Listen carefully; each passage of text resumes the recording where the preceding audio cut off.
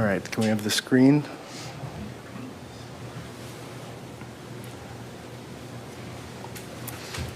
And for the record, this is 79.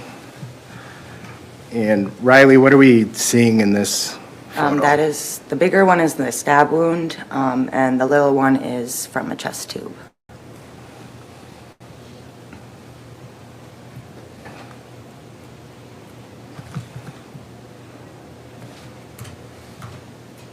And how about in this one?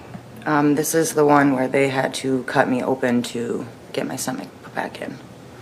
And so like here where the mouse is, that's from surgery? That's all from surgery and then the staples. And then on over here, Yep. what's that? The incision wound? This stitch is right here. Is that the stab wound? Yep, that's the stab wound. The one we looked at? Prior, yep. Okay.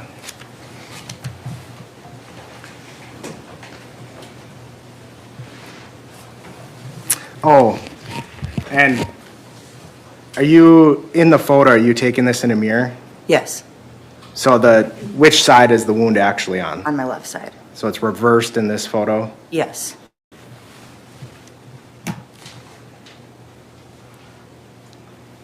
You can turn off the screen.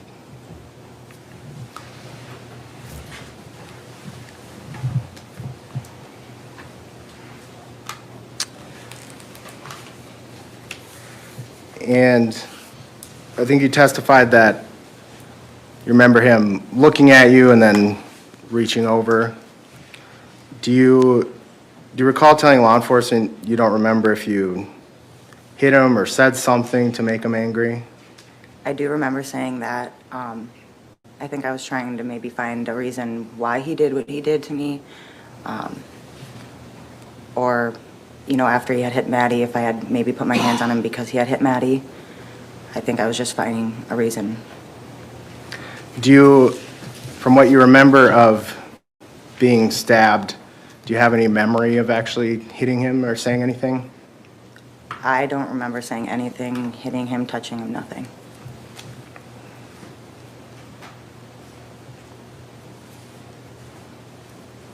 I'm going to go through some slides with you. There's some still frames from the video.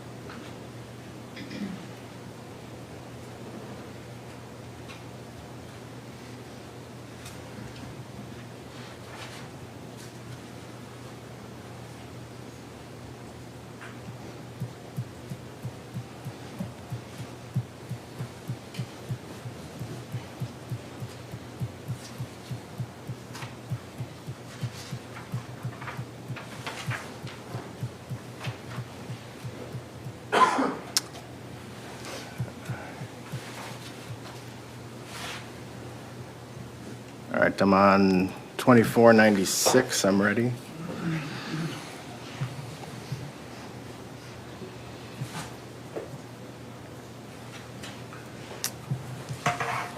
Riley, are you in that photo or that image? Yes, Okay.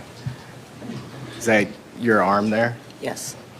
Okay. Can you turn off the screen? I'm going to go to a different one.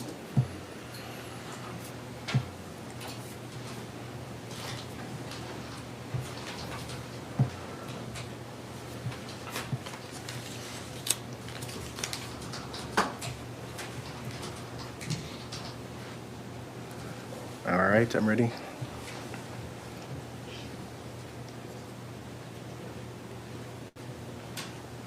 All right, I'm on 2458, and I'm going to scroll through. And actually, your arm again? Yes.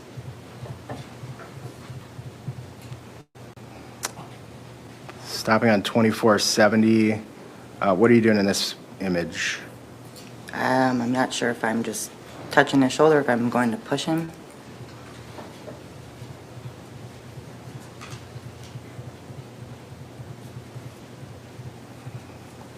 2492, have you removed your hand at this point? Yes.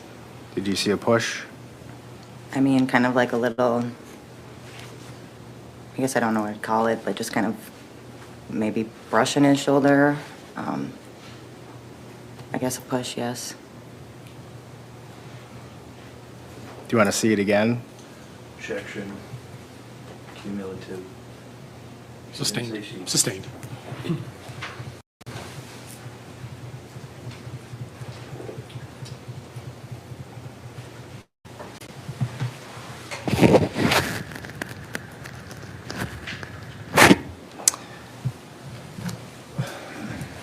Pausing on 2531. Did you see the knife in his hands when you're standing there? I don't remember.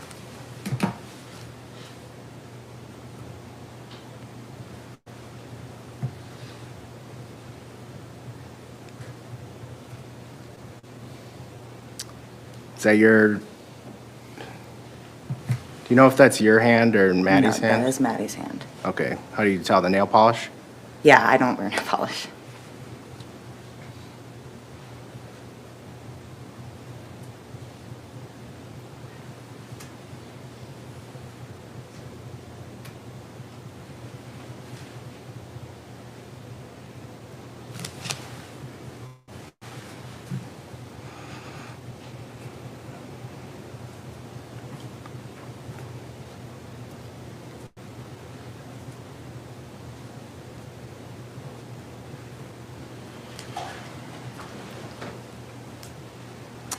And do you see yourself in that image, 2662? I do. To the left of Dante? I do. To the right of Maddie? Yes.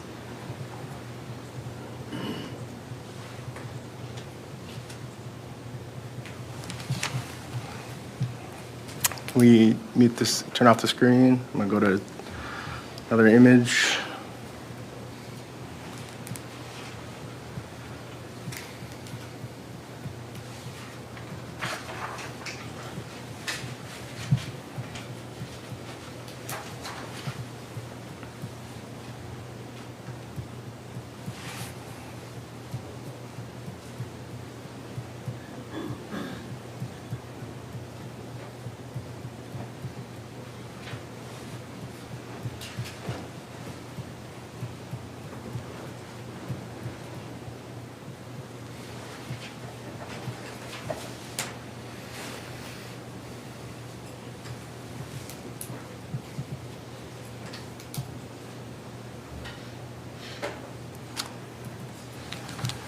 We have the screen. This is 2861.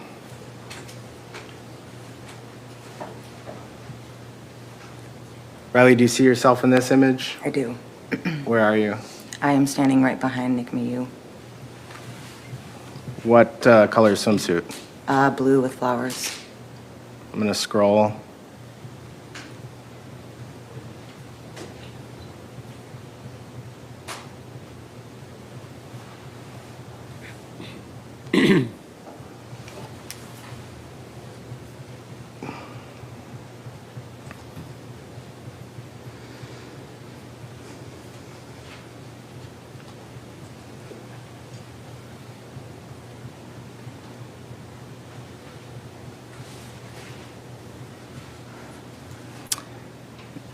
Stopping on 2948, do you see yourself in this image? I do. Holding your side? I do. And you keep scrolling. And you said one of your friends came to your aid after you were stabbed? Yes, Janelle. Is she in this photo? She is. She is in the black swimming suit. Okay, I'm gonna keep scrolling.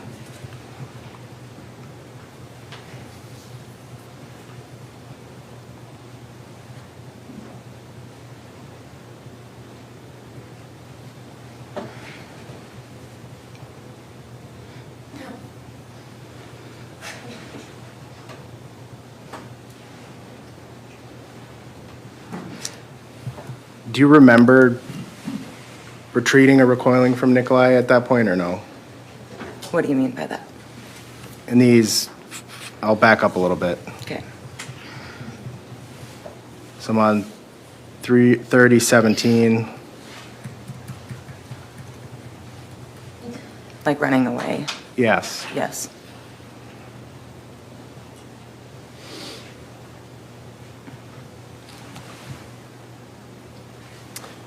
You can turn off the screen. Thank you.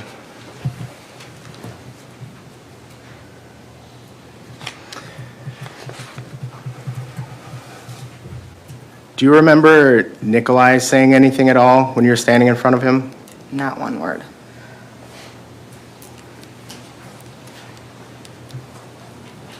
Did you have any indication, or did you see anything, hear anything to indicate if he was with a group? I had no idea who he was. I didn't know if he was a part of the group we were going to. I had absolutely no idea.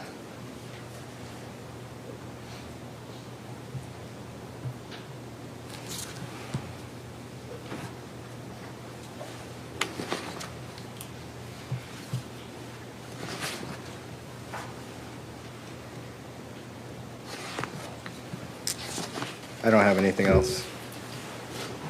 Mr. Nelson? Yes, thank you, Judge.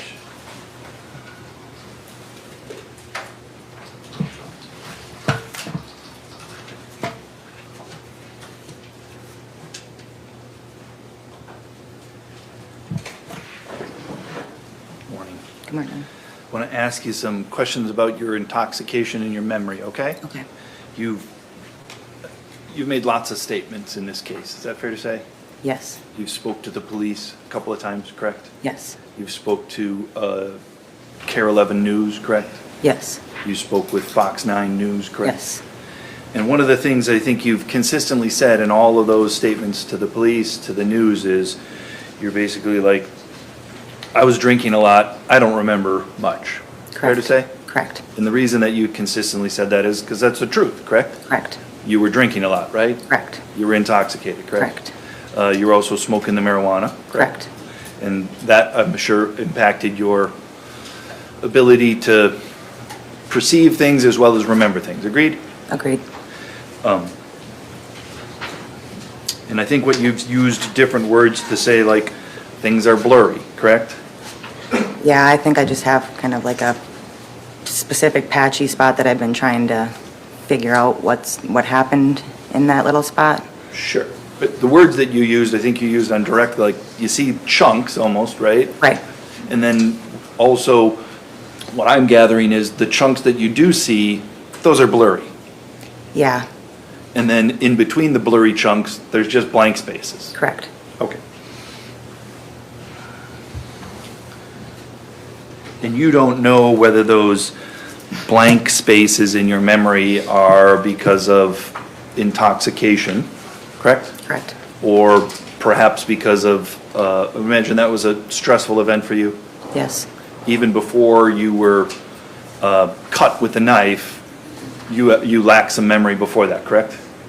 yes, And I would imagine some of that before that was a little bit stressful, correct? yes, Obviously, the stress increased once you were injured, right? yes, But nevertheless, the stress that you were under may have caused you to not remember certain things, correct? correct, You've probably talked with lots of your friends about this event, correct? we've talked, yes, This was, and then again, I'm not trying to judge, just in fairness, this is a life-changing event for you, right? Correct. And for your group of friends, correct? correct, Imagine when you get together, you chat about it, yes, right? People share their experience, correct? correct. And maybe you help each other process what the experience was, correct? I wouldn't say necessarily process it, just kind of, I mean, in the beginning, it was more of like, this is what I remember, like, you know, what do you remember? I wouldn't say we were trying to give each other answers, but Understood. But you had gaps in your memory, correct? yes, And again, you don't get into specifics, but other people, when you were talking to that were there, they had gaps in their memory. yes, And so sometimes you would share information with each other to try and maybe fill in the gaps, correct? sometimes yes, but I never really took what they said and put it together. I just remembered what I remembered and, And I appreciate that. You've been very clear about that, but I just want to make sure that we know that you've got other information, right? yes, And part of that is because you want to know what happened, correct? correct, And there's still some things as you sit here today that you don't know, correct? Yeah, kind of doesn't make sense. Yeah, all right. And just the human condition, at least for you, is you want to try to make sense of it, correct? Yes, And sometimes you, I would imagine, like the rest of us, you use deduction to try to put things together, correct? yes, Even if you don't necessarily have a memory, you try to deduce what it is that happened, right? yes, And so here in court, when we were talking, I'm going to try to focus on the memory. Does that make Okay. sense? okay, Because some of the things you might have said or you might talk about are from things that you've kind of, you think because you've deduced it. Would that be fair? I guess. Sure. Well, let's talk about this. Like one of the issues in the case is what happened to Maddie, right? Yes, And one of the first things that you told the police is you said, quote, "I thought he slapped her because like I said, it was just kind of not comprehending." You said that to the police, correct? I don't remember, but if I did, yes. And since then, you've said she was punched, correct? That is correct. And today, when you were asked, tell us the details of that, you were like, I just want to make sure I get it correctly. I think you said, no, not at all. I don't remember the details. I don't. And you've been very honest about that. We appreciate that.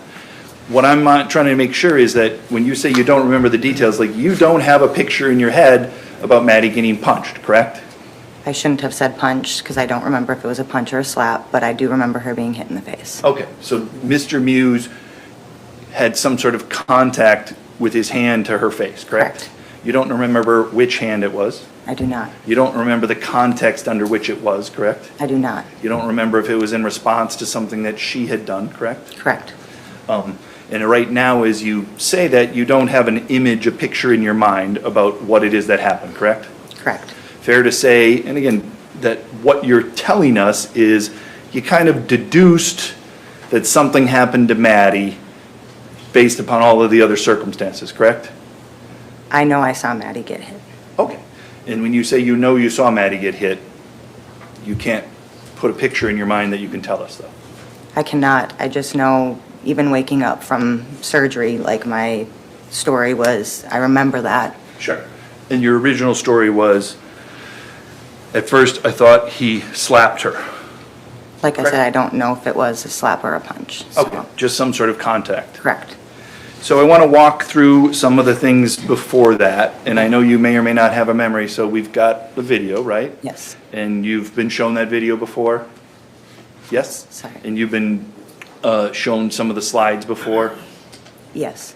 And by slides, I mean we broke the video up into different frames. I call them slides. Does that make sense? Yes, I just kind of really saw the video. I haven't really seen a whole lot of the slides other than yesterday when I was here. Okay. Yesterday, somebody showed you some slides? No, up on the screen Oh. when you guys were doing them. You were just here watching the trial? Correct. Which you have a right to do. And that's when the first time you saw the slides come through, Yes. correct? But before that, you haven't been shown the slides. No, just the video, basically the part of myself. And you, just to kind of, I want to get us into the space that I think is the important space when you're right in front of him. Okay. And so if I get there too quickly, tell us. But Okay. you, Maddie and Dante are there first, correct? When I say there, let me back up. There's a group of 6 teenage males, correct? Yes, And then there's Mr. Mew, correct? correct. And then there's you're in a group, which we'll call the Carlson Cone group, is that fair? Okay, And there's about 11 people in that group, correct? correct. Of your group, the first 2 people that leave your group to join the other group are Madison Cohen and Dante Carlson, right? Correct. At some point, you go over and join Madison and Dante, correct? Correct. Prior to that, do you have a memory of what you observed? I did not observe anything. I remember coming down the river and our tubes being stopped. And like I said, I just asked what was kind of going on, why we're being stopped. We literally just got back on our tubes. Why are we stopping again? And I heard, I don't know who, but somebody say a group looks uncomfortable. Okay. I did not hear anything coming from the back of us from the group. I didn't even see the group. I was not even paying attention to them. I was just hanging out with my friends. And you didn't hear anybody call for help, correct? I did not hear anything. And I think what you told the police in one of your interviews is you even questioned some of your friends, like, why are we intervening? Yeah, well, I kind of asked Janelle, like, what's going on? What are they doing? And then I was like, let's just get up and kind of go see. Okay. So at some point, you and Janelle and Gabby, you're the next 3 people that joined Madison and Dante, is that right? I'm not sure if Gabby came with us, but Janelle and I for sure did. Okay. And do you remember, there was a time when you were walking over there, do you remember Nick Muse standing up and looking upriver and waving his hand? I do not. And do you remember then that as soon as that got done happening, Madison Cohn turned to you and Janelle, and she waved her arm to have you guys come over? I don't remember that, but maybe that is why we got up. Does that make sense to you, why you went there? Is because Madison's I mean, like, yes. come on over here, right? Yeah, And then you went over, correct? yes, And then there was times that we've seen in the video where you're standing in front of Mr. Mew, correct? correct. Prior to your getting there, would it be fair to say that Madison Cohn was yelling at Mr. Mew? I mean, I didn't hear, like I said, I didn't hear anything. I had no idea the scene. Did you see her standing in his space? No, until I got over there, yes, Once you got over there, you then saw her standing in his space. yes. And you then saw her, and probably heard her, yelling at him, correct? Yeah, I can't really, like I said, I don't make out what she said specifically, but yes, So you don't know the content, but you know the volume was high. yes, And would it be fair to say that she was in his face? yes, And at some point, as we saw in there, you went up and stood next to Madison, essentially right in front of Mr. Mew as well, correct? correct.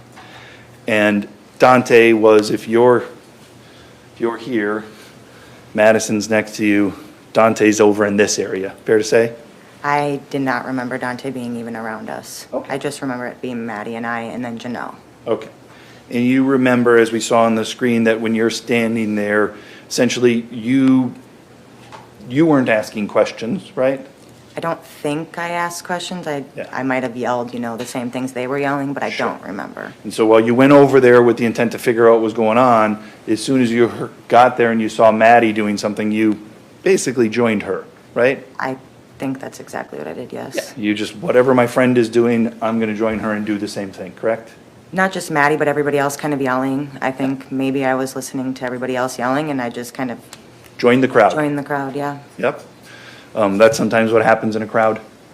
Yes. You agree? Yes, And when you joined the crowd in that situation we saw on there, that's when you reached out and started putting your hands on Mr. Mew, correct?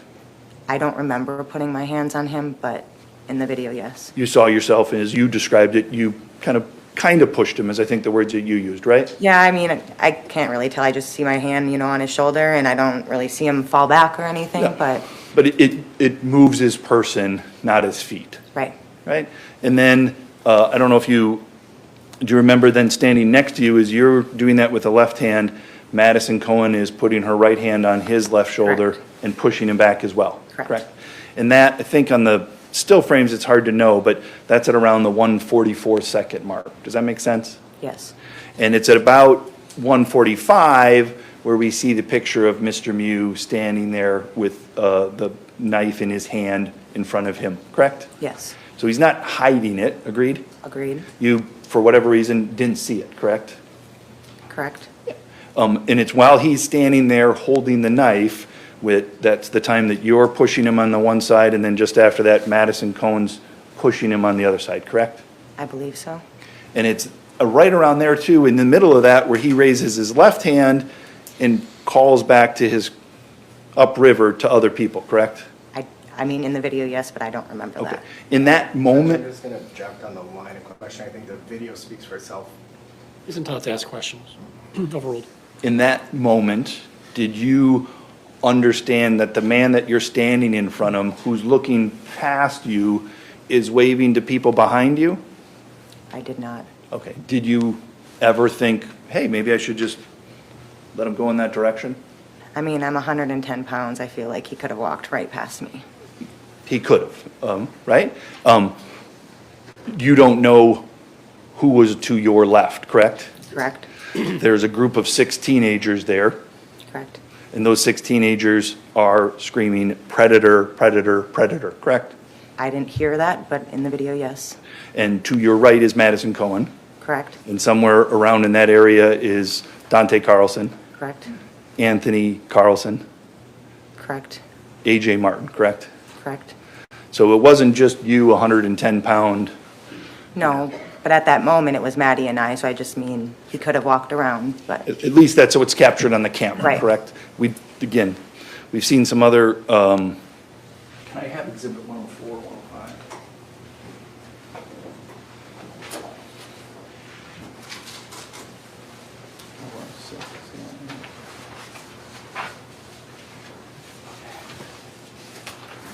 Have permission to publish 104, Judge? Yes.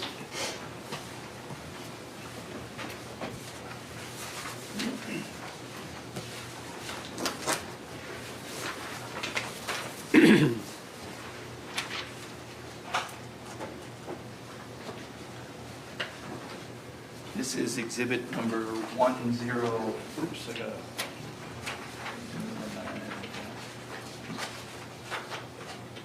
That didn't work well.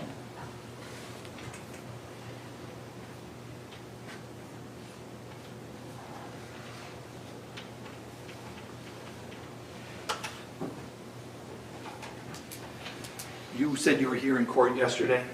I was. Did you see exhibit number 105 when we talked about that? I believe so, there's been a lot, so, Sure. yes. And you can't see on here, but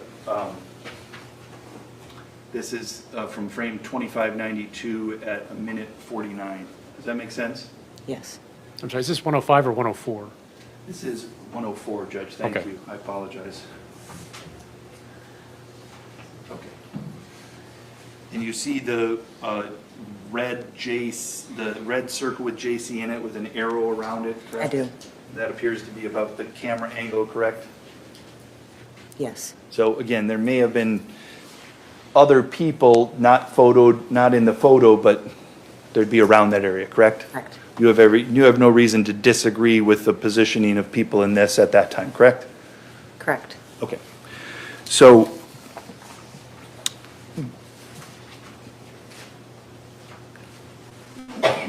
after he gestures to other people, you guys continue to stand in front of him, correct? I believe so. And this is where, again, something happens and you don't have a memory of it, or you're like, he had contact with her face in some way, right? Correct. Right. And you don't necessarily know the context of that, right? Correct. I want to, if I, hold on a second, switch to my computer and I'm.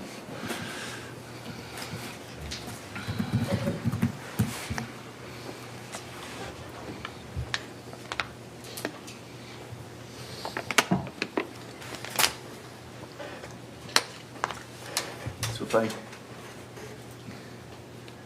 yes. I want to show you some photos here starting at 2643, okay? Okay. The person, is that you in the bikini bottom with the tattoo on your right leg? Correct. And then we can see a bit of blonde hair and an elbow here. Is that Madison Cohen?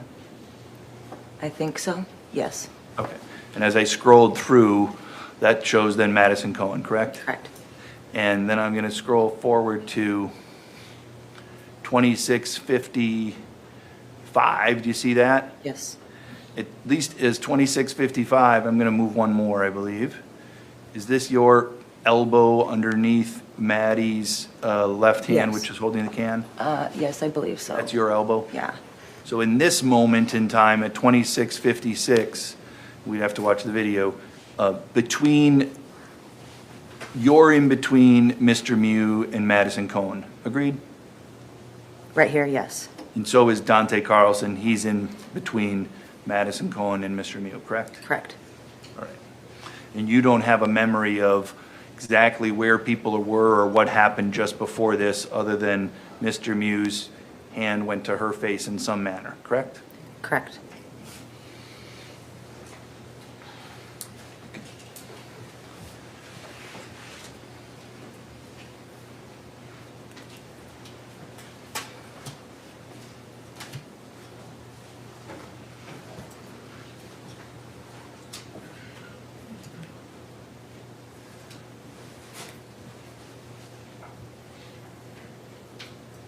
Gonna just scroll forward here to get to some other pictures quick.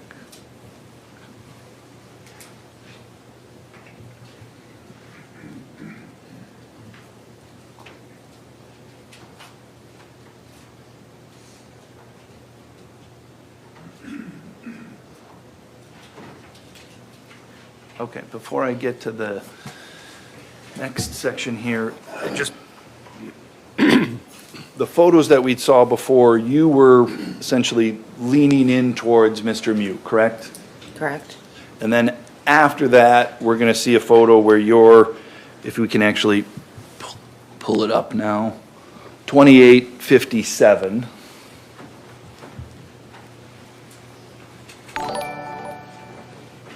That's your leg with a bikini bottom behind Mr. Mew, correct? Correct. So in between the photo that we saw and this photo, you don't remember what you were doing, correct? I have no idea, no. Correct. There's nothing to indicate that you were tending to your friend Maddie Carlson, correct? Correct. Because as we saw in the photo before this, you weren't actually going to your friend, you were going to Mr. Mew, correct? In the photo, it looks like that, yes. So whatever happened to your friend, it wasn't something that caused you to say, I better take care of her. I think I just was shocked that he had hit her, so I don't, like I said, I don't know if I reacted, I don't really know what I said, I don't know. Whatever it was, you didn't focus your attention on your friend, I did correct? not. Obviously, this is somebody that you care for, right? Yes, You worry about her, right? yes, And if you were worried for her safety, you might have had an instinct to turn to her right away, correct? correct, and I don't know if I did say something right away and then just, All we know is what's in the photo, and that is you don't turn your attention to her, you're focusing your attention on Mr. Mew, correct? So now in 2857, you're behind Mr. Mew, correct? Your back is to him, yes, and his back is to you, correct? Correct. All right.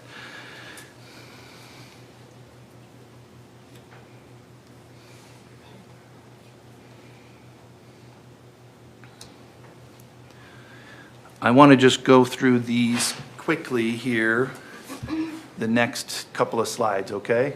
And we want to focus on what you're doing then. I'm going to ask you some questions, okay? okay,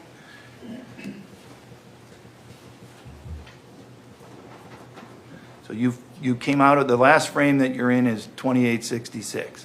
Do you agree? yes, So I'm going to go back to 2858. As we scroll through, does it appear as if you are turning around your body? yes. And you would be then going back in a direction towards Mr. Mew, correct? I don't believe that I did, no. Okay. Well, you're turning, let me go back again here. I'm So turning just- around, yes, I don't know where I'm going, though. So we agree that you turn around, correct? Well, yes, We don't know how far you turn around, correct? correct, We know at some point that you and Mr. Mew are really close, correct? yes, I believe he walked up to me, though. Okay. And when you say belief, you don't have a memory of it, correct? Correct, but I've seen the video a lot, and I'm not facing the way he's facing, I'm facing the opposite way. Okay, and we're going to go through that, but just as we go through this right now, this isn't a memory you have, Right, correct? correct. This is, again, something that you've used your deduction to try to figure out what happened, correct? Correct. And the story that you've, I don't want to say told yourself, but is that fair? Yeah, The story you've told yourself is he came up to me, correct? not came up to me, but we were standing in front of him, and I thought after the punch with Maddie, I thought he stabbed me right after that. Okay. And so, but when you were saying like, I didn't walk up to him, that's something, that's not a memory, that's just you're doing some deduction to Right. get there, correct? Correct. The story that you've told yourself. Correct, And in that, what you've told other people was, he was close enough to literally where he just put his hand up and kind of poked me on the side, right? Correct. You said that to the news station, agreed? correct, You'd also said to the police, this isn't in relation to anything, you just volunteered this information. I don't know if I reacted like hitting at him or yelling at him. that's Correct? correct, And then you said, he poked me, correct? correct, And then you'd said, I think as well to the police, I was close enough that he could pretty much go like that. Agreed? correct, And when you did that, you're on the video, you've got your right hand and you move your right hand, I think like maybe 3 inches forward, is that fair? Yeah. Is that a fair demonstration of what you did when you said he went like that? Yes, Am I doing that correctly? yes. So when Mr. Anderson demonstrated something before and he swung his arm around, that's not accurate? I wouldn't say that's not accurate. I just That's felt not ac- like it was literally a poke in my side. Sure. And the poke in your side is on your left side, correct? Correct. And it's, if you, could you just for a moment, can you stand for a Yes. moment? And again, obviously keep your jacket on, right? Can you just touch on your, with your right hand where it is? Right here. Okay. Fair to say that as you stand there right, how you are right now, your left arm is protecting that area. Yes, And if you raise your left arm, push it up, raise it, shoulder, is that area now exposed? yes, Is it now vulnerable to being cut? yes. Is it vulnerable to being cut where you're at right now? No, No.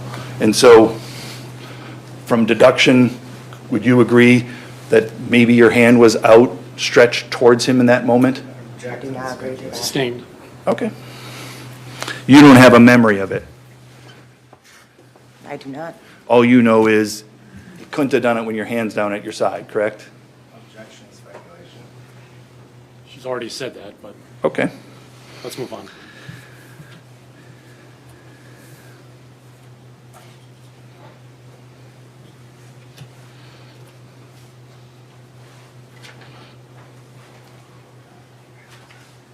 Nothing else, thank you.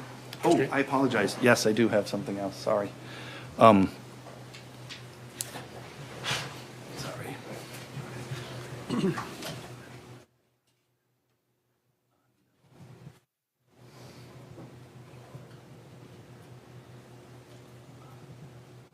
We could go back to the slides here. There's one other thing I want to ask you about. Okay.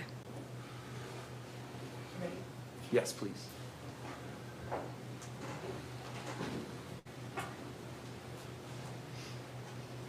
So this is 2859 where we talked about before. I want to focus on something else though, okay? Okay. As I move forward here, I want to ask if you remember Maddie behind you.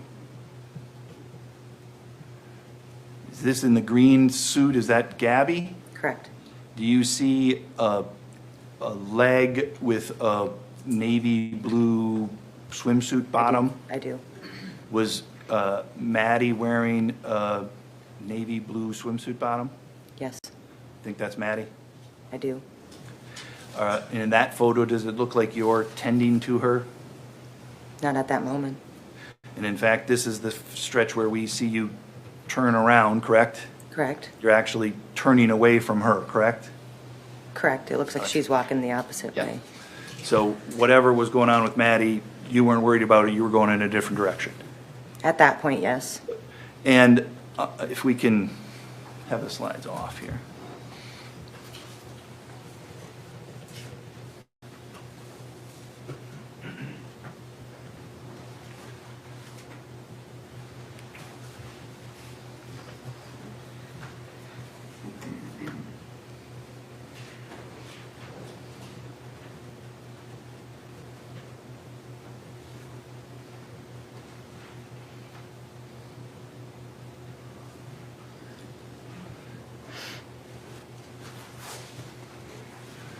You put the slide back on, thank you.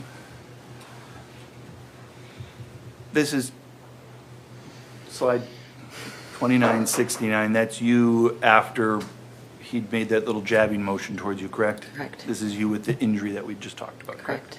Can you see your friend Janelle there in the background? Yeah. She's clearly reacting to you, correct? Correct. And then she goes and she gives you attention, for lack of a better term, correct? Correct. It's at that point that Janelle was, prior to that, you can take it down.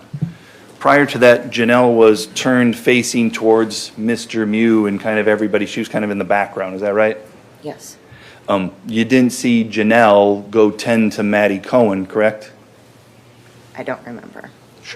What we know is, when you were injured, she went and tended to you, correct? Correct. But prior to that, she's not tending to any other women, agreed? Correct. After,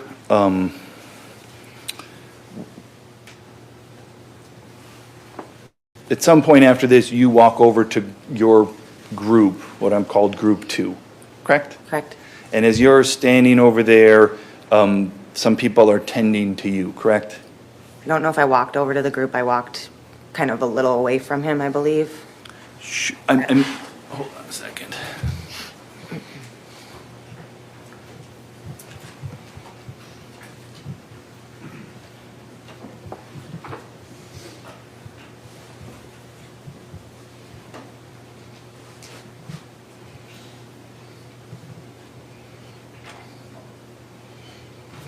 Could I have the screen back up again?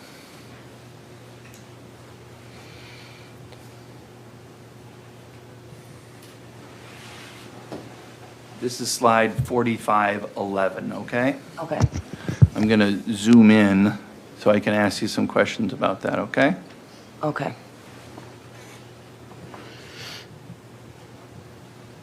The person in the yellow shirt, that's Q, is that right? Correct.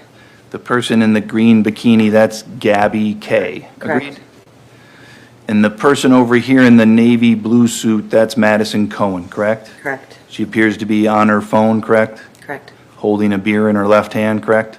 Correct. So while you're injured, correct? Correct. And looks like Quentin's coming over to, again, care and attention to you, correct? I believe so. I remember talking to him. And Okay. And do you see here, do you remember Maddie standing there with the phone in her right hand, the beer in her left hand, and her glasses on her forehead?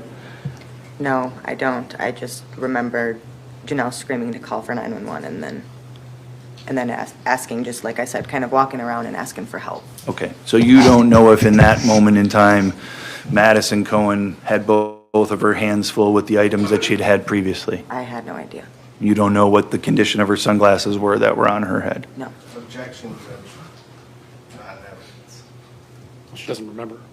Can we approach? Yes.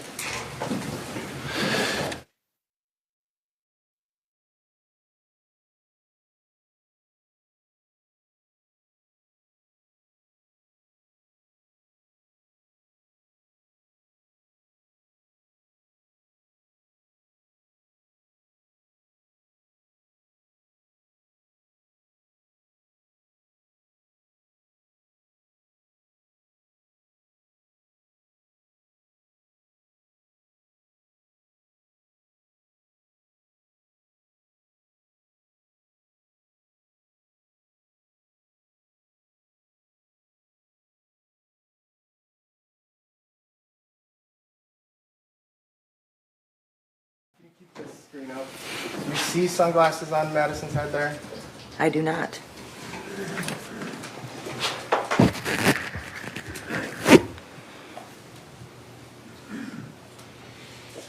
Can we take the screen down? Yes.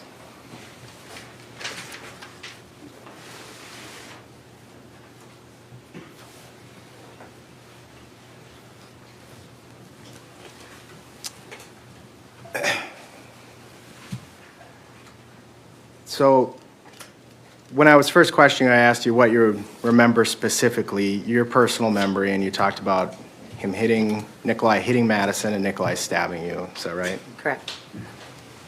And then on cross, defense asked a lot of questions about the video and what you asked you to interpret things from the still frames. Objection mischaracterizes what I would... Again, please. I'll just say this for the jury's benefit. You are the judges of the facts. What the lawyers say is not evidence. So you can just disregard whatever they say. Focus on what the witness says. Next question.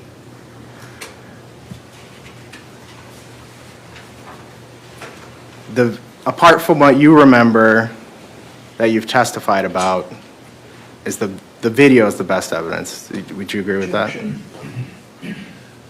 We don't need her to say what the best... Again, please, no speaking objections. It's a leading question, sustained. When you spoke to police originally, did you tell them that you saw Nikolai hit Madison? I believe so. Do you believe you told that to the law enforcement in the second interview as well as the 2 media statements? I'm not exactly sure, but I believe so. Defense asked you about how you described first to law enforcement about that hit. Do you recall that questioning? Sorry, About it? Do you recall the questioning about you saying it was a slap and that was how you first described it? I really don't remember being questioned in the hospital. I was just coming out of surgery and Would seeing a transcript help refresh your memory on how you first described that to law enforcement? yes. Permission to approach? Yes.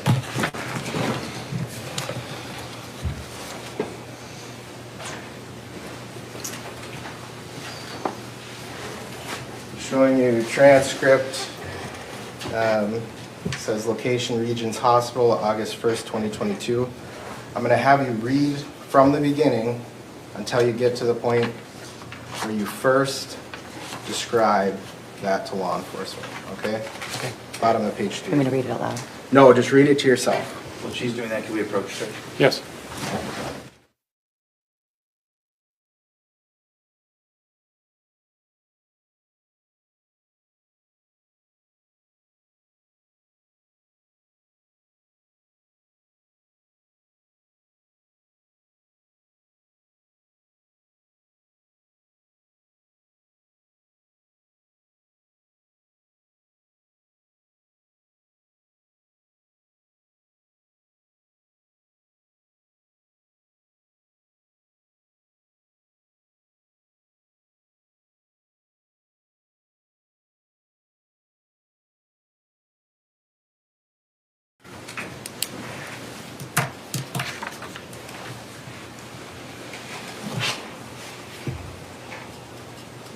How long did you want me to read it down to? Till the end of page 3.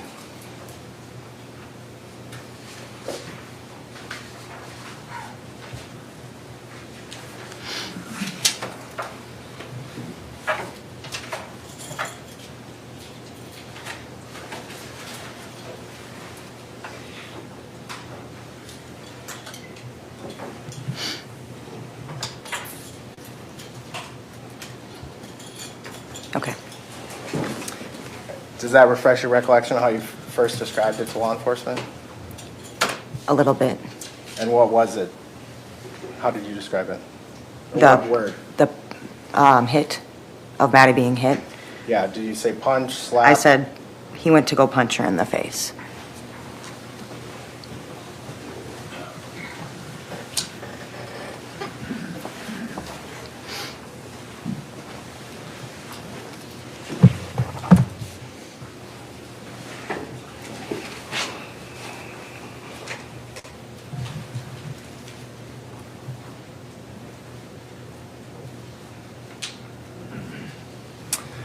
Defense asked you about Exhibit 104. Can we turn on the Elmo?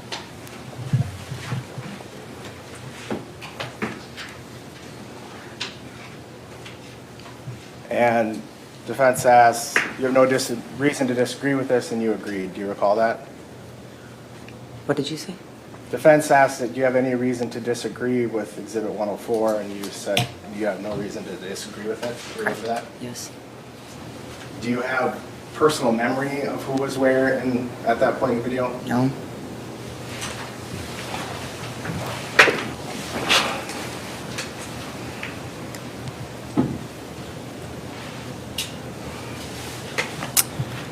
Can we bring up my screen?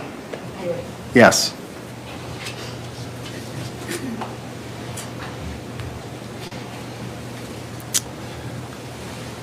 So this is the image of your surgery scar, and then you can see the stab scar on the side. Correct. And are you holding your phone up with your arms here? Correct. And your stab wound is visible in this photo? Correct. So defense asked you, if your hands are like this, that area is protected. If your hand is like this, it's not. Correct. Your hand could be a lot of places and it could be Correct. exposed. And do you remember where your hand was? Do I do not.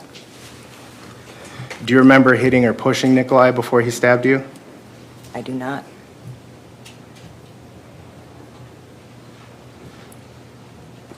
What do you remember doing before he stabbed you? Nothing. Just standing there? Just standing there and being stabbed.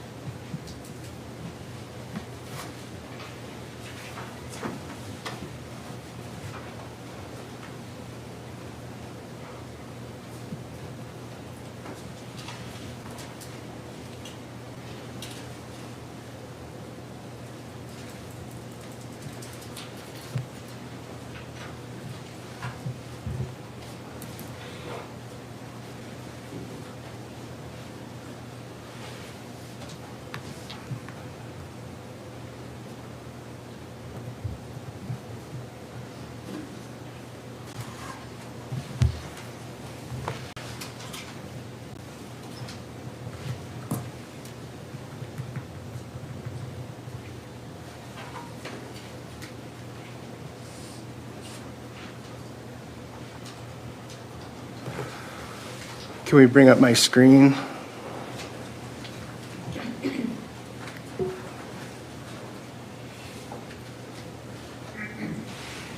So we're on 2860. This is that frame where defense asked you about the Navy swimsuit where you can just see the very edge on the top left. Do you recall that? Correct.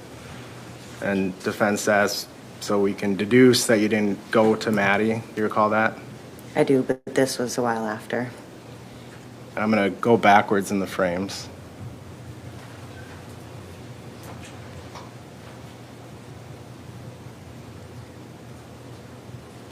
And here, do you see yourself? I do. And do you see another leg, somebody standing right in front of you? I do. So we could also deduce you did go to her? Correct. Nothing else, Judge. Keep that up. Mr. Nelson? Do you know who's standing in front of you? I don't. You see a white leg? I do. There were 13 people, 14 if you include Mr. Mew, correct?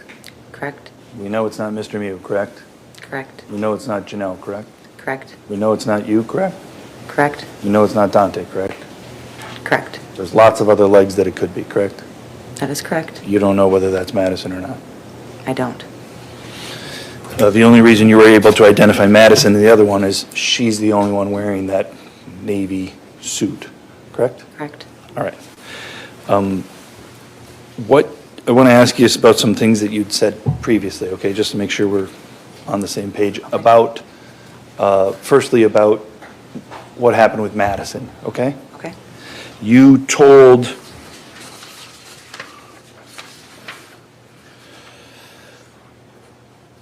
Fox 9 Noon in an interview from the hospital bed, you said these words that are on the recording.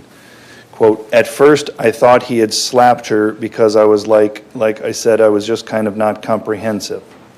You said those words? I guess so. Now I want to ask you about your interaction with Mr. Mew, Okay. okay? What you said to Fox 9 News during that same interview is, "I don't know if I had hit him to have him upset."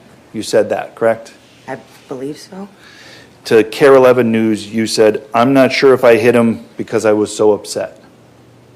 Okay. Agreed? I guess so. And then to the police, you said, "I don't know if I reacted like hitting him or yelling at him or something," correct? Correct? You mentioned to KARE 11 News, Fox 9 News, and to the police, at least your opinion at that time is you might have hit him, correct? Judge asked an answer, that's all three already. Sustained. That's all.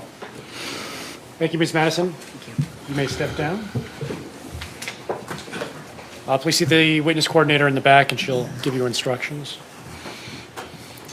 It's about 10:30. Why don't we take our mid-morning recess? We'll reconvene at about 10:35.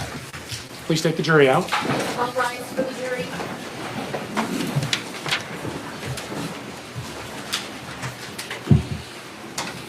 I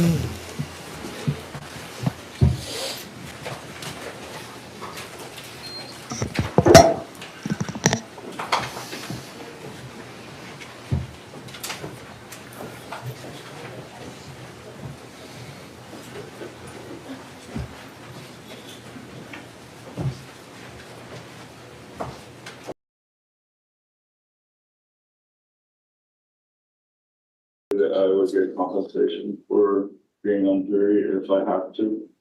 I answered that I couldn't because of that. I wasn't sure, but they said that I could, so. Okay, well, thank you for that follow-up information as well. That will lead us into the next question, and I'll ask if this applies to you, you can raise your red card. I want to discuss the time commitment required for jury service in this case. So if you are required to serve as a juror, it's going to be for a period of approximately 8 to 10 weeks.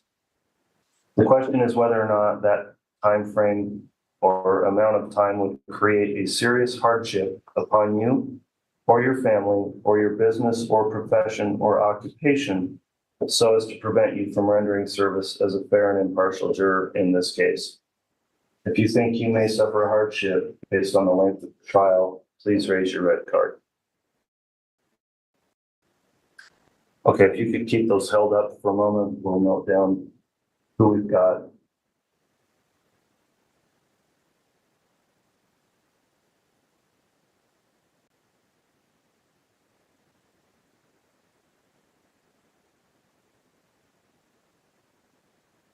All right, we're going to go through individually and talk to each of you about this at this time. And the court in this stage of the proceedings will allow for attorney for Dyer also on the issue of hardship. So the first juror we'll speak to is juror 1535.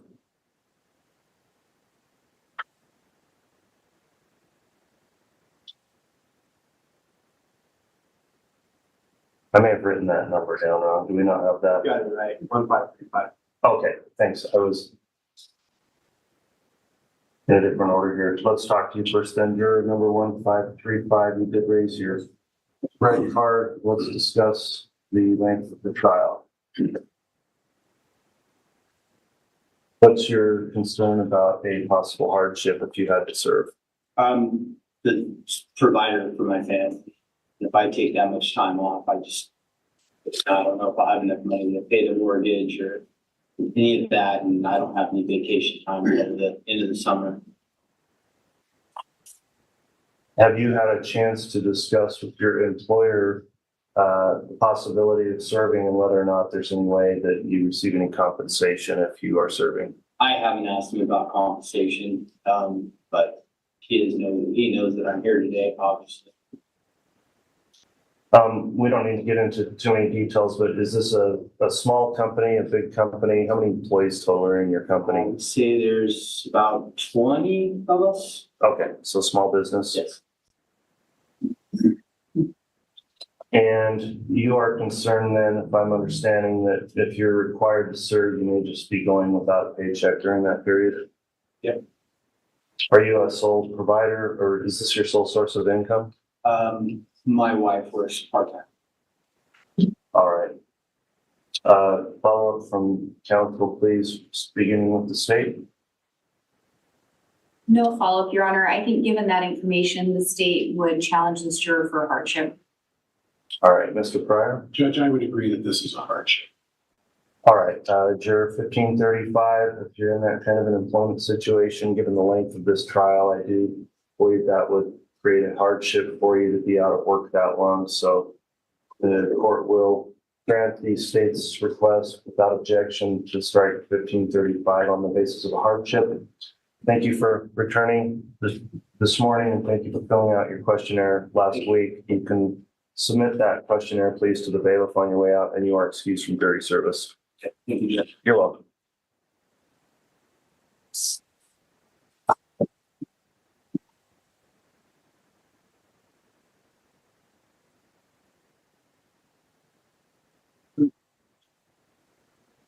Apologies for being a little out of order here, but we'll next talk to, I believe, 1541 also. Okay, The only concern I have is that I'm a team of 3, and we are just hiring a new administrator and a temp, and I have a coworker that's going out for surgery. So my hardship would be my team at work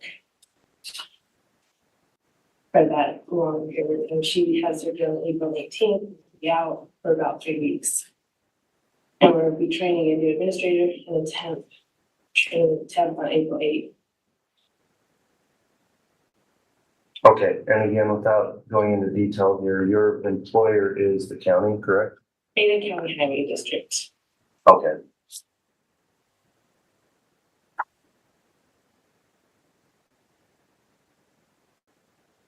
And could you repeat, please, the information that's beyond the employment concerns?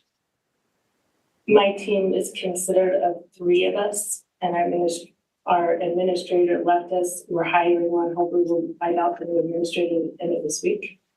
My coworker, the other procurement contracting technician, has had a back surgery on April 19th. She'll be out for 3 weeks. We're hiring a temporary employee to help and assist us, and she starts April 8th. So they'll be really shorthanded if I'm here between those 8 to 10 weeks. All right, let me ask for any follow-up or dire from state.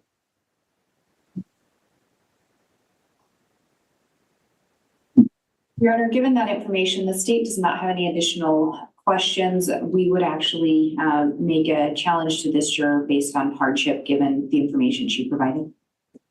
All right, Mr. Pryor, response from the defense. And Judge, I know it's not relevant because she probably wouldn't be on jury service before that, but I understand her stepdaughter has a graduation Friday as well. Oh, yes, that is correct. That? Yes, that is correct. And it's That's in right. Twin Falls in the morning So as Judge, well. given that, I think it's appropriate to excuse her. All right, considering the request for an excusal for hardship and a motion to strike made by the state without objection, the court will grant the request and juror 1541, you're excused from service. Please leave your questionnaire with the bailiff. Thank you for taking the time to complete your questionnaire.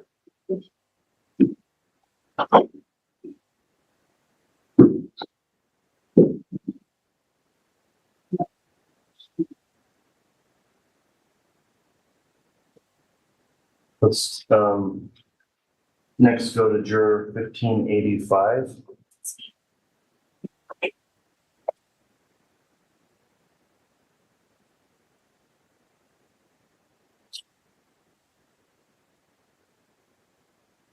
So I know in your questionnaire, you did raise some concerns, but also didn't think it would be a hardship. If you'd like to explain why sitting here today, you believe it's a hardship, you can do that. So previously I didn't think it would be a hardship, to be here because I thought I could finish my semester online. But my instructors let me know that that wouldn't be possible.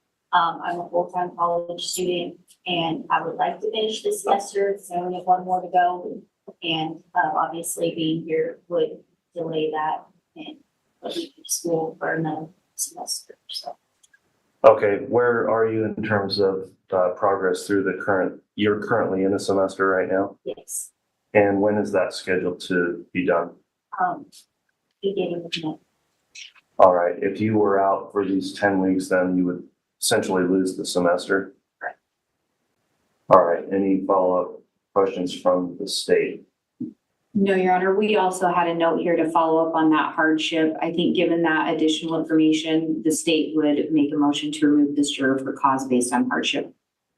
All right, response from the defense? And Judge, in addition, if I'm not mistaken, she also, and I'm not trying to expose information, you have a 7-year-old son, from what I understand. 3, I'm Yeah. sorry? yeah, 3 years. Oh, it's a 3-year-old? Oh, I'm sorry.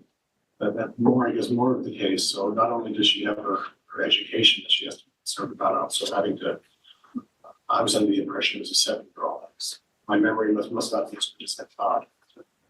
A 3-year-old son, so I would just move for hardship as well, Judge.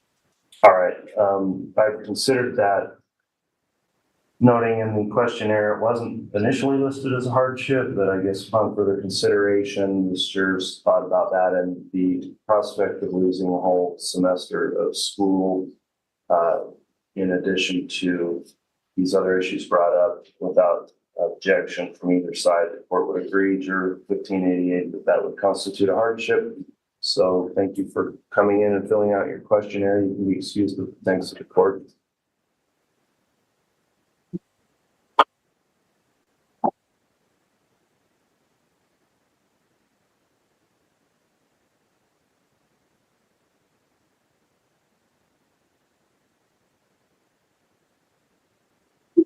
Let's next talk to Juror 1198.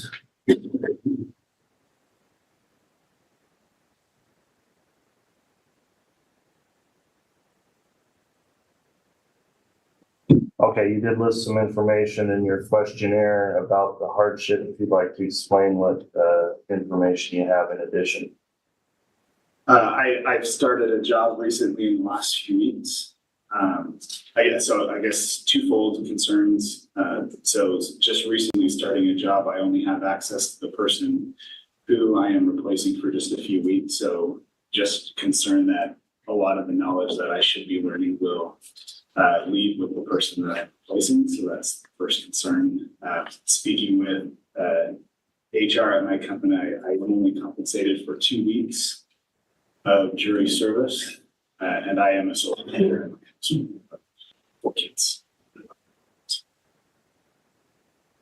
All right, follow up from the state. Your Honor, the state also had a note to follow up on that hardship and specifically what he'd indicated. I believe there was also an indication of a soccer tournament in May, the triathlon in April. I have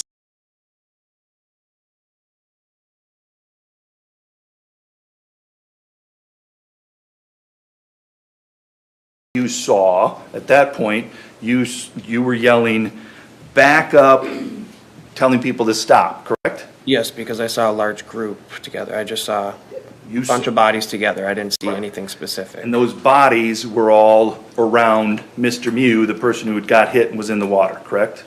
I didn't know who was surrounding who. Well, you agree that one person can't surround anyone, agreed? Yes. So you agree if there's somebody being surrounded, it would be Mr. Mew, correct? Objection. He has an answer. He said he doesn't know who was being surrounded. Sustained. That's just a little flavor of Anthony Carlson's testimony from this morning. Criminal defense attorney or veteran trial attorney Mike Bryant joining us. Thanks, Mike. One thing we haven't talked about today is we were just kind of waiting on official word from the courthouse on the jury makeup here. So take a moment to let this sink in, Mike. It's 8 men, 6 women. The age diversity kind of runs the gamut here. But there is one person we are told are in their 90s. I've never heard of a juror being that old, with all due respect to age here, but we are told there is one juror in their 90s. And I'm just wondering, as I think about a self-defense case and what happened on the river and, you know, the loss of a son and the stabbing and how it unfolded, drinking, partying, you know, just that river scene. Just your quick thoughts. 8-6, it's close to 50-50. We don't know what two are the alternates at this point, but do you think about the jury makeup at all as it relates to a way a man or a woman may take a look at these facts or what we see in these videos?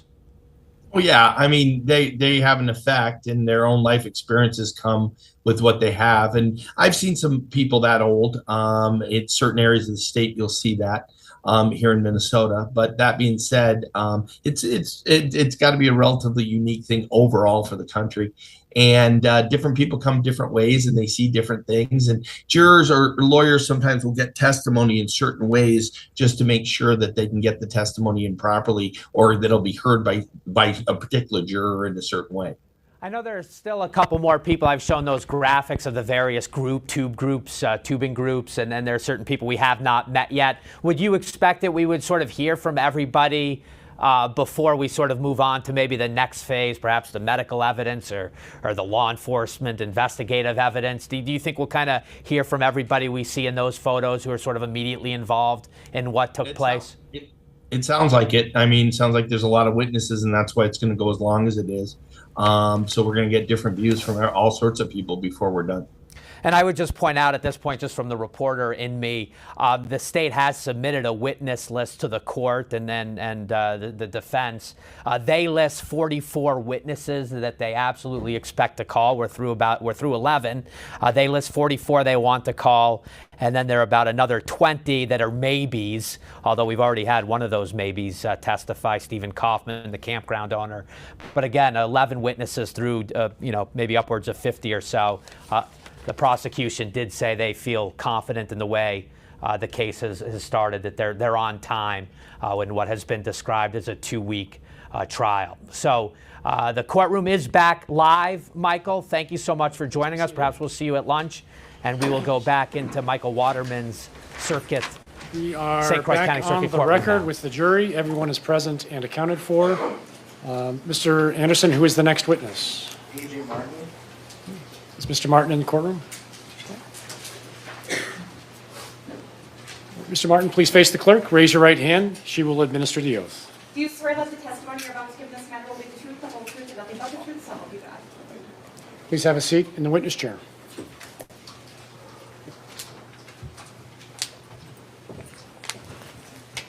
Mr. Anderson. Can you please state I'm going to ask you to state your first, middle, and last name. Alexander James Martin. Do you go by a nickname? AJ. Yeah. And AJ, were you tubing with friends on July 30th, 2022 on the Apple River? Yes, I was. And you're friends with Tony? Yeah, we were roommates in college. And then that was the first time we'd seen each other in like 3 years. Okay. And what college? River Falls, Wisconsin. What city and state do you live in now? St. Paul, Minnesota. AJ, do you have any prior criminal convictions? Yes, 2. And what do you do for work? I'm a electrical apprentice. I install solar panels. And how tall are you? 5'9"3/4. And how much do you weigh? 160 now. And how much, if you know about, on July 30, 2022? 170.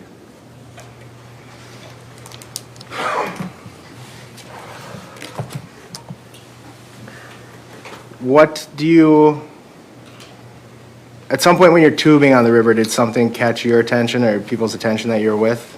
Yeah. What do you recall about that? Just a lot of loud noises, screaming, yelling, someone asking for help, and then I had seen Maddie get up with someone, and what I remember was getting up, and I think I had got Dante up with me, but then I turned around to also get Tony up, and Dante was over there. I turned back around from trying to get Tony up, and I believe I saw Maddie get pulled in the back of her hair and then punched in the face. It could also be that she just got punched in the face, and I had seen like the after, like her face get flung, and that's why I thought her head got pulled. And then. So, do you recall like how far away you were when you saw that happen to Maddie? I was probably about halfway in between the groups. Or maybe a little closer to, we're group 2, right? So I would be a little closer to group 1, the teens group. Still on your way over? Yeah. And after that, did you hurry over? I mean, yeah, I was, after I saw him punch her, I wanted to get over there, but I tried to get over there as fast as I could, I guess.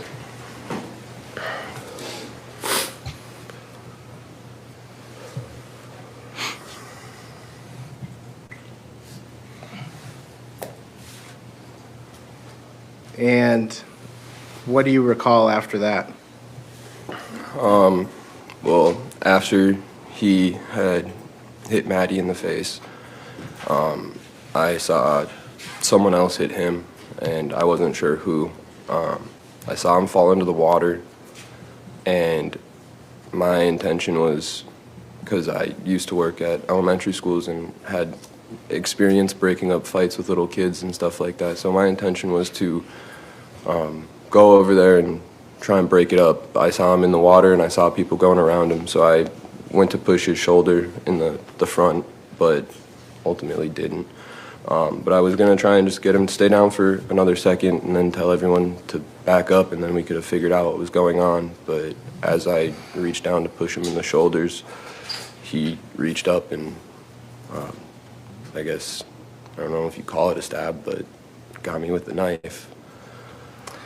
What was your injury? Well,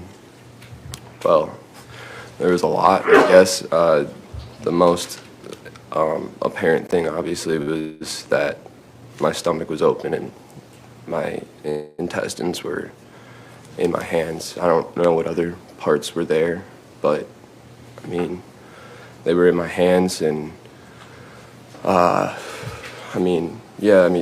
know that and from there, but afterwards with, like, the medical records and stuff, I know other injuries. I don't know if you want me to go into that or not. Did you, after you're holding your intestines, did you see much of anything after that? Not much. I mean, after that, I remember screaming pretty viscerally, I think is the word. And then I remember kind of scooping it together with my left arm and putting my right arm down and standing up, and then falling down and standing up again. And I think I fell down and stood up one more time. And then I was kind of, I was still conscious. I was talking. But after that, really all I remember is that, and then telling Tony that I was going to die, and him telling me I was going to be fine and that I wasn't. And my response every time was like 100%, I'm going to die today. And then I remember waking up in the hospital with a breathing tube and my parents looking at me. And do you know how long you're in the hospital for that first time? Yeah, 27 days. And after, when you woke up the first time, was that after surgery? Yeah, it was around 11:30 that night, I believe. Did you have follow-up surgeries? A few, yeah.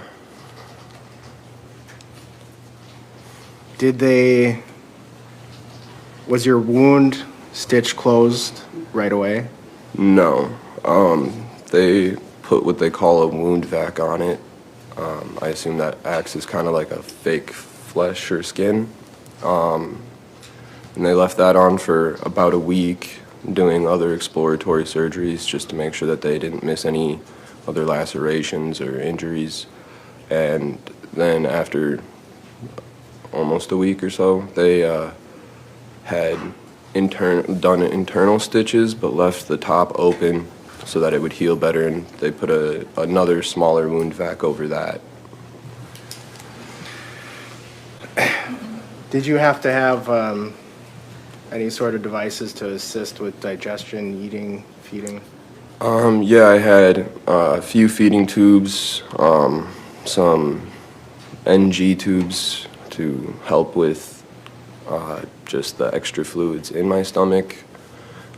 But yeah, I had the feeding tube because after the surgeries I had developed a hematoma in my intestine, and it was completely blocked off. There was no food, no water, and the IV nutrition wasn't doing enough. I had lost 50 pounds in that 27-day stint.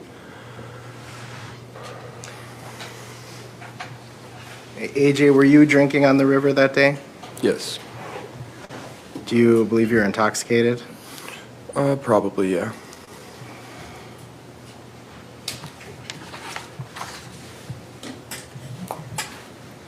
Do you recall how you got to shore? No, not really. I didn't know that I did, really. I just remembered the standing up and the falling down, and then I know people did move me in the end, but I don't remember it. I couldn't see or feel anything at that point.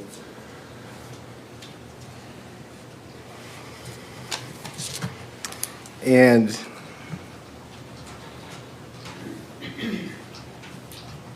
you don't remember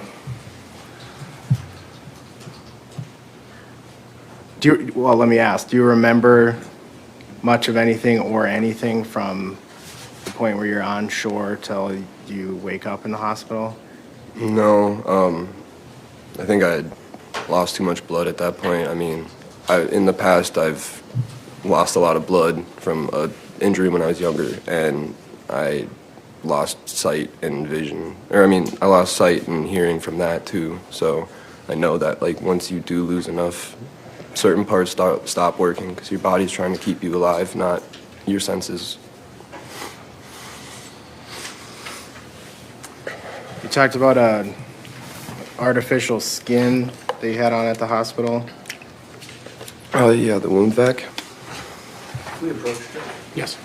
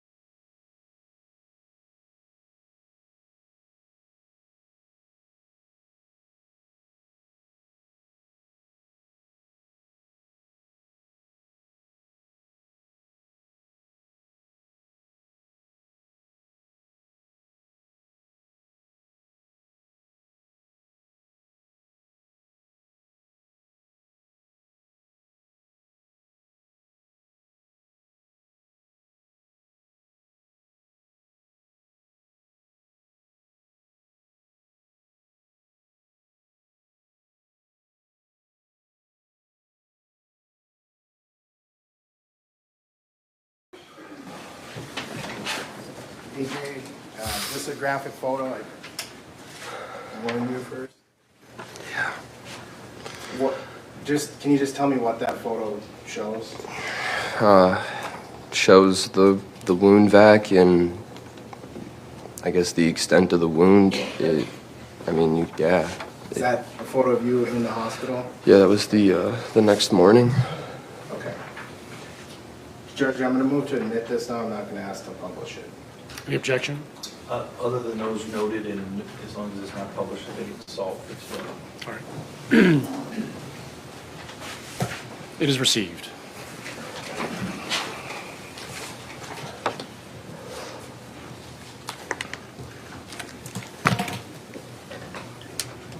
And so what was the number?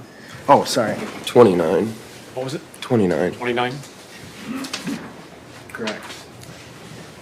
So 29 is received.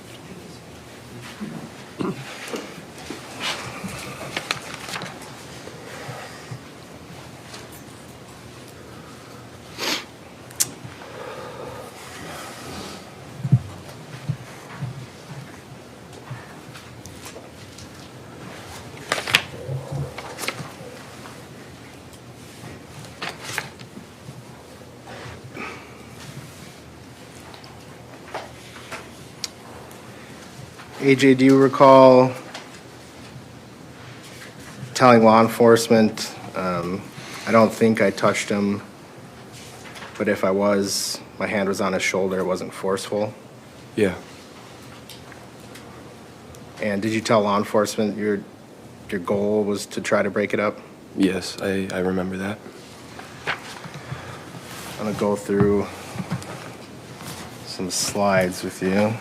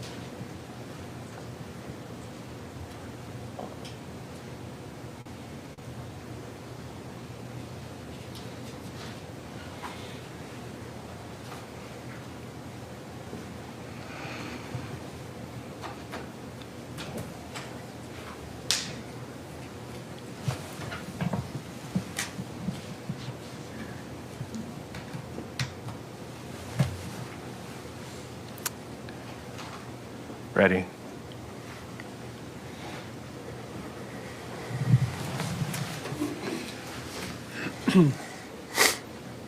$25.73. Are you in this frame, AJ? Yeah, in the yellow shorts. Okay, you can take this screen down, please.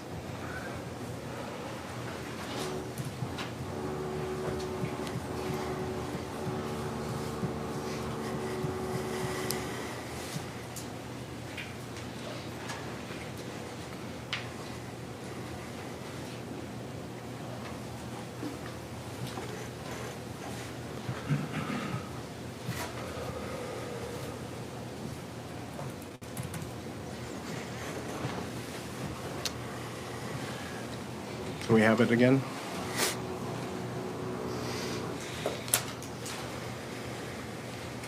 I'm just gonna go scroll from 2673.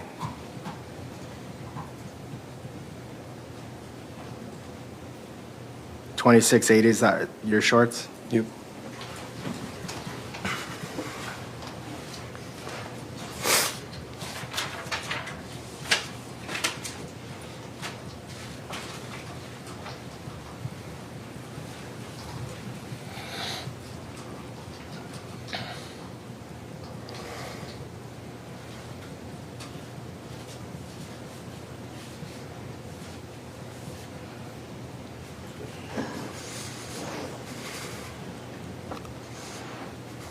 Stopped at 2800. That section of frames I just went through, AJ, is that the part where you got hit with the knife? Yeah.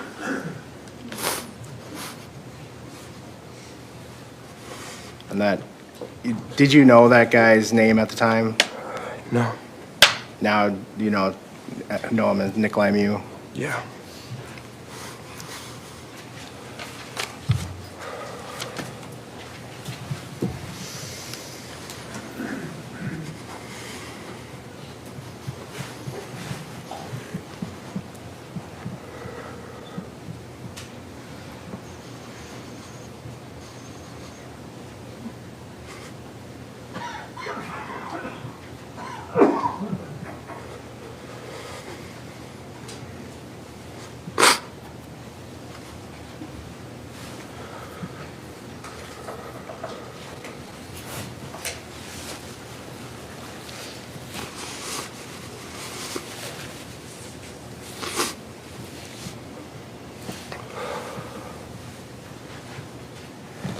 And I want to ask you a question quick before this exhibit 29, if you know, I don't want you to speculate, but do you know if that's, and again, don't answer, if you don't know, that's fine to say you don't know.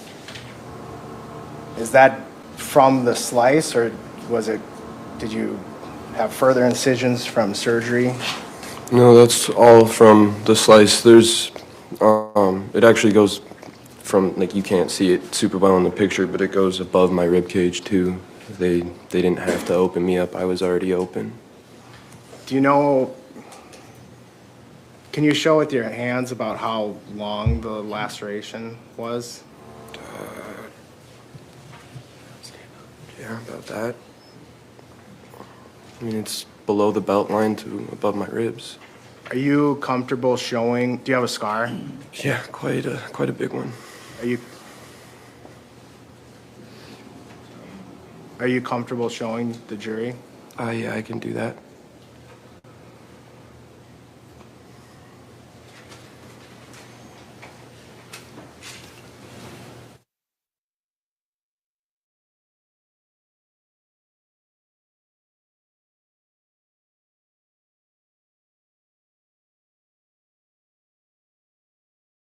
Yeah. You sure? Yeah. Okay.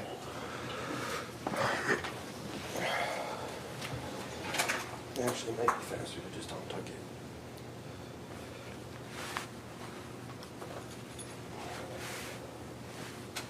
Oh, it stops right there. There's a little gap there because it hit my ribs, but that's Okay. it. Thank you.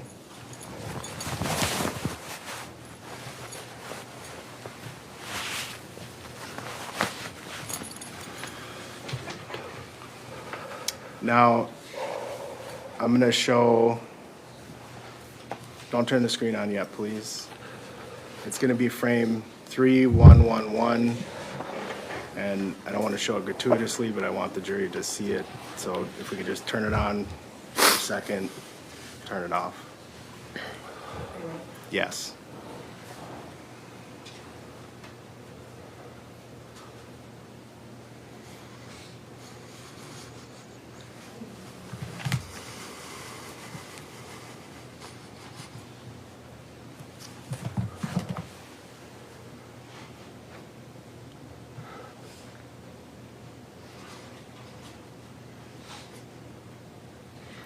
I don't have anything else.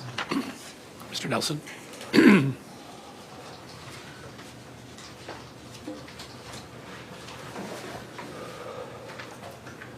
Mr. Mayor, my name's Aaron Nelson. I want to ask you some questions, okay? Yep. I understand watching the video and seeing the pictures is upsetting to you. Is that fair? Yes.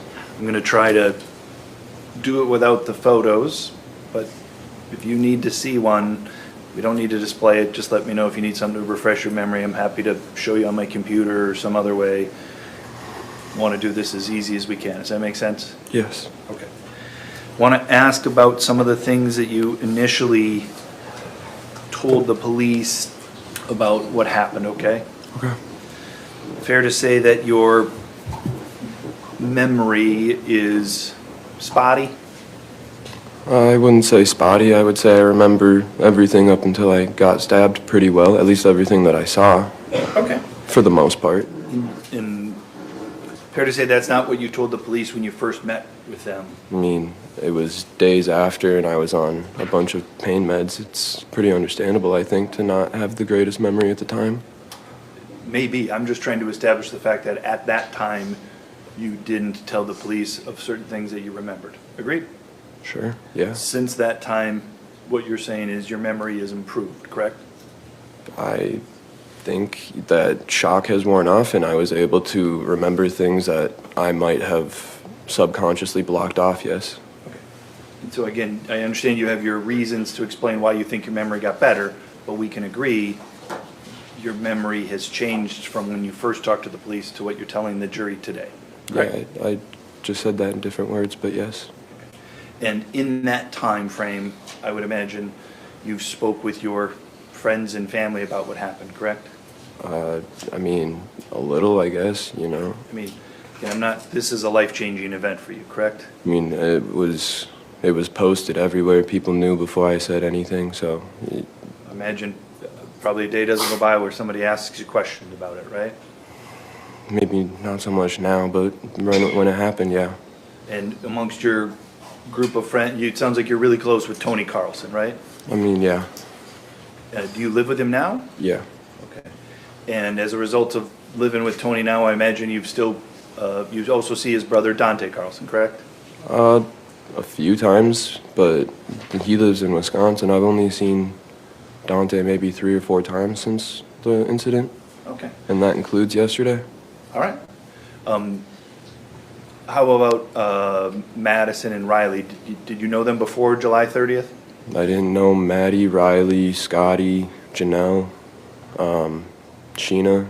I didn't know any of them before that day. Since then, because of this shared experience, have you talked with them about it? Maddie, not so much. She's kind of hard to reach. And Riley, again, not so much. It's pretty traumatic for both of us. We didn't really want to, you know. Understand. But you've definitely talked at different times with other people that were out on the river there with you that day, correct? Yeah. And you've seen other than today, had you seen the video that's been marked as exhibit number 2 and entered into evidence? Yes. How many times did you watch that? 2 or 3 a month ago or so, and then, excuse me, another few times going frame by frame, and then, yeah. Okay. And then all yesterday too, I guess. You were here in court watching the what was happening here, correct? I thought I was gonna be up here yesterday, so yeah, I was here. So I want to just make sure that when I'm asking you questions and you're giving answers, if you can do everything you can to say what you remember, the image that's in your head, as opposed to necessarily just something we can all watch the video of. Make sense? Yeah. What we know is when you spoke with the police on on August 4th, you spoke with the police that day, is that right? I think it was that day. All I really remember is saying that Biden was the president. I don't know the date. Okay. Do you remember this young man over here in the gray suit sitting off to the side with the computer on his lap? Yes, sir. That's the investigator Schultz who you spoke with on that day? Yep. Whatever day that was in August, correct? Mm-hmm. And what you told him was, quote, "The suspect had one of the girls, Maddie, by the head with his hand, and then I watched him pull her hair." That's what you told Mr. Schultz, correct? I'm pretty sure that somewhere in there I had mentioned a punch too, but I want to read you if you said this sentence to him, all right? Did you say to him, "The suspect had one of the girls, Maddie, by the head with his hand, and then I watched him pull her hair, and then I looked back and I was like, Tony, we got to do something now." And so like, I just wanted to go over there and break it up, and by the time I got over there, Maddie had gotten away. okay. Then That's what you said, correct? sounds pretty accurate, yeah. So when you first said that to the police, you don't mention in that sentence anything about a punch, correct? I didn't in that sentence, no. I You might said- have later on. You said that he had her by the head, and then he pulled her hair, correct? Yeah. And as you sit here now, can you describe to me how he had her by the head? Well, from what I remember, she had already kind of started to walk away, and then he grabbed her by the ponytail and Okay. pulled, and then punched with his left hand. Okay. And that was how he hit her in the left cheek, and why the glasses weren't affected. It's because he was from behind. Okay. So your memory is she's turned and walking away. I'm just trying to break this down. Yes. And she's got her essentially back to Mr. Mew, correct? That was what I remember seeing. And again, all you can do is tell us your memory. Yep. And as she's walking away, your memory is that he reaches out and grabs the back of her hair, correct? Yes. And do you know which hand he grabs the back of her hair with? I would have assumed the right, because Okay. I believe he punched her with the left. Okay. So And so did you know that at that time when, at 1:49 in the video, the knife had already been shown at 1:45 in the video? I didn't at the time, but after watching the video, yes, I. But your memory is that whatever he had in his right hand, he still managed to reach out his right hand and grab her by the hair with his right hand. Yeah. And then he pulled her back? Yeah, he pulled back and punched. So he punched her as she's facing away?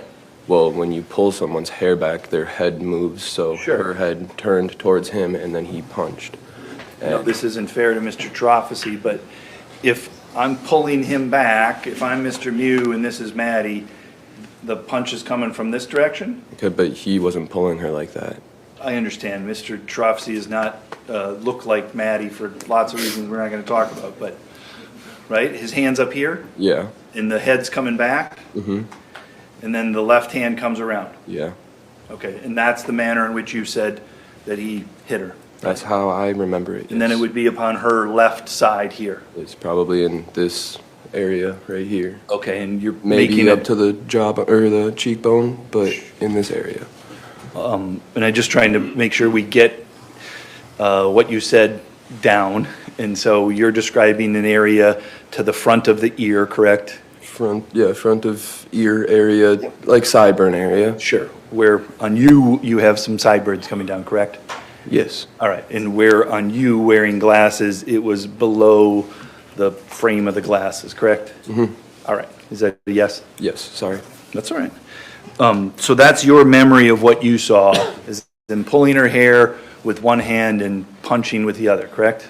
Yeah, but also when you were pulling back on him, you have to remember she had, not trying to be rude, but like she has the hair, you know? Yeah. And so you also have to remember too, though, that her ponytail might have been not centered. So when he pulls, she's not necessarily going straight back. Yeah. She could be going to the side. She could be going to the other side.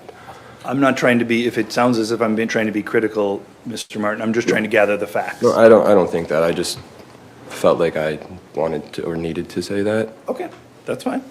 Fair to say that the description you just gave now isn't the description that you gave to the police back in August of '22. Agreed?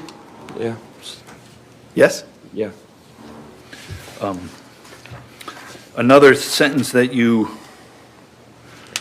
told to the police, you were talking to the police about your understanding that the suspect, Mr. Mew, had been making advances on one of the girls there. Is that right? I didn't really know. I didn't know if that was what was happening. I had heard the other comments that the other group was making, so I didn't even know if there was a girl in their group at that point in time.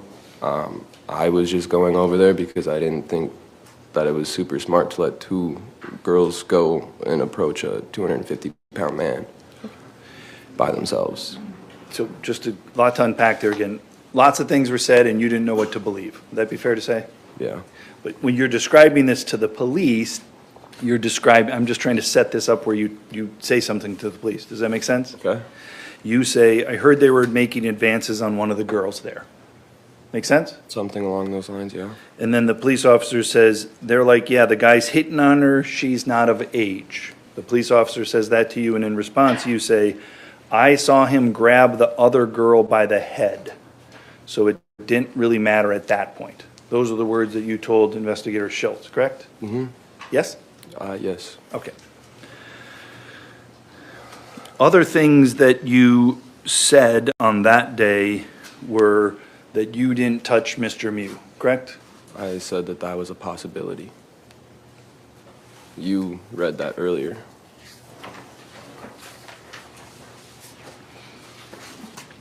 You were asked, were you touching him when you were getting stabbed? The answer, no. Do you remember? Answer, I don't think I ever did. If I did, like my hand was on the shoulder, maybe, but it wasn't forceful. Yeah. Those are the words that you said? So I had said possibly not, but I also did give credit to the fact that I could have touched him. I understand that. I'm just trying to gather what you exactly said to the police. Yeah, I answered. And the third thing that you said to the police regarding those things is you said that you saw, I think you said in your words, the black guy hit him, correct? I thought it was him, but I wasn't sure. Okay. And you've learned since then that it's your roommate's brother that hit him, correct? Yes. But that's not what you told the police, correct? It's not what I remembered. Do you have a memory of the black guy hitting him?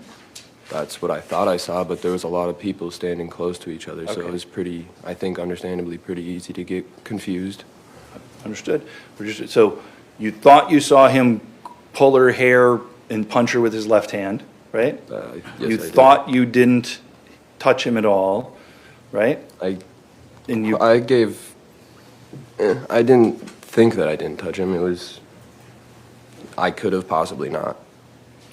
and you thought that the black guy punched Mew, correct? Yes. Those were the memories that you shared with the police in August, correct? Sure, yes. Fair to say that all those memories are wrong.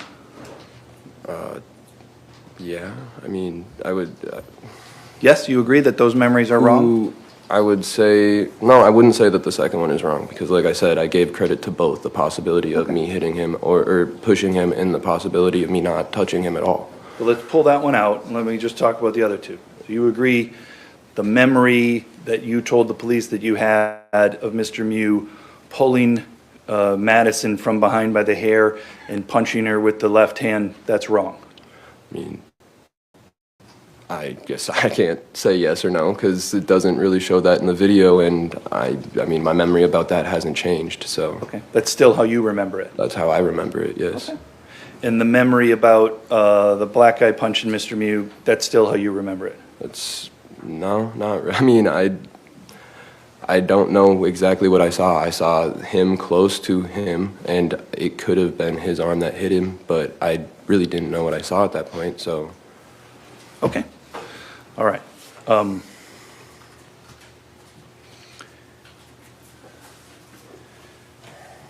I want to go through a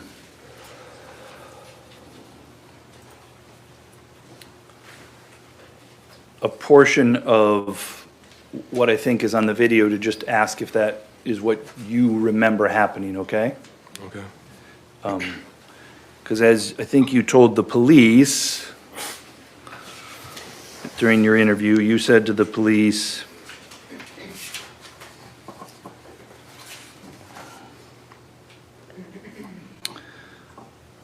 I wanted to get the guy away from us, but I wasn't gonna try and like punch him. I'm not a fighter, I'm tiny.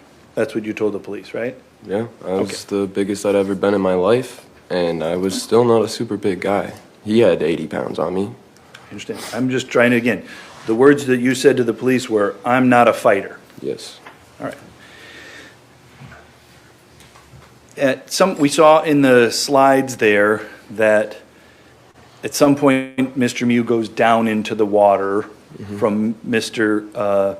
Dante Carlson punching him, right? Yes. And just to put it into context. And then we see in the slides, your leg, you kind of approach and stand over him, correct? I wouldn't say over him. I would say I'm to the side of him, and then he starts moving, and Okay. my body position plus where he moved himself would make it appear that way. Sure. He's on the ground, correct? Yep. In the water, correct? Yes. You're standing on 2 feet, correct? Yes. You weren't leaning over him, but it might appear that way if somebody is down in the water looking up, correct? You could, yeah. And when that happens, you don't push your friend Dante away, do you? I didn't even know that Dante was there at the moment. I didn't see the second hit or slap or the third one. I had wet hair. My hair was hanging down. I was looking down. I wasn't focused on other people. I was focused on getting this man away from everyone else. So this man... Nikolai Mew. Yeah, this man, at that point, you knew he had been punched and knocked to the ground and he's in the water, correct? Yep. And you're telling the jury that what you were trying to do is you were trying to get him away from other people while he's down in the ground in the water.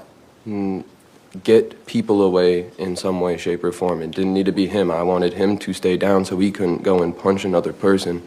And then I was going to tell everyone there to back away because, you know. So there's a lot to unpack there again. As you said, you wanted to get other people away, but you didn't go to the other people. You went to Mr. Mew, correct? Yeah, I went to the guy who was punching people first. Correct. Again, based upon your memory that he pulled someone's hair and punched them from behind, correct? Based on the memory that I know that he punched someone, yes, Okay. it doesn't matter how he punched them. I know he punched them, and he shouldn't have. Okay. And you were going to make him pay for that? No. So when he's down in the water on the ground and you're standing there trying to be the peacemaker because you're not a fighter, you thought it was going to be peaceful to you to keep him down in the water? I mean, it was shallow water. His head wasn't below. All we needed was an extra second to get people to move away from him, and then he could get up and we could possibly have a conversation, but I mean, he hadn't used any words up until that point, so probably not. So when you're standing there next to him when he's on the water, you don't see your friend Dante come up and smack him across the face a second time? You don't see that? I saw him get dropped into the water, and I was looking down at him. My hair was over my eyes here. I mean, it was shorter than it is now, but you can imagine. So you didn't see him go back into the water the second time in response to Dante hitting him? You didn't see that? He went down into the water, and then he never got up. Sure, because Dante hit him when he was in the water, correct? Okay, but you said the second time he was in the water. That's the first time still. The second time came after he stabbed me. Okay, understood. His first time was in the water was extended for a longer period of time because Dante smacked him when he was already down in the water. Sure, yes. And you were saying you were standing right there, but you didn't observe that. No, like I said, my hair was in the way, and I wasn't really focused on Dante. I didn't know where Dante was. I was focused on the man who was In the hitting water. people. Who was hitting people, not... At that point, the man that was hitting people was Dante Carlson, right? Sorry, I will rephrase. The man who started the physical altercation. Okay. That's what essentially your opinion is, correct? I mean, I would say that the first person to throw a punch would be the first person to be aggressive, regardless of if there are other people slightly touching his shoulder. I mean, even you were talking about the consent to touch thing, and he touched other people without their consent too. So, I mean, if you want to go that way, we can, but it just doesn't make a lot of sense. I'm not trying to go anyway, sir. I'm just trying to gather the facts. So the person that's punching Mr. Mew, you don't see that, correct? I saw Mr. Mew fall into the water, and I didn't see anything after that in terms of him getting hit. When you saw him fall in the water, you went up to him from behind. No. I apologize, but I'm going to need to show some slides. I mean, I can explain what I did. It's good. I'm going to just we'll go through some slides.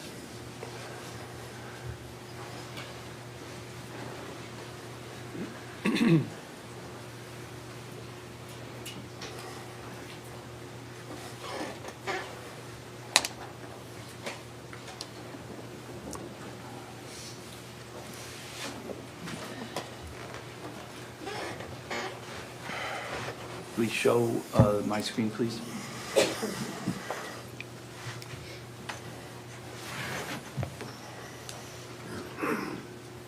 Showing you what's 2705. That's Mr. Mew in the water, correct? Yes. That's Dante Carlson swinging to hit him, correct? And my leg in the bottom. That's your leg in the bottom, correct? Yep. You're moving towards Mr. Mew, agreed? Yes. Moving at him from what would be his front left side. And then eventually you come to be behind him, correct? When I would still say I'm at the midpoint of his body, he just sat up. That wouldn't necessarily constitute being behind someone. I mean, yes, I was, I guess, technically, but he wasn't there when I walked there. He moved himself to have me behind him. You moved yourself, correct? No, he moved. I moved over. I walked over there, yes, but I was standing right at about his hips, and then he sat up. So is it your testimony that in some way Mr. Mew was aware of your presence and intentionally turned to have you behind him? Is that what you're saying? I'm not saying he did it intentionally. I'm just saying that that's what happened. Okay. So again, you're behind him, correct? In sort of on a side until he starts. This is you with your left hand on his back shoulder Yeah, and his but- right hand on his back shoulder. You're behind him, correct? Yeah, I have both hands on one shoulder. I'm not completely behind him. You can see I'm somewhat on the side. But yes, I'm somewhat behind him due to his repositioning. You're pushing him, correct? Yeah, that's where I had said that I thought I'd push him in the front left shoulder to keep him down, but I was there too late, so I didn't get that shoulder. I guess I got the back of it, and You said you're a peacemaker, right? You like to mediate? yeah, that's what I was trying to do. You can understand how somebody who'd been down in the water and hit 2 times, getting pushed from behind, may not understand that you're trying to mediate. Goes to his mindset. Overruled. You can answer the question if you're able to. Sorry, what was the question? Sure.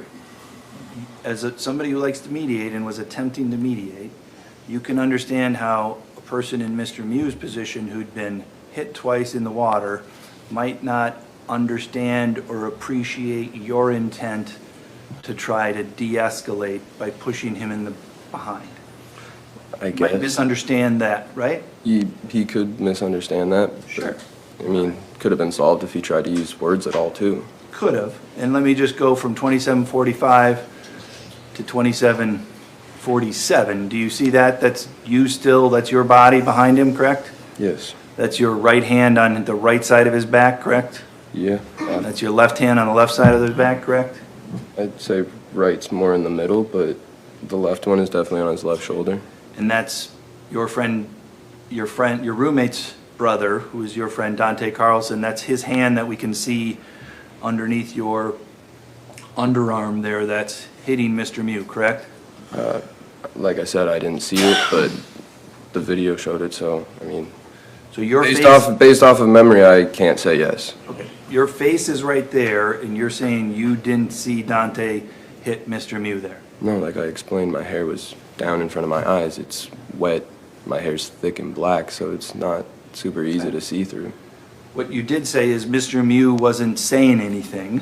You could agree that in this position, with somebody pushing him from behind and somebody hitting him in the front, it might be a difficult time to use your words to make peace. Yeah, the right time to use your words would have been before he punched a woman in the face. We can get to that later.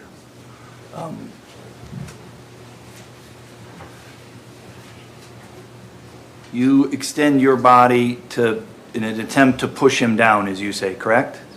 Well, I was pushing down and then he got up and I fell forward, so. I was asking about your intent. Your intent was to push him down in the water, agreed?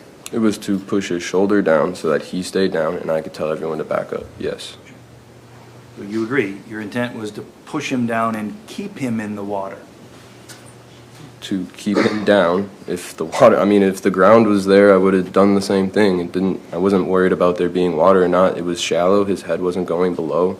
He was gonna be okay. You could understand how perhaps somebody in the position getting pushed from behind in the water might not appreciate that you were trying to protect him and keep him okay, right? I Is guess. his head appear to be getting wet there? Not his face. That's where your mouth is. I see maybe the right cheek dip in a little bit, but as soon as go a few slides further and you'll see his head sit back up again. Sure. Safe as can be, right? I don't know. It is. Yeah, please, let's focus on the facts. Just clean Q&A, please. Just back up a little bit more here. When you said his head didn't go in the water. Fair to say that's his head making a wave, correct? I would say that's his back making a wave and his Okay. head still not in the water. Have you ever fallen back after getting laid out in the water like that? Yeah, I have. Did it feel like maybe the water was coming up on you even if it technically didn't? No, I mean, water usually has a pretty distinct feeling on your skin. I mean, And when you had that experience where you got laid out and fell back into the water, did someone come up and attack you a second time in that situation? Sustained. So I'm going to go forward back to the position where we were before. I apologize. So again, you'd said here at 2754, you're attempting to keep him down and he manages to move away from you, the person who's pushing him somewhere in the back area, right? Yes? yes. I was trying to push him in the front left shoulder and I got the back left shoulder. Sure. Because he was getting up and I was not fast enough to get the front left shoulder. And I'm going to go through some other photos here that might be difficult. Are you okay with that? Yeah.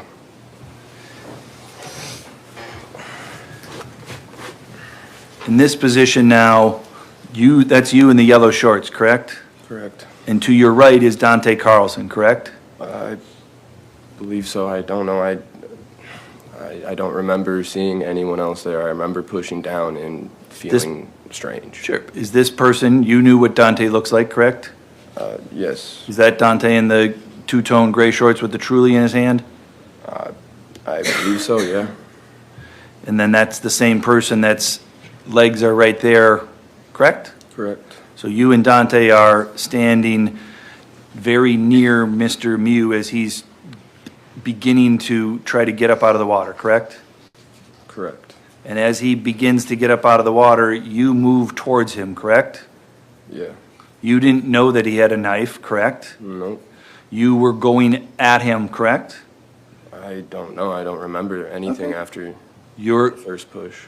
this is where you're trying to, you push him down again, correct?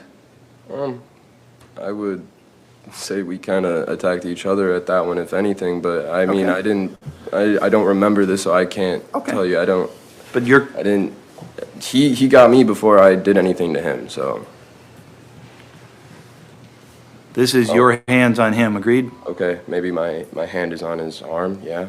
This is you, as you said, attacking him, correct? I didn't mean attacking, sorry.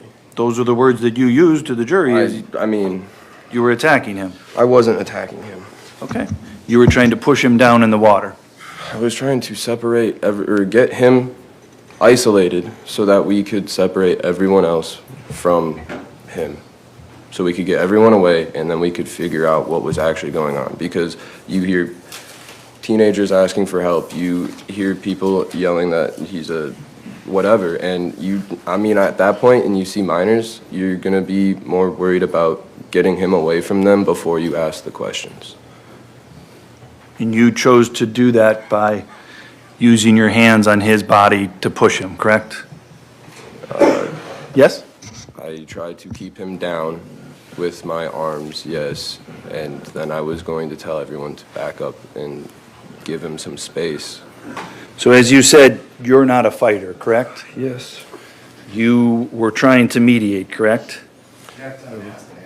All right. Mr. State, we've been through this before. Let's move on to a new topic, please. You'd heard that people calling him a predator, correct? I don't know what I heard. I heard them saying stuff about a little girl, and I don't know what else it was. I don't know. I didn't know, like I said, I didn't know if there was a girl in that group. I wasn't worried about whether or not there was. I was worried about getting the person that they were calling a pedophile or a raper away from the minors. You can have a conversation about that later. You agree that even though you're not, as you say, you're not a fighter, you pushed a man from behind while your friend was smacking him in the front. Agreed? I would. Hold on. Sustained. We've been through this before, many times. Please. You have an Please, I am speaking. I'm sorry. Please move to a new topic. I apologize, Judge. I thought you were done.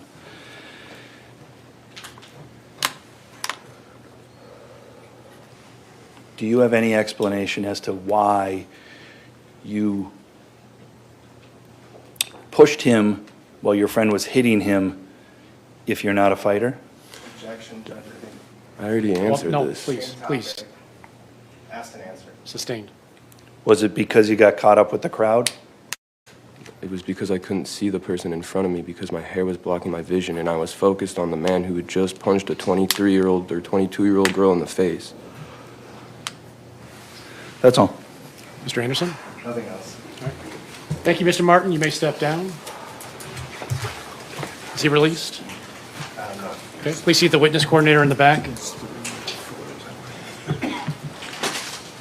Do you have another witness available? We do. Can we approach? Yes.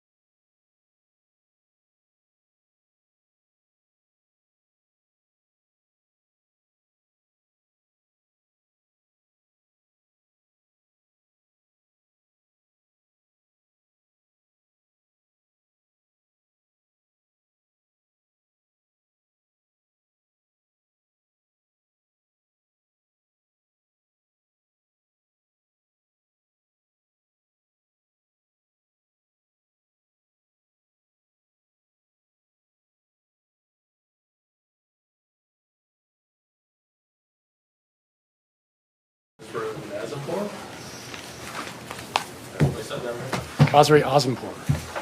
Qasri Azimpur.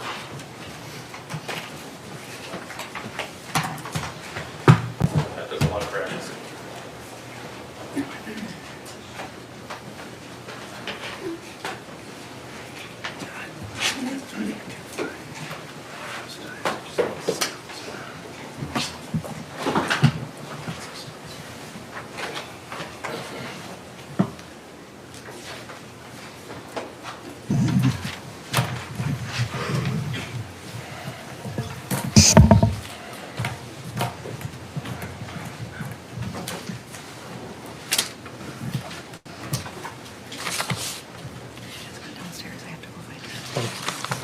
Honor, she may have stepped downstairs. We've got folks looking for her. Okay. We can take. So while we're in between witnesses, if you want to stand and stretch, please do so. It just might be a moment or two before she comes back upstairs.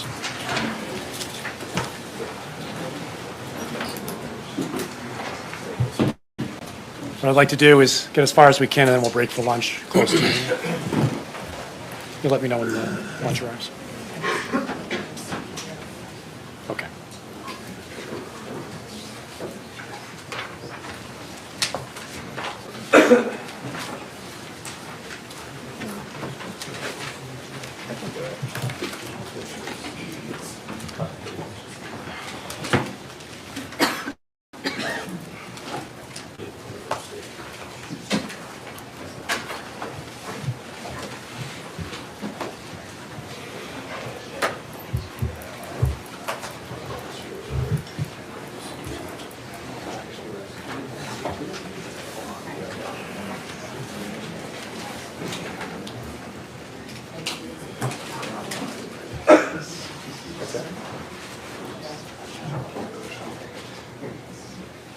That's my pistol.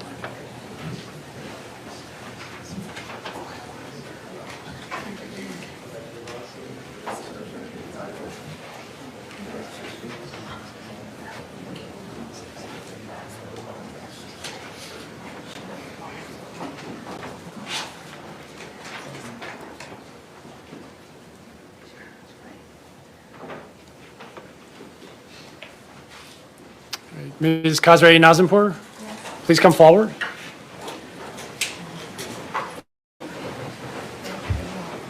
Right into about the middle section here, and then you can face the clerk, raise your right hand, she will administer the oath. You swear the testimony you are about to give in this matter shall be the truth, the whole truth, and nothing but the truth, so help you God. I do. Please have a seat in the witness chair.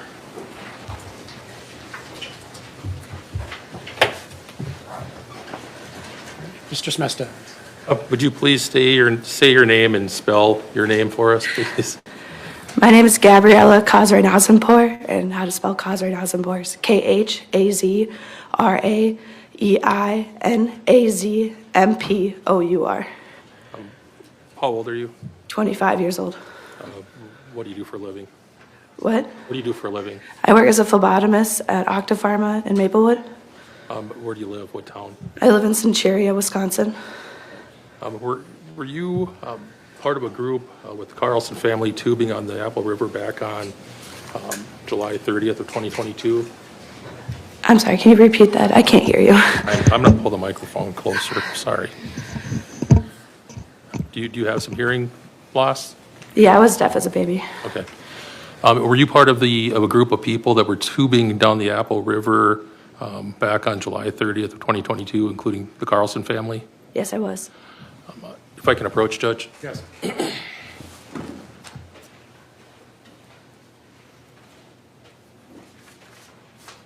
you go by a nickname? You can call me Gabby. Gabby, I'm going to show you what's been marked as exhibit number 26. I'll ask if you recognize that document. Yes. Can you tell us what it is? It's a picture of me and all my friends on the Apple River. Is it from that day, July 30th, 2022? Yes, it was. Which one are you? I'm the one standing next to Q and Dante. Is there a yellow label showing your name? Yes, there is. In that picture, are you drinking any alcoholic beverages? No, I am not. Have you been drinking that day? Yes, I was. Do you remember what you had to drink? No, I do not. Do you remember how many drinks you had? If I had to guess, maybe 5. All right. And is that 5 over the course of the day? Yeah, throughout the whole Apple River, tubing down the river. All right. At some point, as your group is going down the river, did you come across a disturbance of some kind? Yes. What did you see yourself? I saw a group of kids asking for help. Did you know who these kids were? No, I did not. Could you figure out why they were asking for help? They said that this guy was saying that he was a pet. They were, I'm sorry. Slow down. We got time. They were asking for help because he said he was a pedophile. All right. He said that or they said that? They said that. All right.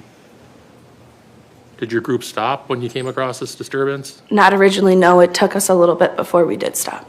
All right. Eventually you did you stop? Eventually, did your group stop? Yes. Did someone from your group go over to this group that was asking for help? Yes, Do you know who that was? it was Madison. All right. Did you, what did you see Maddie do? I saw Maddie ask this guy to leave multiple times, and he chose not to. All right. Did he react to her telling him to leave multiple times? Eventually, yes. What did you see him do? I saw her hit her in the face. All right. At that point, were you on your tube or were you in the area? Where were you located? It was probably in between the tubes of where my group was and then where everyone else was dealing with the situation. All right. Do you know about how far away you were when you saw Maddie get hit by the other person? Maybe from me to you.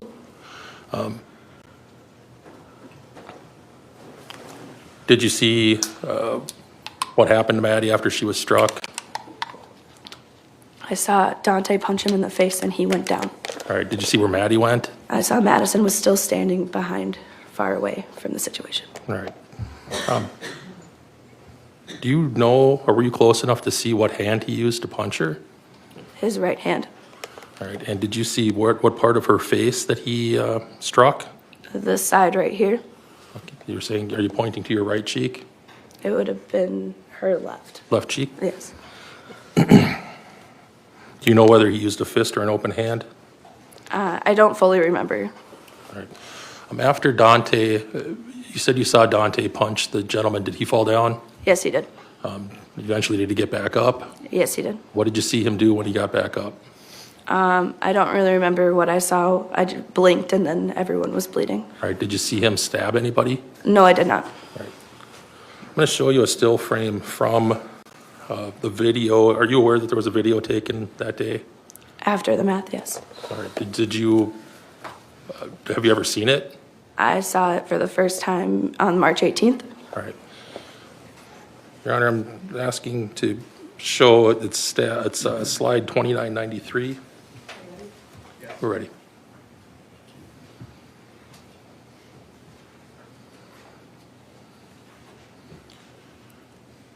So Gabby, on 2993, do you see yourself in that picture somewhere? Yes, I do. Can you explain to us where you're at? I am behind Riley holding the phones. All right, what are you wearing? I'm wearing a green swimsuit.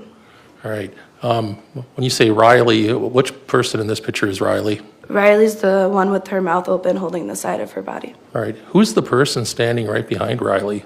I have no idea who that is. Was he part of your group? No.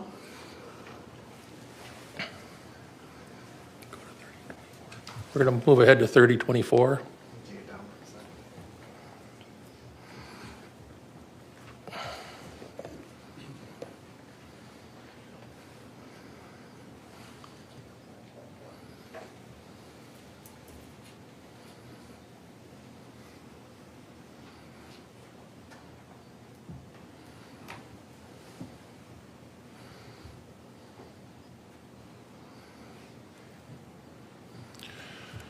All right, Gabby, we're showing you it's slide 3024 from the video. Do you still see yourself in that video? Yes, I do. Is that you in the middle, still in the green bikini? Yes, sir. The gentleman that you didn't recognize with the sunglasses, where's he located in relation to you? No relation. I don't know him. I mean, but where's he located? In front of me? Who's that directly to his, would be his left? With the swimsuit? Right. That'd be Riley. All right. So did you see this gentleman walking into the group? Not that I recall, no. All right. But you see him there now? Yes. Was he part of the group of children that, or teenagers that had been calling for help? I do not remember. All right, we're going to go forward. We're gonna scroll through, and we're gonna try to stop at 4511 here. If you can just watch the screen.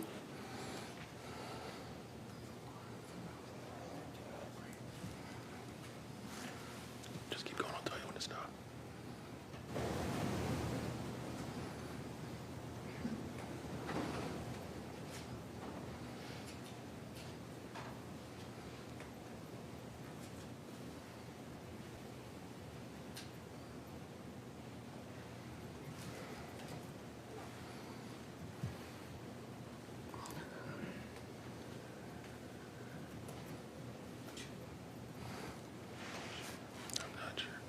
Can you take it down?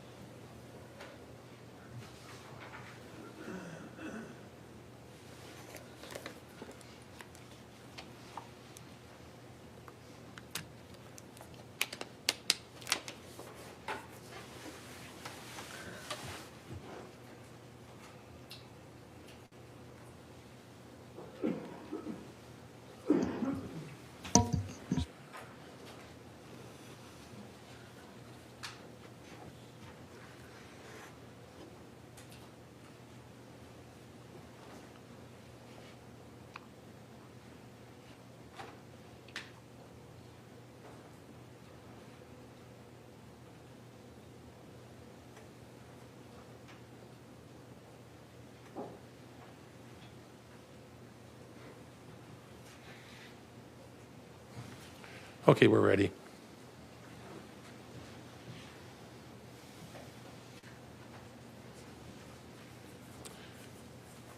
Gabby, we're showing you the frame 3029. Are you in that frame, if you can tell? I think I'm behind the guy in the black shirt. All right, the black shirt and the sunglasses? Yes. Did he appear to be walking up to Mr. Mew? Yes. Do you remember that, or are you just remembering it because it's on the slides? Just because it's on the slides. At the time, did you make a mental note of who is this person? No.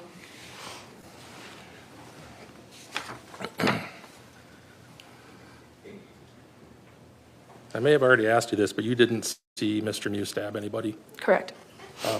At some point, did you realize that some people had been stabbed? Yes. Was one of those folks Riley Madison? Yes, it was. She came up to me After, when did she come up to you? while I was on the phone with 911. All right. That's my next question. At some point, did you call 911? Yes, I did. While this incident was going on? Yes. When Riley came up to you while you were on the phone with 911, what did she look like? She looked like she was having a hard time breathing and was bleeding down the side of her. Uh,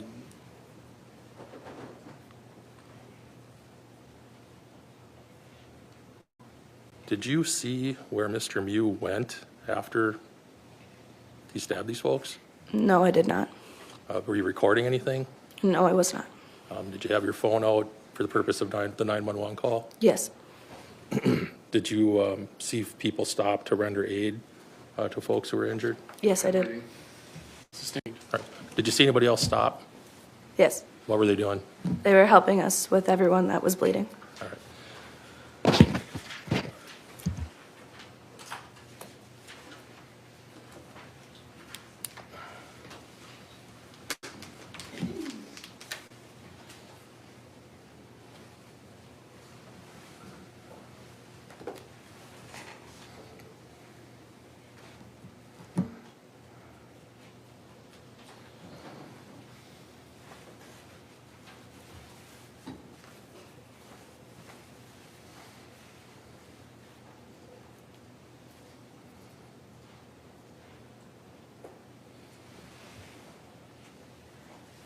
Oh, we're ready.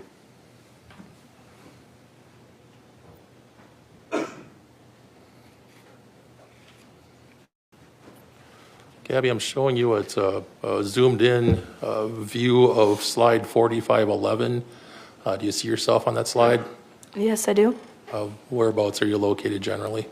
I'm on with the green swimsuit, looked sunburnt like a lobster. All right, are you to the left or the right of the gentleman in the yellow shirt? I'm not good with my left and rights. I'm sorry. Do you see a gentleman in a yellow shirt? Yes, I do. Do you see a person that's off to the, I'm behind. someone who appears to be on the telephone? Yes, that's me. All right, is that, what are you doing with the phone at that point? I think I'm on the phone with 911. All right. Do you remember how long you were on the phone with them? No. All right. I don't have any other questions. Officer? Ma'am, in terms of your memory of what had happened, tell me if I have this right. You have a recollection of it up until what point? What do you mean? Well, I think you said you blanked at some point and have no and don't remember what happened after a certain point that day, right? Is that true? Yes. Okay, do you remember when that was? Probably the most I don't remember is when everyone was getting stabbed. Okay. You do remember floating and hearing people, I think you said the group was saying that he was a pedophile. Yes. Is that right? Yes. And that certainly made you feel a certain way, right? Well, yes. Okay, how did it make you feel? Uncomfortable. Okay. Concerned? Yes. And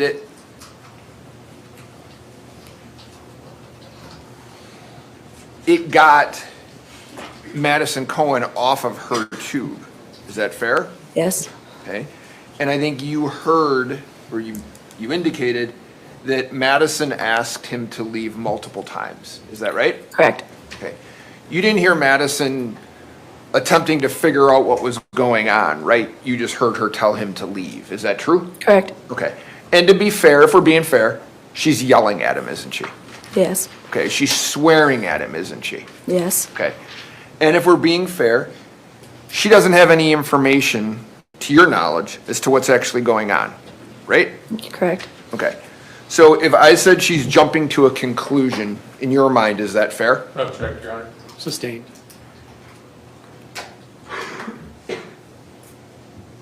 You would agree no one in your group had any information as to what actually had happened, right? Correct. Yes. Okay. And you don't see or hear Madison Cohen ask Mr. Mew his side of the story, do you? No. Okay. So she walks up and immediately starts yelling at him to leave. True? Correct. Okay. And you'd agree she doesn't have any authority to do that, right? Objection. She wouldn't know what authority to pass by now. Sustained. Relevance. He can be wherever he wants on the river, right? Correct. Yes. And she can be wherever she wants. Correct. Yes. Okay. And when she's yelling at him and telling him, swearing at him to leave, you'd agree he doesn't react in a violent manner, correct? Eventually, he does. Yes. My question to you is, when all of this is, when she's telling him to leave and swearing at him and walks up to him, he doesn't react aggressively, true? Yes, but he doesn't say anything either to us. Doesn't act aggressively, yes? Yes. Okay. And he's not verbally aggressive either, right? He doesn't say anything.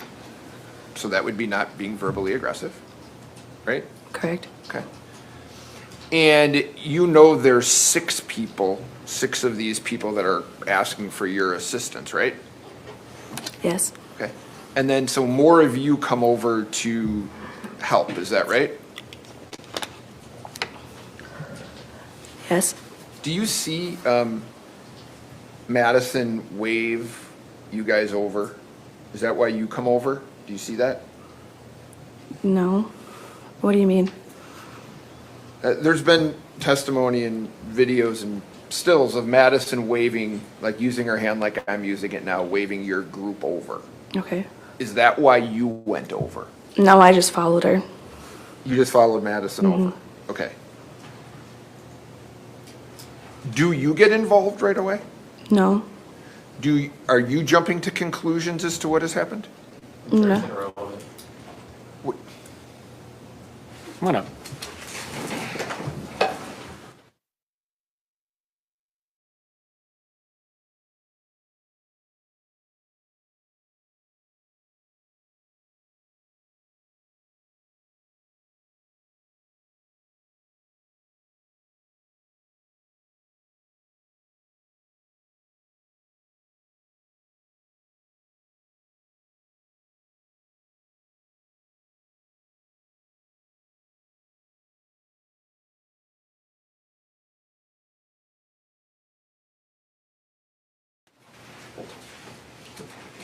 Would you agree that Madison Cohen is in Mr. Mew's face when she's yelling at him?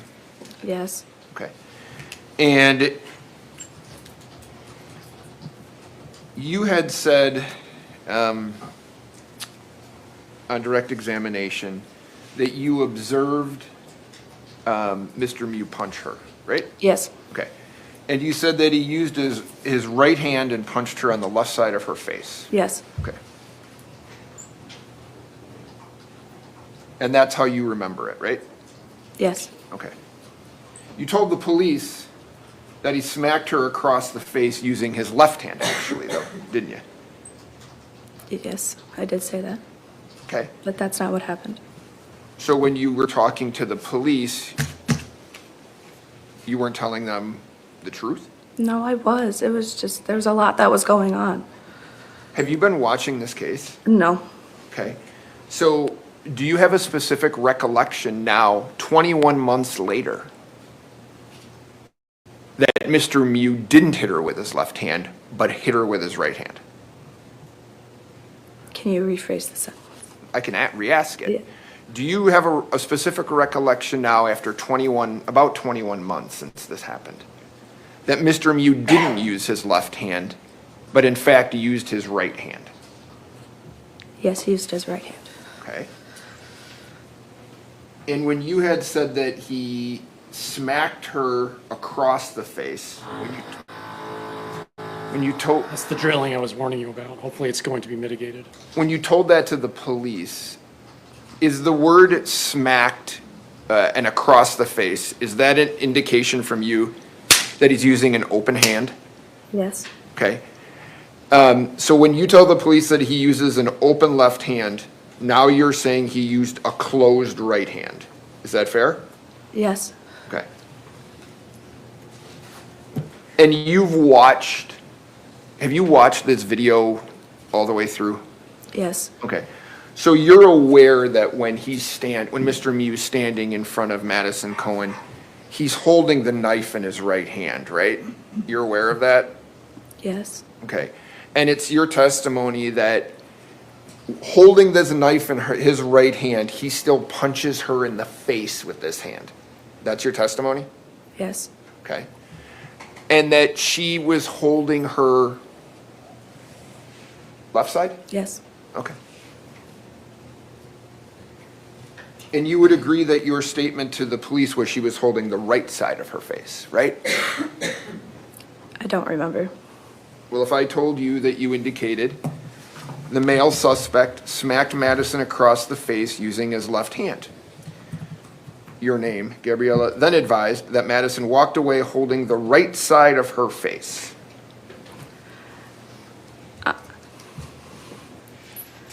Very bad with my left and rights. So it was with his right hand though.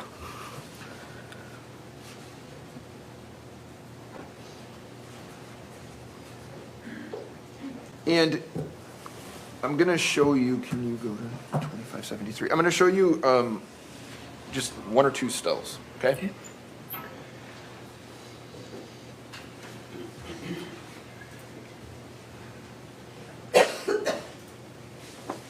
Okay. We're ready.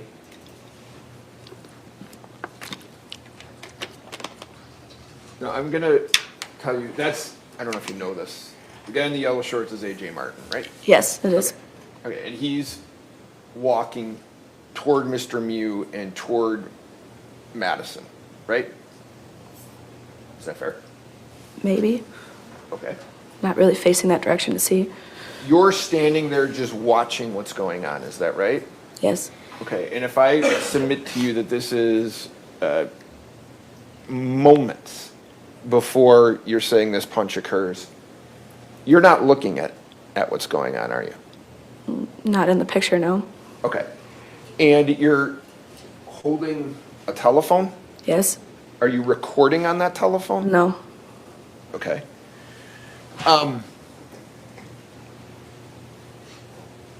When you walk over there, can I have 104? When you walk over there, you know that Mr. Mew's alone, or you believe he's alone, right? Yes. I think it's up under the bottom of that. Okay, may I approach it? Yes. I'm gonna show you what's been marked as moved actually, as 104. I would submit to you, tell me if this is fair. You believe this is a photograph of Madison Cohen and Riley Yes. Madison, right? And this has been introduced into evidence as to the general location of folks as this incident was going on, okay? Okay. I think you are represented by GK there, Okay. okay? Do you think that's a accurate representation to the best of your knowledge as to when Madison and Riley were in front of Mr. Mew where everyone else was kind of situated? I don't remember where everyone was situated when it happened. Okay. You were off to Madison and Riley's right-hand side though, right? Yes. Okay. And I think you told the state that you are, I don't know the distance here, but you're 15? That you told me. How far Yeah, away? I'm not good at math, so I don't know. You're a little distance away, Yes. right? And there's 13 of you. There's been testimony, there's 13 of you when this happens. Did you say that's fair? Yeah. Okay.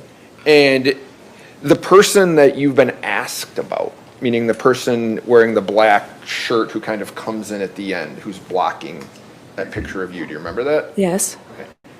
You didn't see him during this incident, did you? No. Okay. To your recollection, he wasn't there to assist, meaning he wasn't present to assist Mr. Mew when this was going down, right? No. Okay. So, to the best of your recollection, it was Mr. Mew alone in the situation. True? True. Okay.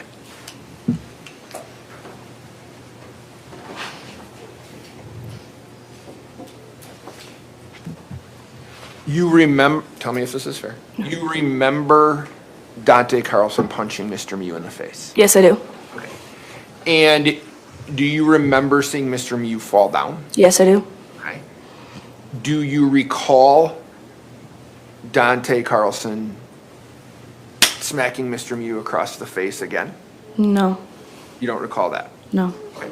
Do you recall AJ Martin pushing Mr. Mew from behind? No. Okay. Do you have any recollection after that as to kind of what happened? Like what happened during all of that? Yeah. No. Okay, that's okay. I'm not being critical, I'm just trying to make sure that I'm getting what you know. Okay.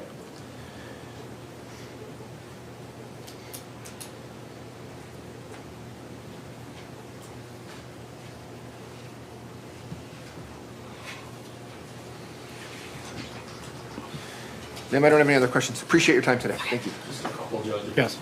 No, I'm afraid. Gabby, defense attorney asked you a lot about which hand he used, what you told police. Can you hear me? Yeah. So regardless of what hand he may have used, do you have any doubt that Mr. Hughes struck Maddie in the face? Oh, he did. Mr. Trofficy had said things to you like he wasn't acting violent when Maddie was telling him to get out of there and swearing at him and such, but then he asked you if you were aware that he was holding the knife when that happened. Yes. Did you see him holding the knife? No, I did not. I'm going to show you some slides starting at 2504.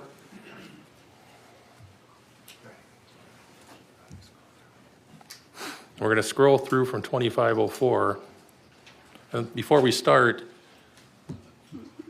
do you remember this moment in time on the river? Or it looks like Riley's in front of him, looking at him? No, I do not. All right. Can you, as we scroll through, I want you to look and see what's in his right hand. Judge, I'm going to object. She has no recollection of it, and the video is, the picture. Wait.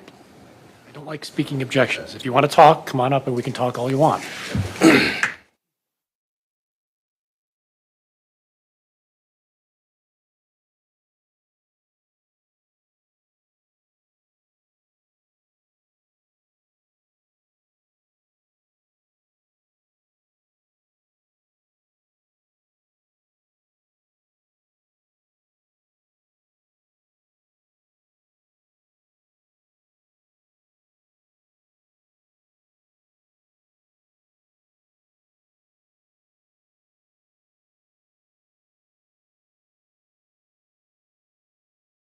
Objection is sustained. Let's move on. Did you know he had a knife in his right hand? No, I did not.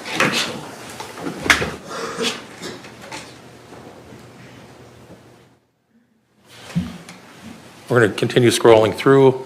Eventually, we're going to see you in relation to these folks.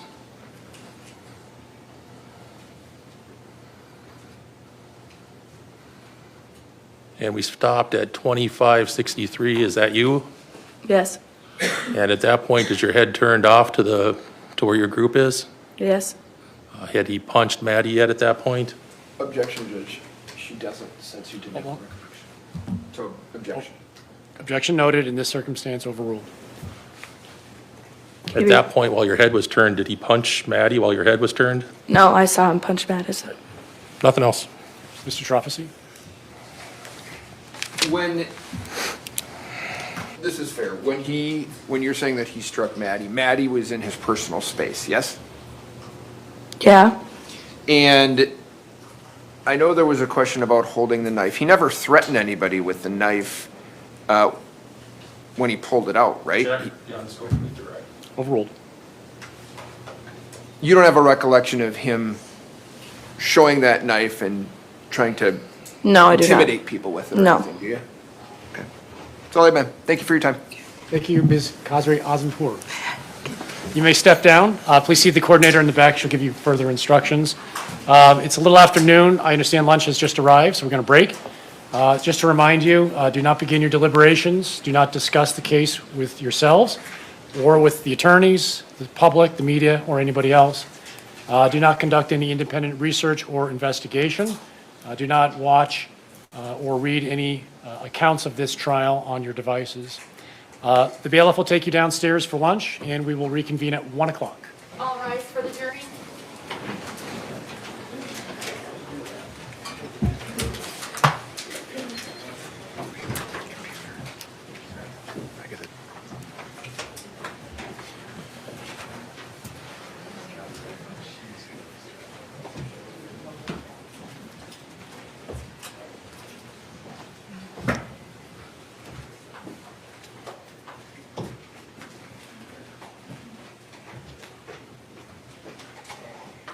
Oh, one more.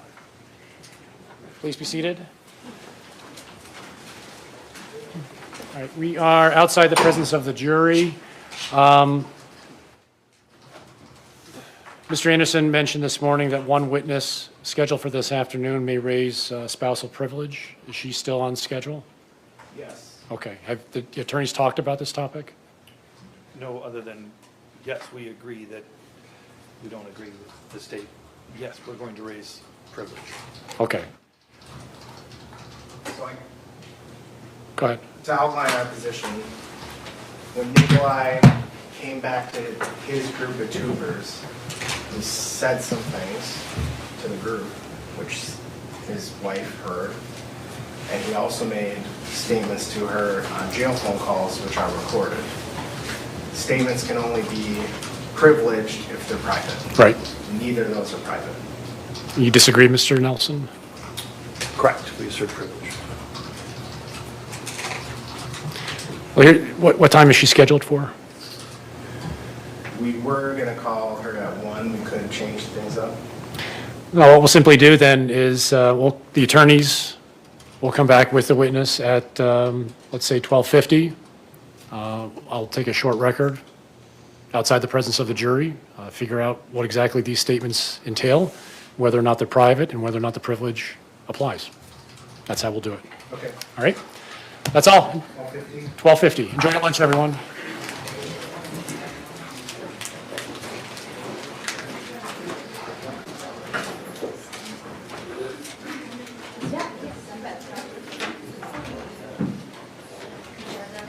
Thank you.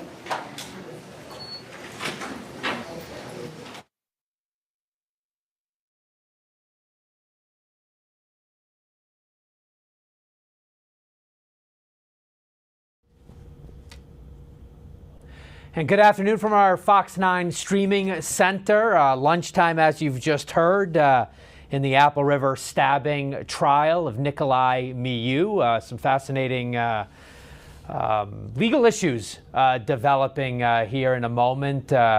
I know we have our legal analyst on standby in a moment. Before we do, I do want to just show you a quick graphic now at the end of this morning's witness testimony.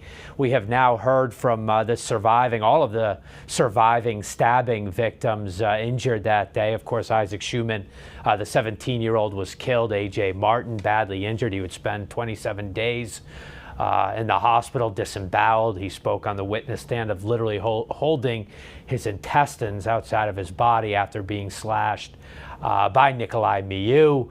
On the bottom row there, Riley Mattson, and then the two brothers who attempted to play peacemaker there from the quote-unquote Carlson tubing group nearby. They came over and then ended up getting into a physical conflict with Nikolai Miu. As you've heard throughout, although defense trying to punch holes in it, they all believe that their friend Madison Cohen was punched or hit first by Nikolai Miu, which then got everybody else riled up and led to subsequent physical confrontation between these young folks in their 20s and Nikolai Miu. Isaac Schumann, interestingly enough, although in that teenager group of Stillwater tubers, he is the only one struck by Nikolai Miu's knife that day, and tragically would die following that July 30th, 2022 encounter. With that, let's bring in trial attorney Mike Bryant on one issue. I'm kind of interested. It sort of became a theme through several of those witnesses today. This idea that Nikolai Miu wasn't verbalizing anything, didn't talk, didn't say anything. Quick thoughts on that? Well, I mean, they're trying to get the opening, the opportunity to get in front of the jury, the evidence as they see it as the strongest, so that the jury goes home on this day with a whole bunch of things and images and thoughts in their head, so they get an opportunity to be able to, think about it over lunchtime and basically add a whole bunch of with showing the scars and with getting the testimony that they did, getting the real active part of it. The first couple days they've been working on getting the story out, getting it so the jurors can at least understand, so jurors just don't come in completely clueless. And then today's been kind of the here's our big show of all the scars and all the people that were actually in direct conflict with the defendant. Yeah, I meant more, Mike, just real life. Put yourself there. If you're seeing this video and have to present it to someone, this idea that Miu isn't verbalizing anything, isn't talking. You heard the one guy who badly injured, A.J. Martin, kind of talk about he wanted to play peacemaker. It didn't quite work out. Obviously, one person can have a plan, and the crowd is going to dictate what then occurs. But this idea that Miu didn't say anything, didn't verbally interact with anybody. I don't know. What is he confused? Is he dazed? I mean, is he drunk? What do you think's going on there? That's going to go really towards, that's why I think he's probably in this case having to testify, because he'll need to explain that. And if he gives that some substance that the jury accepts, then the jury will be able to answer those questions for themselves. There's comments that they're claiming that he made at the very beginning that helped in getting this to start. But that all being said, the jury's going to get an opportunity to be able to hear from him, I would expect, just to be able to explain that. And I have a couple other questions, so stick around with me through the next couple minutes before, just in case we had some folks join us late. I did want to play a little sound from A.J. Martin on the witness stand talking about the severity of the injuries. I know you spoke about the stitches and how the injuries and their impact on these young folks' lives, how that plays out for the jury. But let's listen back to A.J. Martin from earlier this morning. Well, after he had hit Maddie in the face, I saw someone else hit him, and I wasn't sure who. I saw him fall into the water, and my intention was, because I used to work at elementary schools and had experience breaking up fights with little kids and stuff like that, so my intention was to go over there and try and break it up. I saw him in the water, and I saw people going around him, so I went to push his shoulder in the front, but ultimately didn't. But I was going to try and just get him to stay down for another second and then tell everyone to back up, and then we could have figured out what was going on. But as I reached down to push him in the shoulders, he reached up and I guess, I don't know if you call it a stab, but got me with the knife. What was your injury? Well, there was a lot, I guess. The most apparent thing, obviously, was that my stomach was open and my intestines were in my hands. I don't know what other parts were there, but, I mean, they were in my hands, and, I know that from there, but afterwards with, like, the medical records and stuff, I know other injuries. I don't know if you want me to go into that or not. Did you, after you're holding your intestines, did you see much of anything after that? Not much. I mean, after that, I remember screaming pretty viscerally, I think is the word. And then I remember kind of scooping it together with my left arm and putting my right arm down and standing up, and then falling down and standing up again. And I think I fell down and stood up one more time. And then I was kind of, I was still conscious. I was talking. But after that, really all I remember is that, and then telling Tony that I was going to die, and him telling me I was going to be fine and that I wasn't. And my response every time was like 100%, I'm going to die today. And then I remember waking up in the hospital with a breathing tube and my parents looking at me.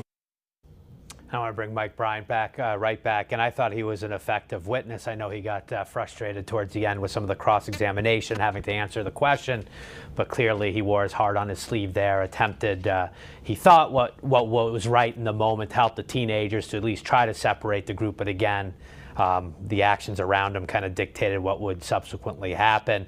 Mike, before this lunch break, and something I'd like you to clear up before we say goodbye to you, is the spousal privilege issue between Nikolai Miu and his wife. You heard the sides kind of discussing it. She's going to be the next witness up. I'm just going to point out here, Sandra Miu in the last month or so has filed, and it looks like it's a completed closed case file now, for divorce from her husband.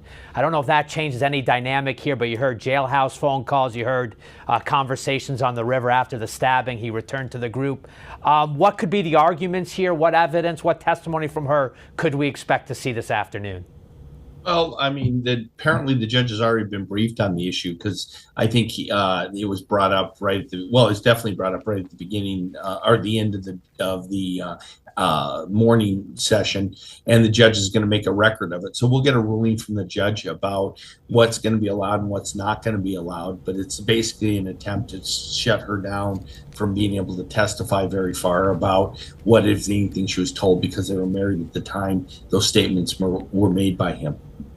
All right, there you go. You heard, again, if you were just joining us, 12:50, we'll come back in. We'll hear arguments kind of on both sides. The jury won't be in the room for that.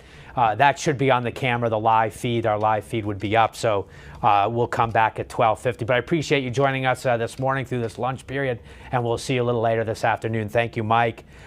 Before we let you go, and we wanted to get back to some of the victim testimony from this morning. During Riley Madison, one of the 5 people stabbed on the river that day, you may have heard in her questioning, they talked about her speaking to Fox 9. In fact, she spoke to me in a video Zoom from her hospital bed at Regions Hospital days after the stabbing.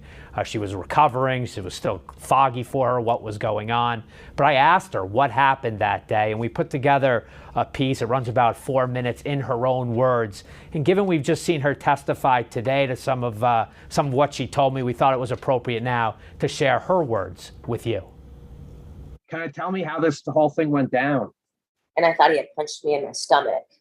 And I'm like, oh my goodness. Like, I was telling my friends, I was like, I think he punched me really hard. Like, this feels weird. And we both had looked down, and I instantly was bleeding. I obviously was stabbed, like, instantly. I didn't really see a knife. I recall maybe something kind of poking out of his fingers, kind of like this, holding down by his side, but I don't recall for sure if it was a blade or not. My friend instantly, saw that I was bleeding out and yelled to my other friends, "You need to call 911." And to be honest, after that, no idea what happened. I remember holding my wound, kind of walking around, just kind of like asking everybody, like, what do I do? Do I walk? Do I go find help? Do I lay down on a tube? I feel like I'm dying. Like, what do I do? Everybody's like, I don't know. Like, I don't know what to do. I honestly didn't even know anybody else was stabbed. I was not paying attention to any of that. I was focused on myself because I was so scared and just so worked up and anxious. So from that point, I was put on a tube, and my friends were kind of pushing me down the river. And there was another group, I think, that was maybe ahead of us. I don't know if they were ahead of us or if they had came behind us, but they actually helped me hold my wound closed to stop the bleeding until the cops had came. And then when the cops came, they put me on the road, and I kind of laid there for a few minutes until the ambulance showed up. And then I was put in the ambulance and brought here and had surgery. All right. I was irritated to kind of hear, about the self-defense thing, because whether or not we were in the wrong for going over and confronting him, he still was the one to make the first move. He still could have walked away. He could have done anything like that, and that's kind of what irritates me the most. I'm 5'5", 120 pounds. I can barely handle myself, so there's not a whole lot I feel like I could have done. Because to be honest with you, I thought I was going to lose my life too. And like I said, I didn't even know anybody else was hurt. The only reason that I knew somebody was hurt was because I was laying on the road and I could hear one of my friends that had been stabbed say, like, please don't help me. You need to go help her. Like, she is doing bad. You need to go help her. So everybody else that was involved, I knew, except for Isaac. So like on my left side, I was punctured a little bit in my left lung, and then he kind of messed up my diaphragm. So I actually have about 30 staples going from my belly button up my stomach, where they had to go in to fix my diaphragm. And then they had to put in a chest tube. And then I did have a nose tube that kind of went all the way through. I'm pissed. I am very, very, very, very angry because I have to almost like relive my life and relearn how to live. I have to have people help me shower, go to the bathroom.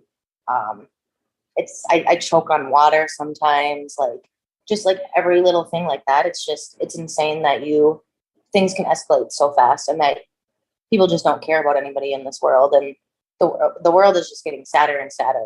It's a very, very scary place to live in, and it makes me want to stay home for the rest of my life. There's no way that an outing on the Apple River should end like this, right? I mean, this is...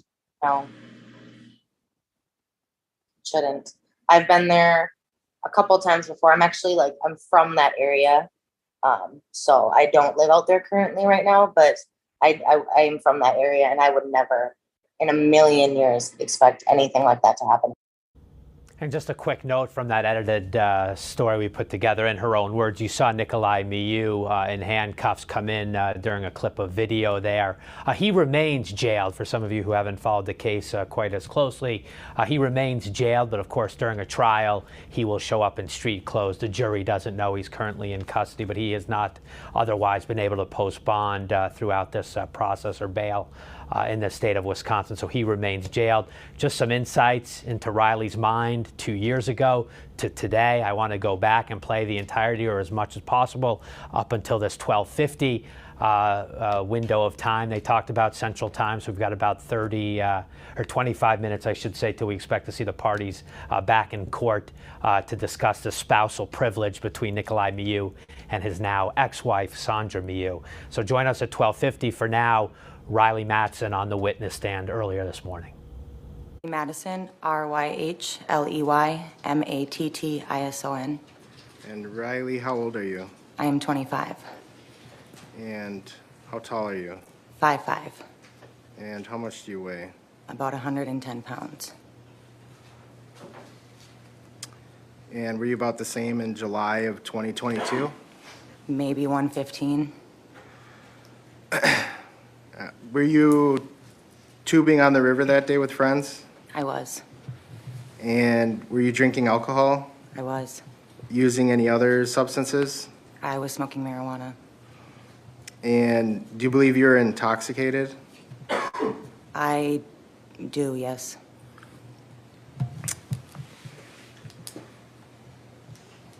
Was that your first time tubing on the river? I've been on the river before, but I've started at different points with friends, so I've never really been on that part of the river. Okay.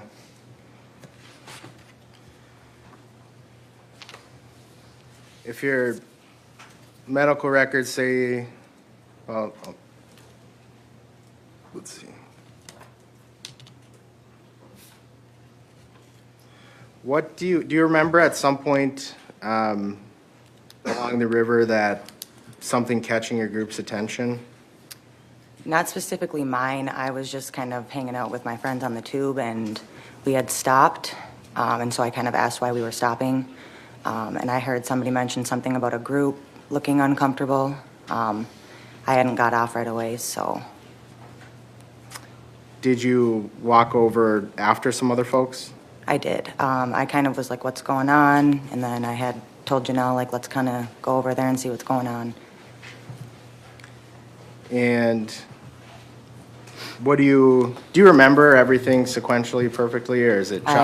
It's very choppy for me. Okay. So what do you remember next? I remember getting off the tube, walking up to Mr. Miu, and I just remember Maddie being there and yelling. I wanted to ask if you can put anything you have heard out of your mind, you say yes. Whether you say, do I want to be involved? No, I do not. Does that mean you don't want to be on this jury? I was being prosecuted. I would want an unbiased jury. And as someone who doesn't know anything about this, that's where it's like, I would hope that there would be people stepping up if I was in this situation, just to hear both sides of what was going on.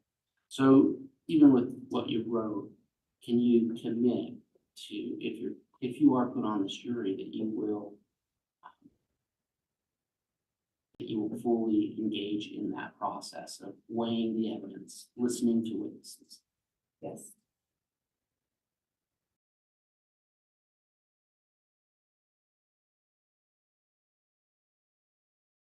You did have one other thing that I would need to check in with my work days on the trial schedule. Have you done that? Do you know if this trial schedule would you'd be able to accommodate your work with this trial schedule? Sure. Okay. I have no further questions at this time.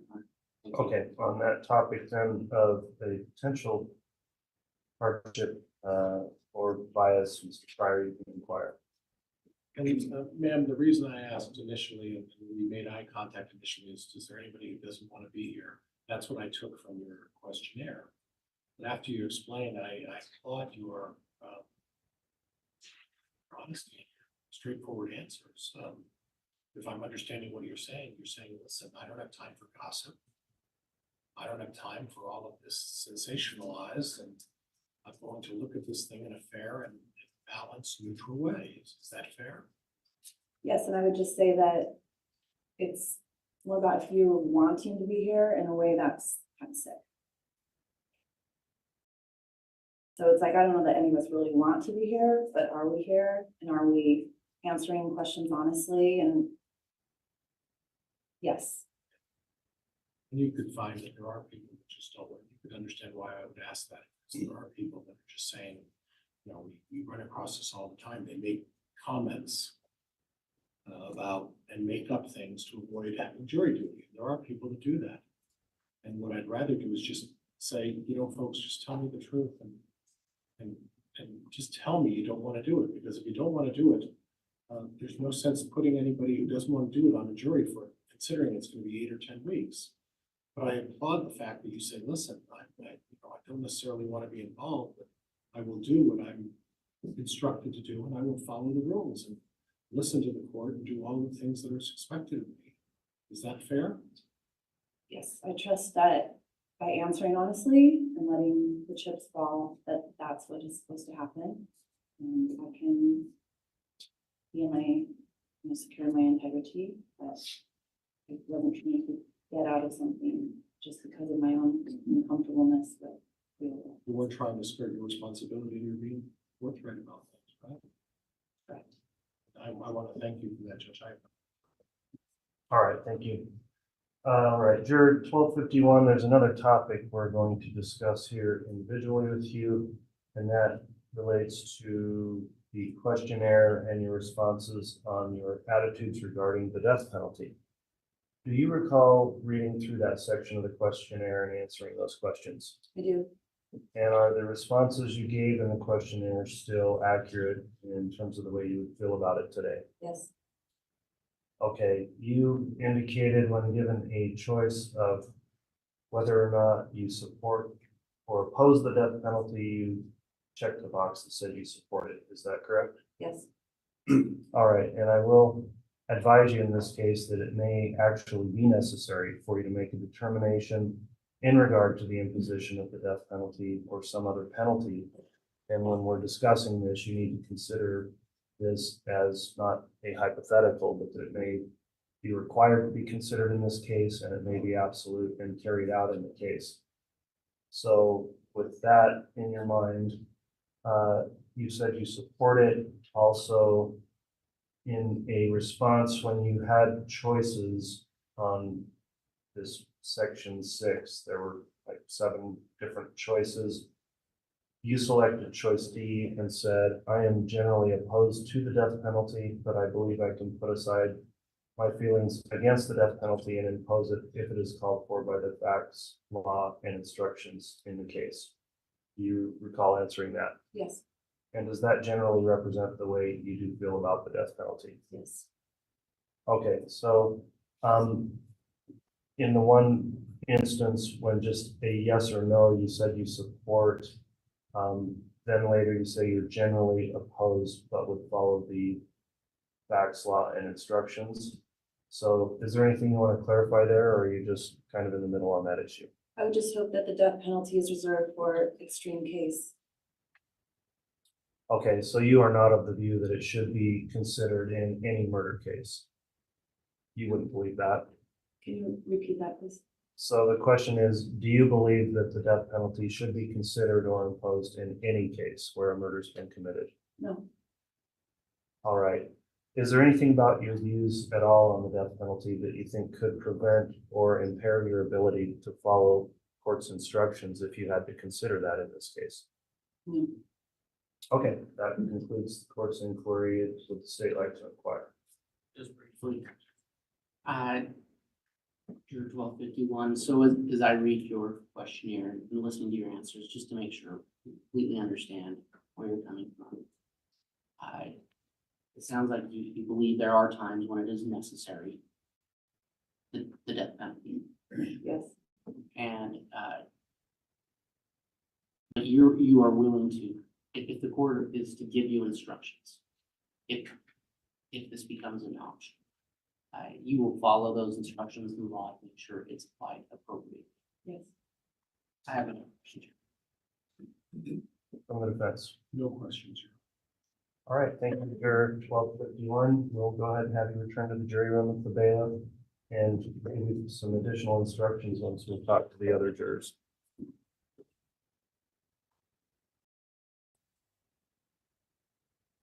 We'll next talk to juror 1320.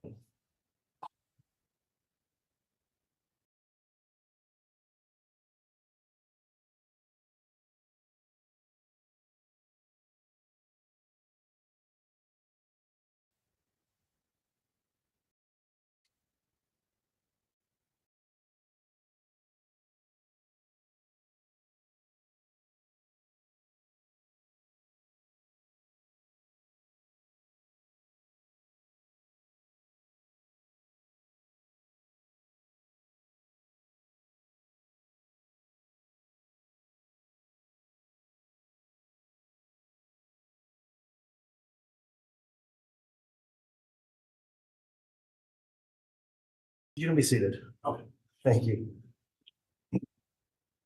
Okay, juror number 1320 has returned for some individual voir dire.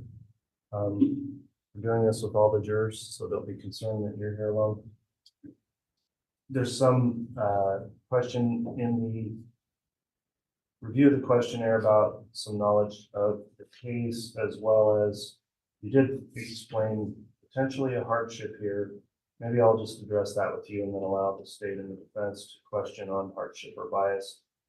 On the trial length, where you were told that in the questionnaire, and also it was reiterated here, you said you did check the box, yes, you'd have a hardship. You said, I have a job and a life to live, but I'll serve if selected. So with that, could you explain a little more what impact that may have if in fact you are serving for a 10-week period? Okay, yeah, I looked into it since then. The work will give me 2 weeks pay, or 10 days. And then I'd have to take my time off and I've got a month of that. So the 6 weeks of pay and 4 weeks of no pay, I guess, as I would come out. Which I found. It's not like I'd be living on the street after that, but you know, it would be. Okay. Money. I appreciate you doing the follow-up looking into that with your employer also. If in fact this extended out, you said you are willing to serve, very much appreciate that, and you still feel that way, and considering that it could go beyond that 6-week time frame and cause some financial strain. Yeah, I'm not living from paycheck to paycheck, and so yeah, it wouldn't be fun, but okay. Well, thanks for your responses on that. On the bias, I didn't have any specific questions. The state can conduct voir dire on either topic, and then I'll allow the defense. Morning, sir. Yes. So to follow up where the court just left off, I think I followed you that you'll get a couple of weeks pay. You've got some time off. It's probably paid time off. You can apply about a month. Right. That if this goes 10 weeks, you won't get paid. Yeah, for the last few months.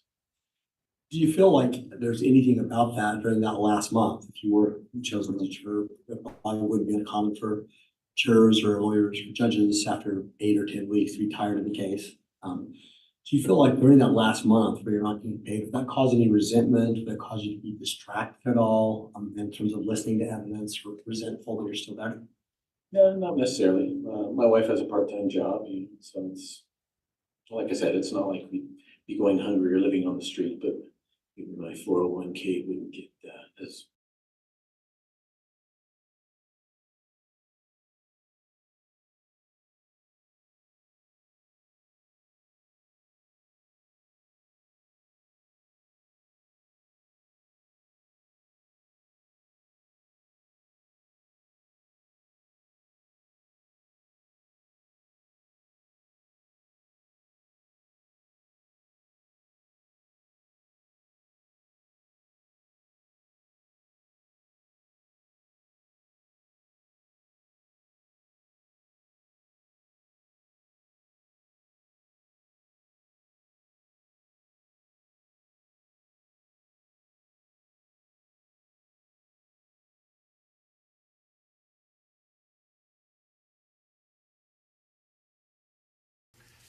Tonight, the powerful storms are moving east after tornadoes left a trail of destruction in the heartland. A dangerous night ahead after a tornado outbreak in the central U.S. A state of emergency in Kentucky. A college student blown off their feet. Homes damaged in Oklahoma. Tens of millions at risk tonight from the Great Lakes to the Gulf Coast. Then the system moving east as an April nor'easter. Al Roker is here with the latest. Also tonight, the Israeli airstrike killing 7 aid workers in Gaza, including an American. Prime Minister Netanyahu calling it tragic and unintentional. The reaction from the White House saying it's outraged. Donald Trump campaigning in the Midwest after posting a $175 million bond in his civil fraud case. President Biden and China's leader Xi Jinping speaking for the first time since their November summit. The security concerns the president raised about TikTok. The new 3D images of the collapsed bridge in Baltimore, what they reveal. The American tourists who say their cruise ship stranded them on an island off Africa. Their race to get back on board. Our NBC News exclusive how a group in a dozen states is bringing the Bible to public school students. This is NBC Nightly News with Lester Holt. Good evening and welcome. An unsettled night ahead for potentially 53 million people living in areas at risk from another night of severe weather. Tonight, the cleanup is barely underway after violent weather barreled through parts of Oklahoma, Missouri, Illinois, Indiana, and Kentucky, toppling trees and knocking out power across sections of the Midwest and Ohio Valley. At least 9 tornadoes were reported. Tonight, the severe weather risk is spreading east, with 41 million people from the Midwest into the mid-Atlantic at risk from flash flooding. Al Roker will join me in just a moment with the forecast, but first, here's Morgan Chesky following the trail of destruction. Tonight, drenching rains, high winds, and tornadoes wreaking havoc. The dangerous trio sparking a state of emergency in Kentucky. Striking so fast, this student was knocked right off their feet. The massive storm ripping through this mobile home. A family trapped inside, but somehow able to escape unharmed. Severe weather blasting semi-trucks off the road. I don't know if it picked it up, moved it down the road, but it sounded like it was grinding against the blacktops. In Oklahoma, the same system responsible for multiple overnight tornadoes. It was just pounding the windows on the side of the house. It was crazy. In the town of Barnesville, one reported twister sent debris everywhere, and it's blamed for ripping off roofs, including the one belonging to Sharon Horst. But fortunately, no injuries. I'm not afraid of storms. But this one? Scared. I've never been so scared in my whole life. In Illinois, an apparent tornado touching down. In Indiana, another close call. Gravel in my head. There's glass in my head, whatever. And mud, there's still mud behind my ears. Kiana Duff heard the tornado warning seconds before the storm shattered every window in her car. Yet she walked away without even a scratch. And in Missouri, firefighters braving the elements to rescue a delivery driver trapped by rising waters. He was in his truck, and then the water comes up so fast that he got stranded in there, so we had to rescue him by boat. But back in Oklahoma, after a frightening night of tornadoes, the rush is on to move on. We all got to help one another in this time of need. And Morgan joins us now from Barnesville, where authorities searched overnight and report everyone is accounted for. Yeah, Lester, that's absolutely right. And when you see the damage that this community has suffered from, it is frankly incredible. One homeowner telling me he was inside a building just minutes before that storm caused it to collapse. So many people here crediting forecasters with giving them crucial minutes to seek shelter well ahead of that tornado. Lester. All right, Morgan, thank you. And for more on the severe weather threat tonight, let's bring in Al Roker. This threat will continue through tonight and even tomorrow. That's right, Lester. This is just what we were talking about last night at this time. You can see this large area stretching from Ohio all the way down to Mississippi. We have tornado watches in effect that last into late tonight. 41 million people under flood watches from Indiana all the way to the northeast. And we've got winter weather advisories, 10 million people from the Great Lakes all the way into New England with some blizzard warnings possible. 53 million people at risk, wind gusts of 70 miles per hour, hail. And look at this wide area of possible EF2 tornadoes from Columbus all the way down to Dothan. Atlanta is in there as well. Rainfall amounts 1 to 3 inches of rain through tomorrow. But look at this snow, Lester. In the New England area, 1 to 2 inches of snow per hour, upwards of 1.5 feet. All right, Al, thanks very much. In the Middle East, Israel is calling it an unintentional tragedy, a series of airstrikes in Gaza that killed an American and 6 other people who work for a food relief program run by famed chef Jose Andres. Raf Sanchez reports on the fallout. The convoy of aid vehicles had just left a Gaza warehouse, clearly marked with the logo of the World Central Kitchen, when they were hit by a series of Israeli airstrikes. Tonight, the White House among those sharply criticizing Israel. We were outraged to learn of an IDF strike that killed a number of civilian humanitarian workers yesterday. This incident is emblematic of a larger problem. 7 aid workers were killed, including a dual U.S.-Canadian citizen. Late today, President Biden calling World Central Kitchen founder, celebrity chef Jose Andres, to offer condolences.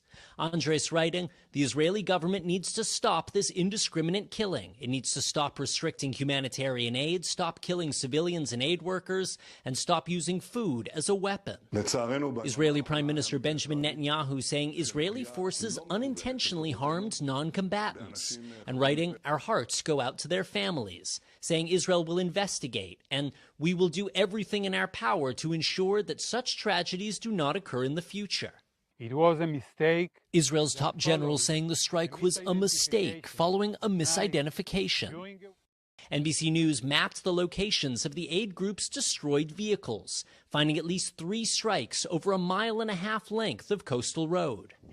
The aid group says they coordinated their movements with the Israeli military ahead of time. We pressed an Israeli government spokesman. Israel tells the world that its strikes are based on precise intelligence, that it takes measures to make sure there are not civilians in the area. How can that possibly be true, given what happened here?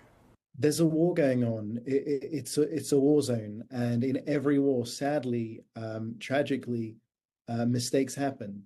And we do our very utmost to avoid those mistakes. Among those killed yesterday, Australian Zomi Frankham. NBC's Richard Engel met her last month as she helped organize an aid drop. The situation in Gaza is, as we all know, incredibly bad. It's going to require all of us working together. Tonight, heartbroken colleagues carrying the bodies of the victims to the Egyptian border, Allahu Akbar. preparing to leave Gaza with the prayers of those they came to help. And World Central Kitchen is now pausing aid deliveries. Meanwhile, the UN says this was not an isolated incident. Around 200 aid workers, most Palestinian, have been killed in Gaza since the start of the war. Lester?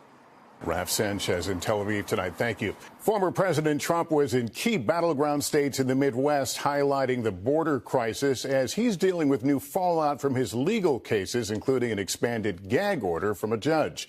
Gabe Gutierrez reports. Tonight, former President Trump on a battleground blitz with this rally in Green Bay, Wisconsin. Do I have your word you're going to go out and vote? And this stop in Grand Rapids, Michigan. Both states President Biden narrowly won 4 years ago. Mr. Trump zeroing in on the border crisis, highlighting the murder of 25-year-old Ruby Garcia here last month. Authorities say the suspect, her romantic partner, is an undocumented immigrant who'd previously been deported during the Trump administration. Not one more innocent life should be lost to Biden migrant crime. Mr. Trump slamming President Biden for rolling back restrictive Trump border policies. Under the Trump administration, we had a tough policy of getting the bad people out. A new survey shows 64% of Americans disapprove of President Biden's handling of the border, including 3 in 10 Democrats. So if you don't have a border, you got problems, and they're importing them all over the country. But studies suggest migrants don't commit crimes at higher rates than American citizens, and Democrats argue Mr. Trump is trying to exploit Garcia's death. They blame the former president for killing a bipartisan border security bill in Congress. These billboards are now going up in the crucial swing state. Donald Trump has not wasted any time in grandstanding and clamoring for the camera to come here. The former president also fighting legal battles on multiple fronts. The judge in his hush money trial just expanded the gag order against Mr. Trump to include the relatives of court staff after Mr. Trump on social media attacked the judge's adult daughter, who's a political consultant for Democrats. Meanwhile, Mr. Trump just posted a reduced $175 million bond in his New York civil fraud case, preventing his properties from being seized while he appeals the case. I had to put up a bond this morning for $175 million. I did nothing wrong. And meanwhile, Gabe, President Biden holding a critical call with China's president. Tell us about it. Yes, Lester, President Biden spoke with China's President Xi Jinping for an hour and 45 minutes, the White House calling it candid and constructive.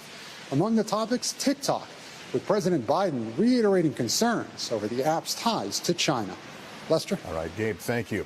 In Baltimore, we're seeing the first underwater images of the bridge disaster that happened a week ago today, showing how dangerous it will be to remove the wreckage. Here's senior correspondent Tom Costello.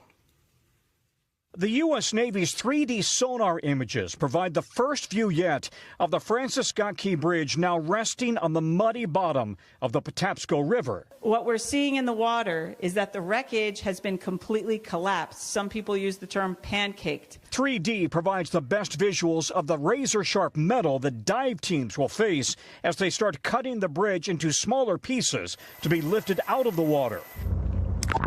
The water itself so cloudy and dark, divers can only see a foot or two in front of them. Shining an underwater light only reflects back like a snowstorm, making photos or video nearly impossible. That's making it very difficult to even determine where to cut, how to cut. It's very dangerous for our divers to be able to go into this area. Above water salvage teams have been using torches to cut and remove massive chunks of the bridge, some weighing 200 tons, as the Coast Guard has now opened 2 small channels, mostly for tugs and barges involved in salvage operations. The massive scale of the cleanup coming into clear focus. 2 SBA disaster offices now open for local businesses threatened by the disaster, as the governor presses corporate America not to give up on this region's critical economic artery. And so making sure that these businesses know that we need them, we want them, and they have to stay here in the Port of Baltimore. 4 workers remain missing in the water. Inclement weather and dangerous conditions have made it unsafe for divers to return, with those families in an agonizing wait. Lester? All right, Tom Costello, thank you. In just 60 seconds, the dream vacation that turned to a travel nightmare. How 6 American tourists were left behind by their cruise ship on an island. What they did next. It was a dream vacation turned nightmare for 8 cruise passengers, most of them Americans, who say their ship left them stranded on a small island off of Africa. The company saying they came back too late. Here's Aaron McLaughlin. A mad dash for passengers to catch their cruise ship, triggering a 7-day ordeal. We've flown, it's actually 7 countries we've been in 48 hours. Jay and Jill Campbell and 6 other Norwegian cruise passengers were on a 21-day voyage up the coast of Africa. But last Wednesday, it all went wrong for the group after they left the ship for a private excursion to the African island country of Sao Tome and Principe, but didn't make it back by the 3 p.m. deadline. And the ship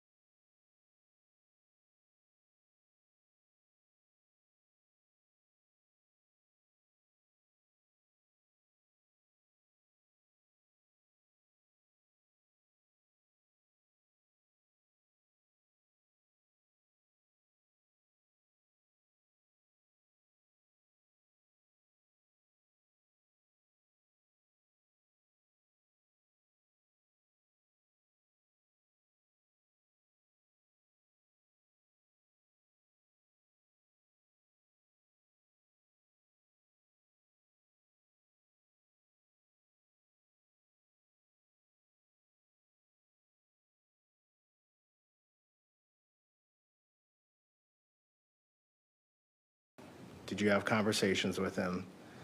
And did you talk about this? Did he say this? And essentially leave it at that. I would permit the state to lead, and I don't think that there would be any reason why they would need to go beyond between now and July 30th. Did you have conversations with your husband? Yes. Did your husband tell you X, Y, Z? If she says yes, she says no. If she says yes, we're done. If she says no, they play the recording. I mean, the fact that there's a recording, the fact that where it is irrelevant. The only issue is that there's a recording. Your Honor's already ruled on that, and if she doesn't agree with it, they can play the recording. But I don't think we need to know why they have the recording. Mr. Anderson? That's fine. I'll just say. Use leading questions. Yes. And if she deviates from the script, then you're going to be able to impeach her on things that may be more sensitive. All right, what else? I don't think there's any, my request is that we don't say it's a jail recording. It's a recording. It doesn't matter where it came from. That's what I understood the agreement to be. Okay. Correct, Mr. Anderson? Yes, I'll just say, did you have recorded phone calls with Nikolai? No, did you have conversation? Okay, sure. And in that conversation was X, Y, and Z said. All right, let's circle back on the relevance of the divorce. How is it relevant? Well, for one, defense said in their opening she is his wife, present tense. So, I mean, I think they could have just. I'm not his divorce lawyer. Well. Okay. Well. Also, I mean, it goes to bias or prejudice. And we're asking all these witnesses, what are their relations with each other? Are they friends? Do they still talk to each other? So they're divorced. The finances are done. She doesn't have a financial stake in this trial because the divorce is finalized. So it goes to bias or prejudice. Who's saying she's biased? I mean, we're not claiming she's biased. Is the state claiming that she's biased because she's divorced? I'm not tracking the rationale behind the relevancy. If are they going to? Well, let's put it this way: the relationship of the witness to the defendant is relevant. What is their relationship? That's where the relevance lies. You said that if we get into the fact that they were divorced, it's going to open up a lot of other issues. What are those issues? Well, I think I get to ask her, you didn't divorce him because you don't love him anymore. You didn't divorce him because you disapprove of his behavior on 7/30th. This was a financial decision, and other than the state of Minnesota's financial, you still care and support. I mean, I think I get to say all of those things if they get into that. Okay, well, I think the relationship is relevant. I don't think there's any unfair prejudice if the jury knows that they're divorced. And it'll be subject to cross-examination if you want to explore these other topics to rehabilitate. So if you want to ask that question, that's what you're going to receive on the other end. I just want to point out one thing, though. At the beginning of the trial, when I was asked to make an exception for the sequestration rule, it was represented to me that they were married. And now I'm learning that they're divorced. I didn't know that the divorce was final. I am not his divorce attorney. I apologize if I was misleading. I don't believe she sat in the trial at all. So it was not my intent to. I did not know the status of their proceedings. All right. Is there anything else that we need to address? I don't think so. Mr. Nelson? No objection. All right. Let's bring the jury in. Ms. Mew, why don't you have a seat in the back, and then we'll call you back up to the witness stand.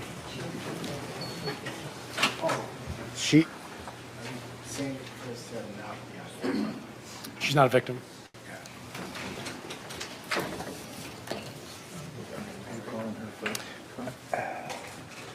I guess.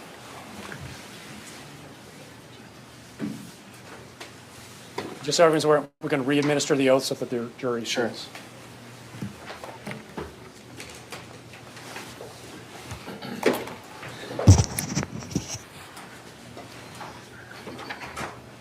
All rise for the jury.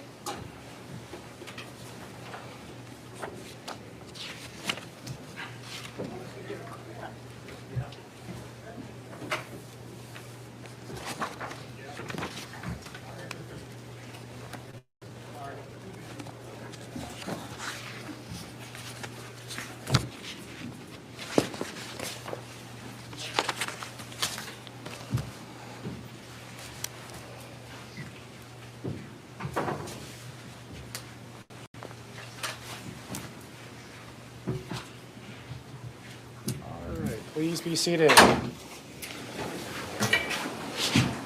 Welcome back, members of the jury. We are ready to continue with the next witness. Who is that witness, Mr. Anderson? Sandra Mew. Ms. Mew, would you please come forward?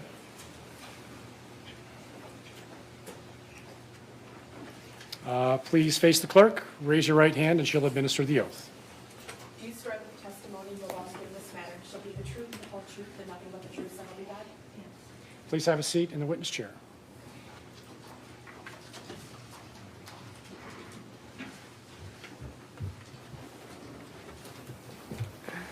Mr. Anderson. Can you please state your first and last name? Sandra Mew. And Sandra, do you work? No, What city and state do you live in? I live in Lakeville, Minnesota. And obviously you know Nikolai Mew. Yes. Where did you two meet? At work. And is that Ritchie Engineering? Yes.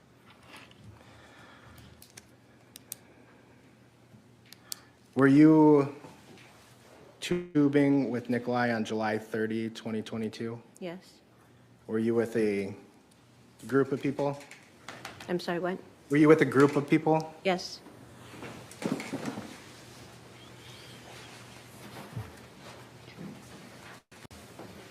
Permission to approach? Yes.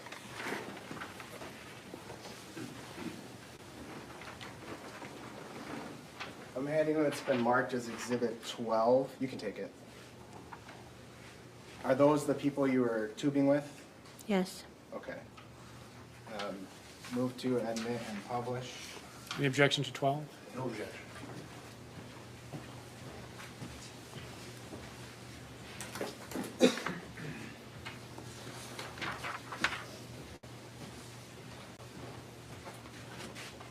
And Sandra, can you see that? Do you Yeah. go by Sandy or Sandra? Sandy. Okay. Far left person, who's that? It's Ariel. And how do you know Ariel? He's Ernesto's nephew, and Ernesto used to work with us. Okay. How many times were you and Nick, or just Nick, close friends with Ariel, just met him?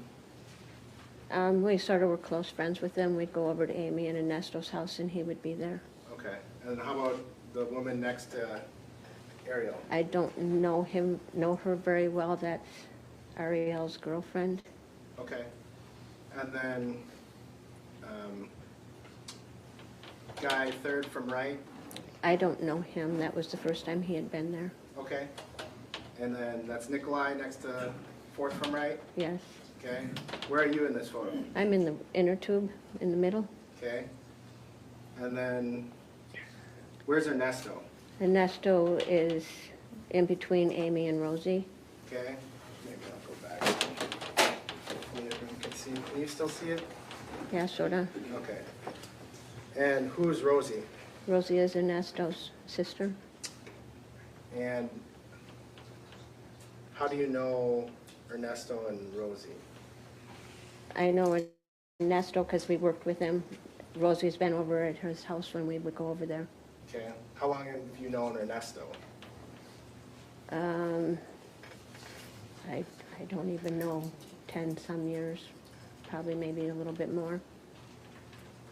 10 to 15? Yeah, I'd go 10 to 15. Okay. Do you guys, you and Nick, would you socialize with them a lot? Yes, we'd go to their house. Would they come to your house? Yes. Okay. So decent, close friends? Yes. How about Amanda or Amy? That's Ernesto's wife. Okay. You knew her pretty well too? Yes. And Tatiana, did you know her? I only knew her a little bit. I met her a couple of times when we'd go over to Amy and Ernesto's house. Okay. And same with Peachy. I only met him when we'd go over there. And I only met him maybe 3 times. Okay. And that's what you know him as, Peachy? Mm-hmm. Yes? Yes. Okay. Sorry.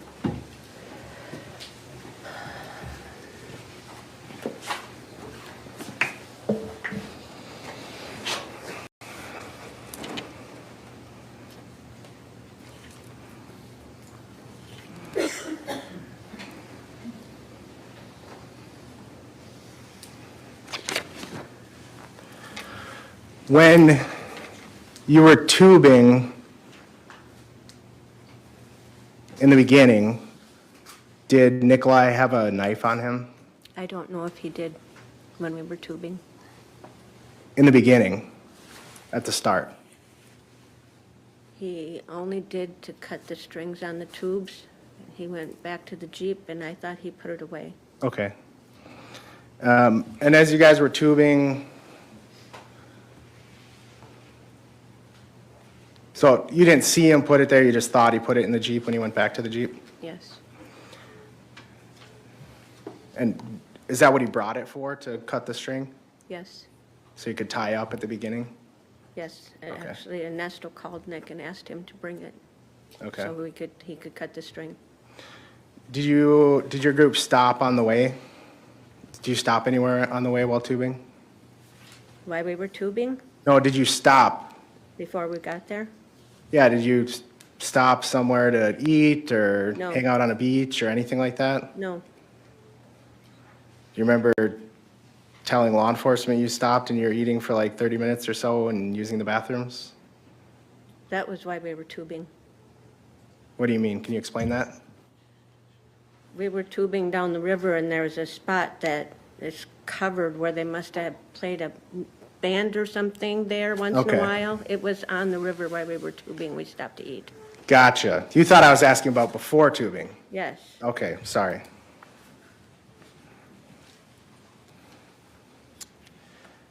And did Nikolai have snorkel goggles with him? Yes.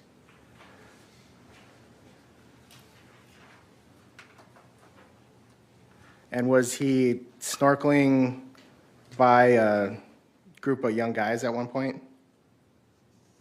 I don't know. He just took the snorkel and went out there. Did you see him by a group of young guys at some point? I did later Okay. when the incident started.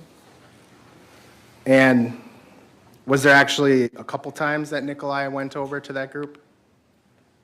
That I don't know for sure. Did you tell law enforcement that he went over there twice? I know I think he went to that group, he came back, and then I didn't know he went back to that group until later I saw him over there. Okay. So he had gone to the group of the young guys, came back, and then at some point he went back there, but you didn't see him go back there again. No, I didn't keep a track of him. Okay. How long was he back that you remember before you noticed he was gone again? I don't know, maybe 5 minutes, I don't know for sure. Do you remember saying maybe 10 minutes? I may have.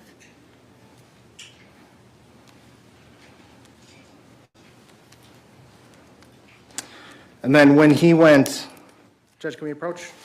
Yes.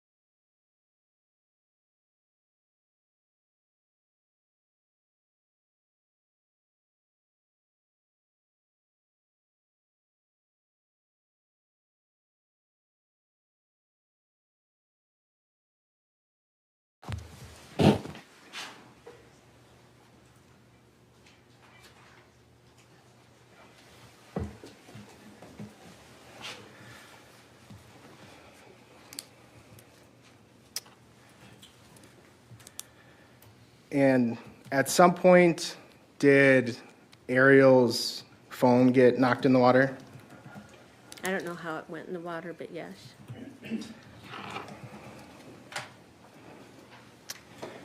And do you remember, in relation to the 2 times Nikolai went over to the group of young guys, was it before the first time, after the first time? Do you remember? Was what before or after? When the phone got lost.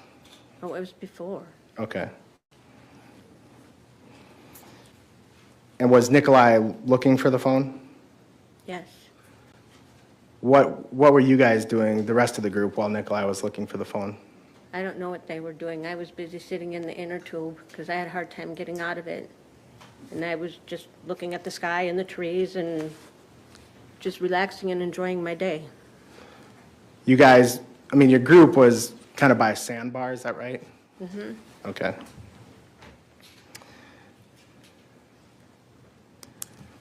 And when Nikolai was back at the group of young guys the second time, did something catch your attention?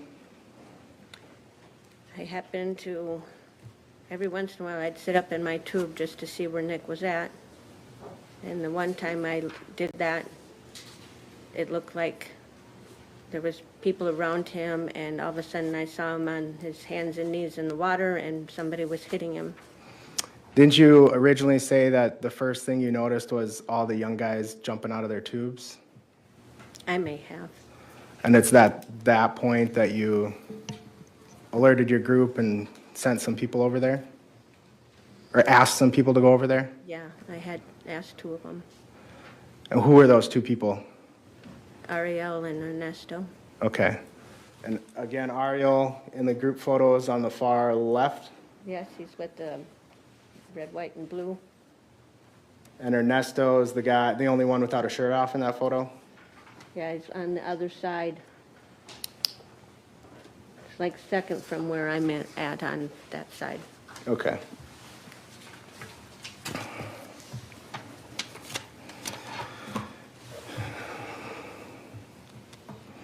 And so you saw,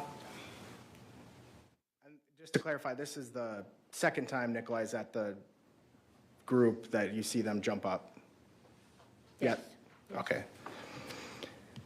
And do Ernesto, after you see the boys jump up and you alert the group, do Ernesto and Ariel start walking over there? Yes, Ariel went first and then Ernesto went.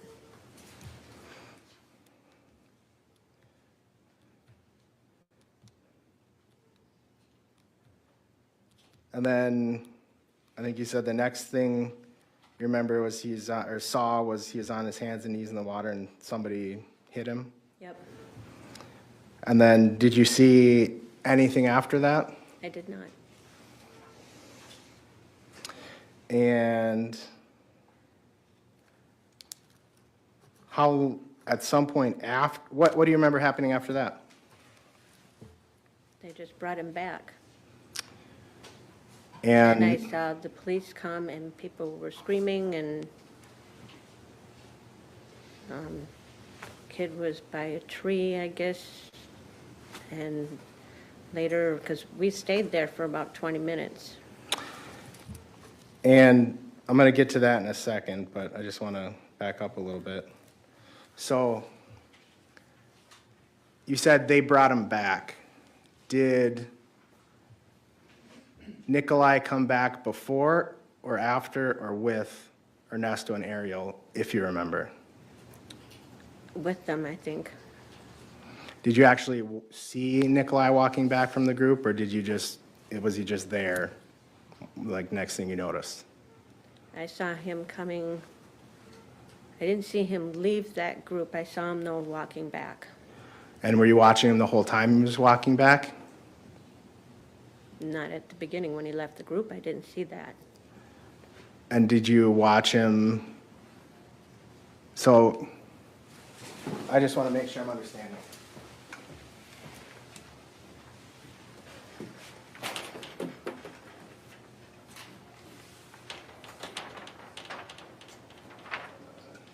At the last sheet of paper? Yes. One of the bailiffs, I think there's another pack just outside the store, leaning up against the wall.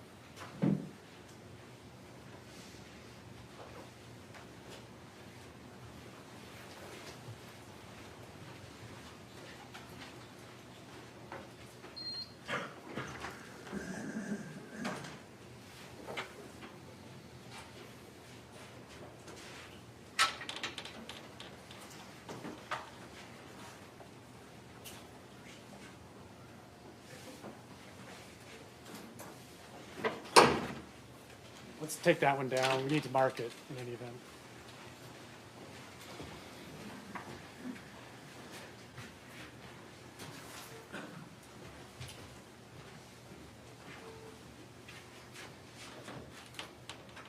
So if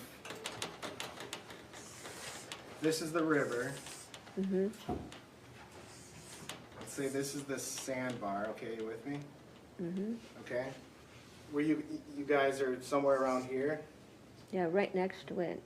Okay, in the water? Yes. Okay, like right here? Yep. Okay.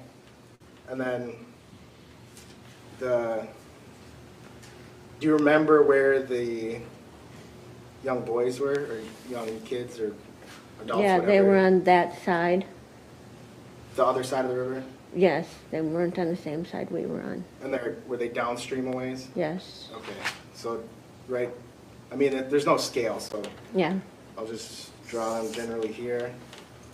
So, at some point, Nikolai walked back, and you said you didn't see him when he left at first. Do you know, like, if you know, I don't want you to guess, when he was halfway, did you start to watch him come back when he was almost back to your group? Probably a little less or a little more than halfway. Okay, so maybe like around here? No, the other way. Lower? Oh, this? Down here? Probably saw him about in there. And did he walk straight back to your group from there? Yes. And you watched him walk back? Yes. Okay. Do you remember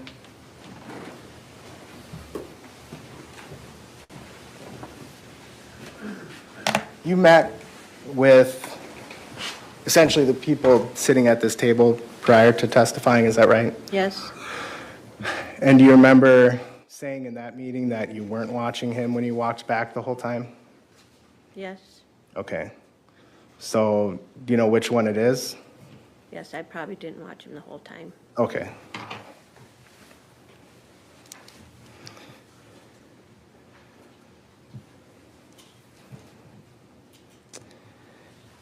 And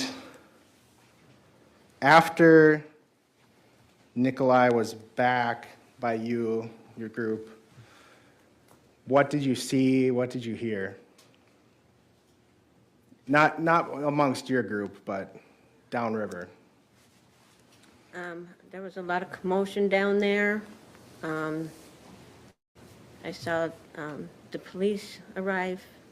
I saw someone, I didn't really see the person laying by the tree, but I saw somebody give that person CPR. And let me ask a question about that. So the person who was getting CPR, was that on the other side of the river from you? Yes, it was by where the other people's troops were. So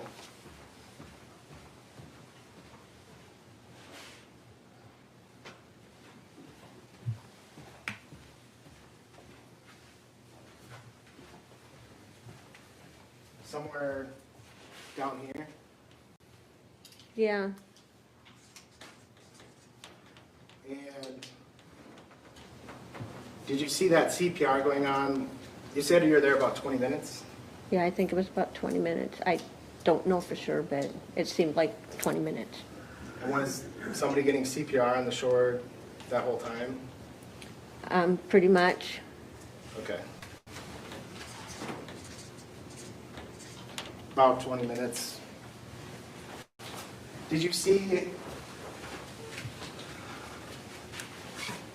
And the commotion, can you describe the commotion?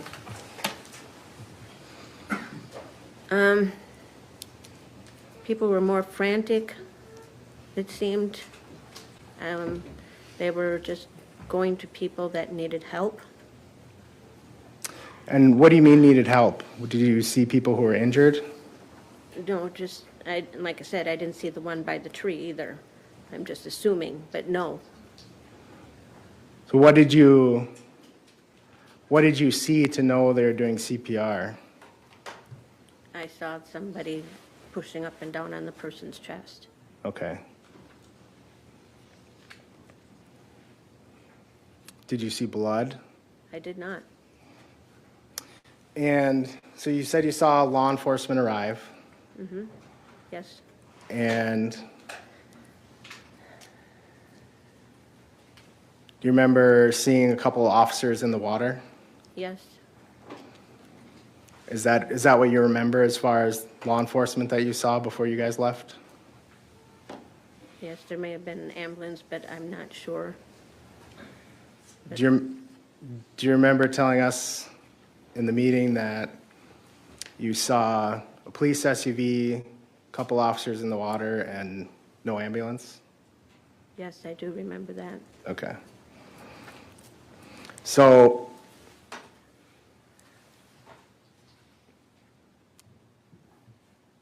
did anyone from your group, once Ariel, Ernesto, and Nikolai are back with you, did anyone walk over to where the commotion was going on? I heard somebody did. I didn't see them.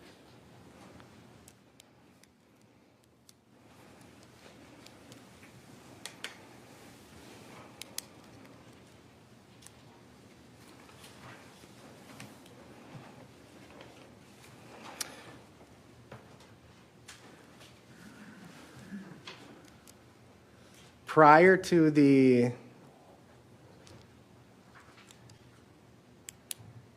incident, I'll call it, what was the atmosphere like among your group? Were you guys drinking, listening to music? We were listening to music until the phone got lost because that was the one that was playing the music on. Okay, Some of them were drinking. okay. Was Nikolai drinking? He had about 2 beers.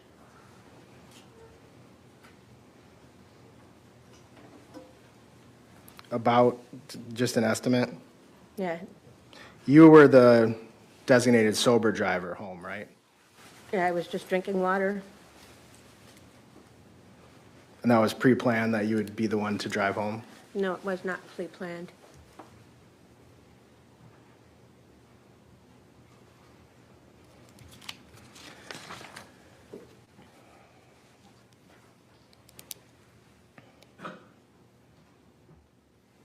And then after the incident, what was the mood like when you're tubing down the river? Quiet.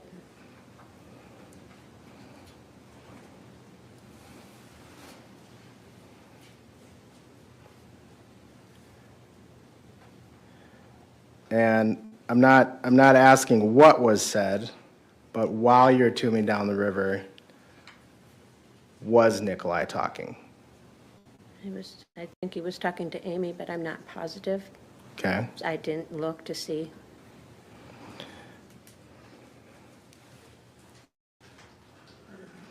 So fair to say when you guys tubed down, the person was still getting CPR? I don't remember. Was the scene still chaotic? I don't think it was back then, no. No, but it was before ambulances arrived, right? I don't know for sure. Well, you said you saw a police SUV, 2 officers in the water, no ambulances, right? I don't know for sure. I didn't pay attention, but I told you before there was no ambulance, so I guess not. Okay. You'd agree that when you told us that, we just asked you to tell us what you remember, right? Yes. You weren't crying or? No, but, I've been trying to block this out, so. Okay. Since I talked to you, I don't remember. I'm not going to sit here and read the transcripts you gave me. I don't remember. Okay. I imagine, and I want to be respectful, I imagine this is extremely difficult Yes. for you.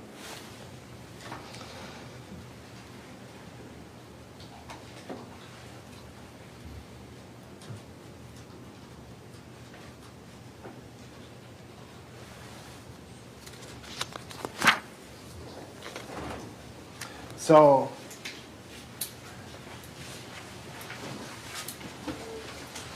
when your group left, you had to tube by the spot where the incident happened, right? Mm-hmm. Yes? Yes. Okay.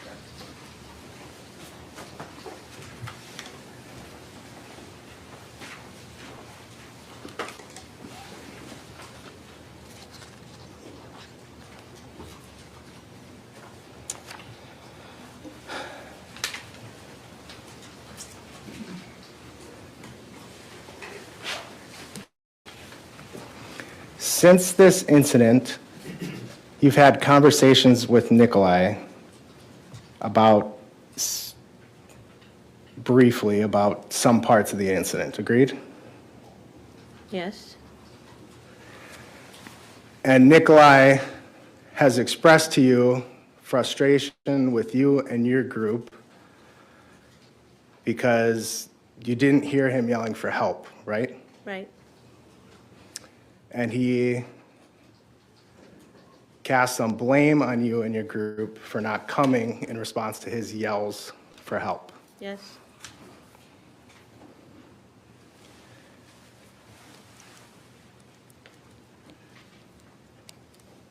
And you responded you couldn't hear any yells for help.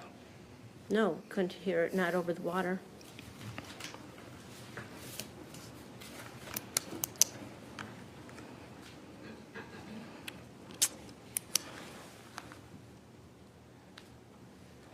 Nick's knife, you described it as, you believed it was a silver blade, black handle folding knife. Do you remember that? I don't remember. It could have been.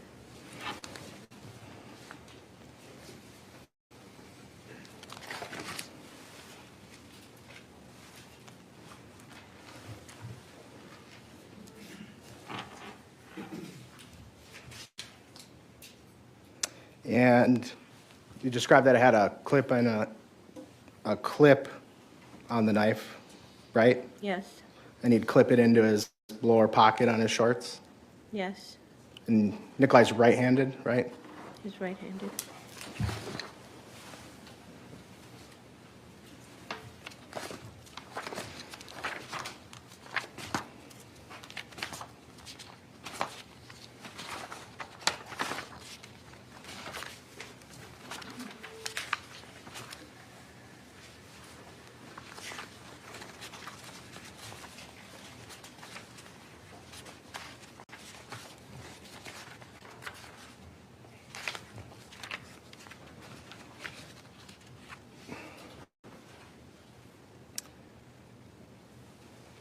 Do you remember telling law enforcement that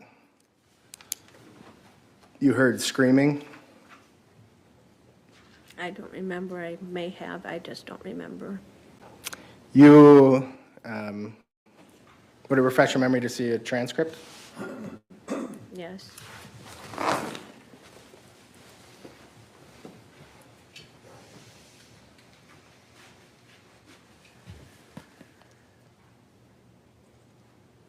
Okay. Does that refresh your memory? No, but it says it, so I must have said it. Okay.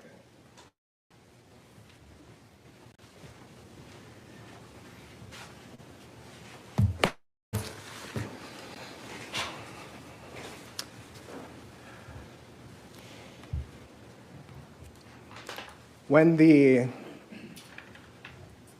you saw CPR being done on the shore, was the rest of your group looking in the same direction, watching what was going on? I'm assuming Actually, so. no foundation. Sustained. You're there for 20 minutes? About, I guess. Sorry, just wait till Sorry. you address the objections, that's fine. I'm sorry, I didn't hear the objection. I objected, asked and answered. I hadn't finished. Ask the question, we'll start over. So you were there for, you estimate, about 20 minutes with the other people from your group. As you were there, did you make observations about the people in your group? No. No, you didn't see anything that anyone was doing or looking at? No. Where were you? Okay.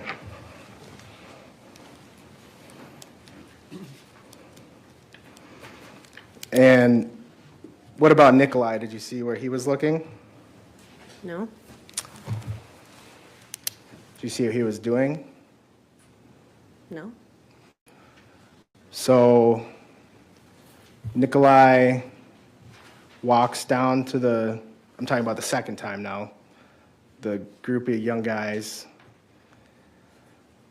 You see him get hit.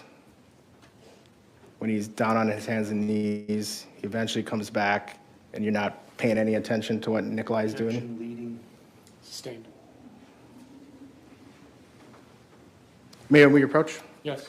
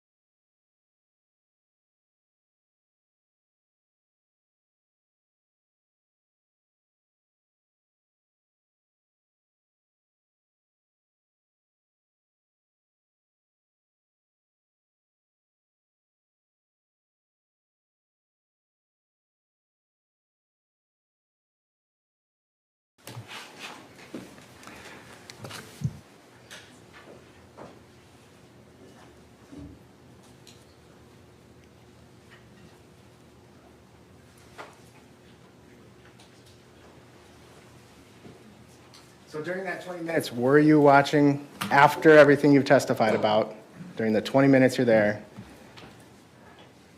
were you paying any attention to Nikolai? I don't recall. I must have at some point, I just don't recall.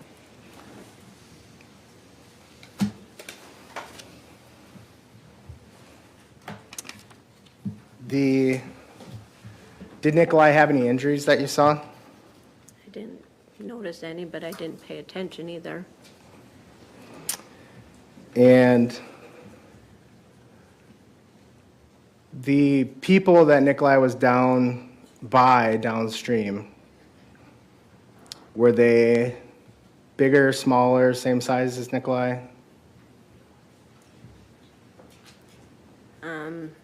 I noticed some of them were skinnier, some of them were bigger.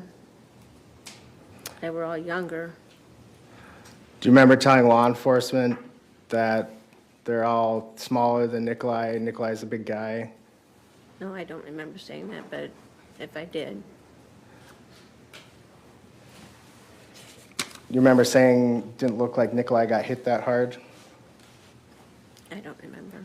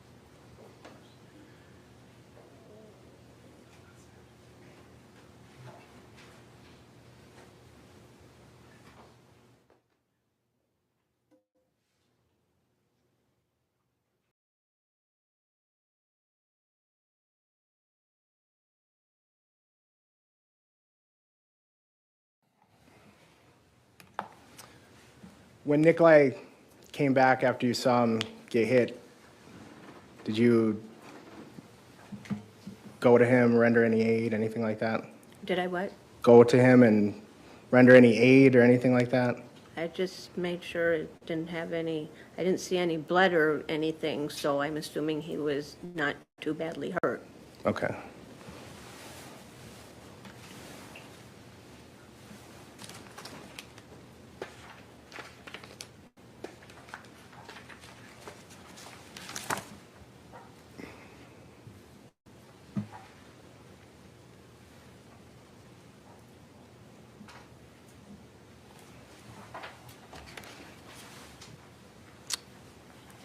Nothing else, Judge. Mr. Nelson? Ms. Mew, can you tell us when you and Nick got married? When? Yeah. Yeah, it was June 4th, 2011, Why'd you marry him? because I loved him. Still true today? Yes, it is. Over the course since, did you know him before 2011? Yes, I met him. We started dating in 2008, and I met him at work a little before that, so What did he do there at your place of employment? he was an engineer. What type of engineer? I think he said it was a mechanical engineer. What did you do at the place of employment? I was a supervisor of a department. Of what department? I was a supervisor of the packaging department. And it was through that that you and Nick grew to meet each other and then know each other, right? Yes. It sounds like there's a group of other people that you guys got to know and hang out with from work, right? Yes. So you've known Nick since 2008? I knew him a little before that, maybe 2007. And during that time, you eventually married him and lived with him, right? Yes, You worked with him often? I did. You interacted with him at work and at home? Yes, Imagine you really knew this man. yes. Would you agree that you know his character as to whether he's peaceful or violent? Objection, Judge Quinn. Yes.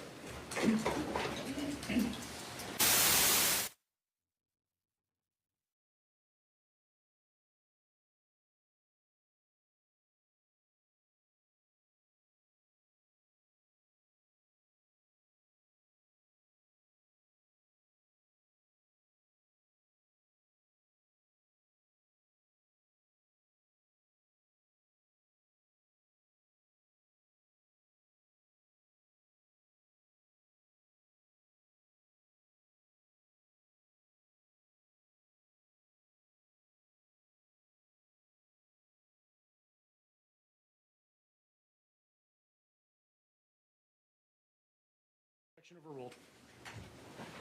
So my question was, do you have an opinion as his character for peacefulness? Nick is a very peaceful person. I want to ask you some other questions about what you know about Nick, okay? All right. Was there a time when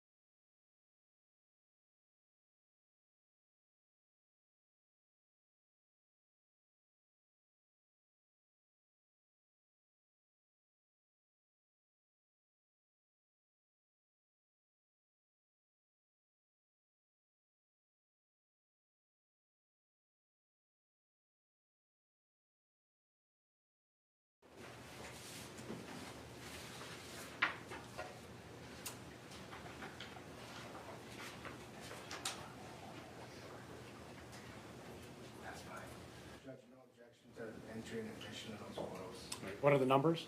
I'll go through them. I just wanted to publish and ask you when they're on that. That's fine.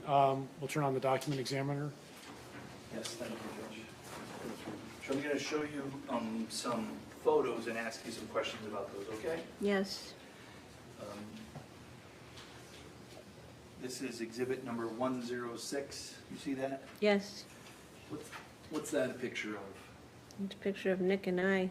When is that from, do you know? I don't remember the exact date. Probably about 2009, 2010. Okay.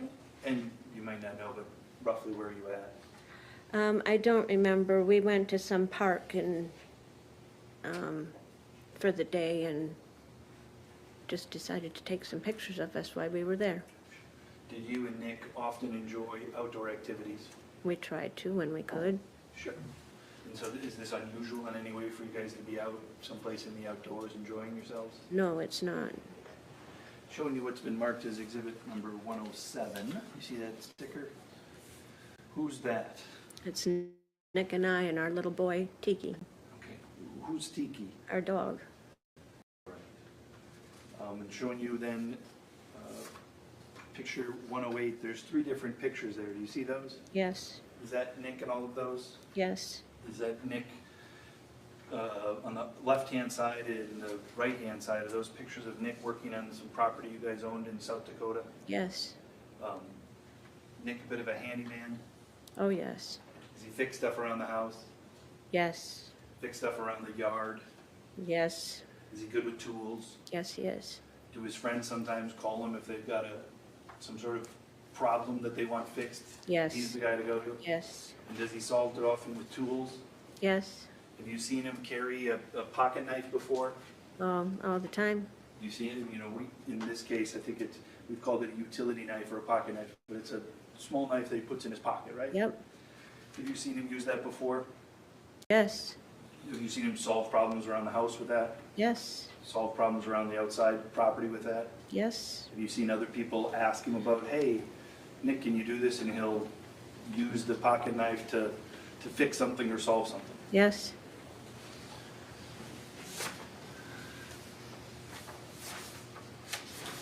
Showing you what's marked as Exhibit 109.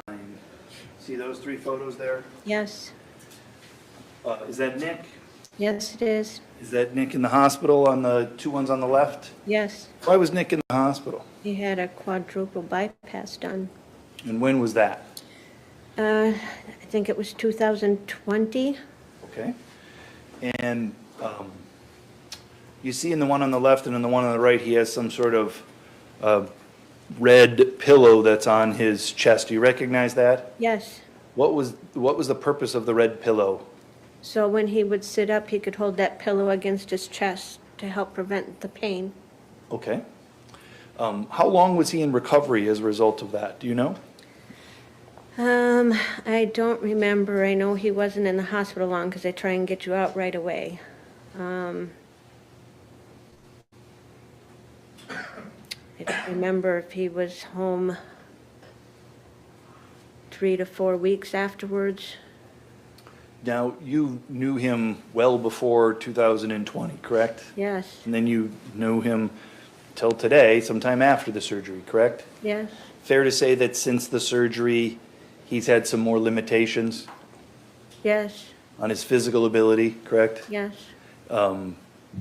He wasn't quite as fit as he was before, would you agree? Yes. And maybe this happens to all of us men when we get into our 50s, but appear to you that he lost some of his confidence in his fitness? Yes. Lost some of his ability to think he could go off and do anything and that he's invincible? Yes. This certainly humbled him to that degree? Yes. And did he limit himself to some degree? He did to some degree, yes. Yeah. Did he at some point tell you, like, I just can't do this anymore, or make complaints about his own fitness? No, Nick never did that. He wasn't a complainer? Not too much, no. And he tried, if he could do it one way or the other, he usually did it. Okay, all right. Problem solver. Yes. All right. Was he on any sort of like exercise regime that you saw him do, or is he just somebody that stayed like active working around the house? It was just active working around the house. He's not like a jogger, a biker, No, or a lifter, or anything along those lines? no. Okay. There were some questions about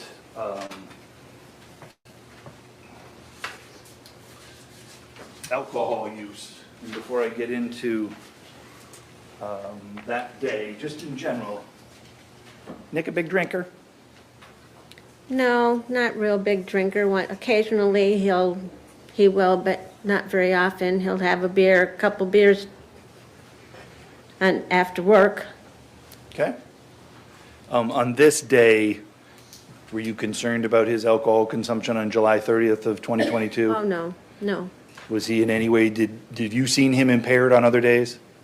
Oh, I've seen him, yes. On that day, was he in any way impaired? No, Were you worried about his intoxication level in any way, shape, or form? no.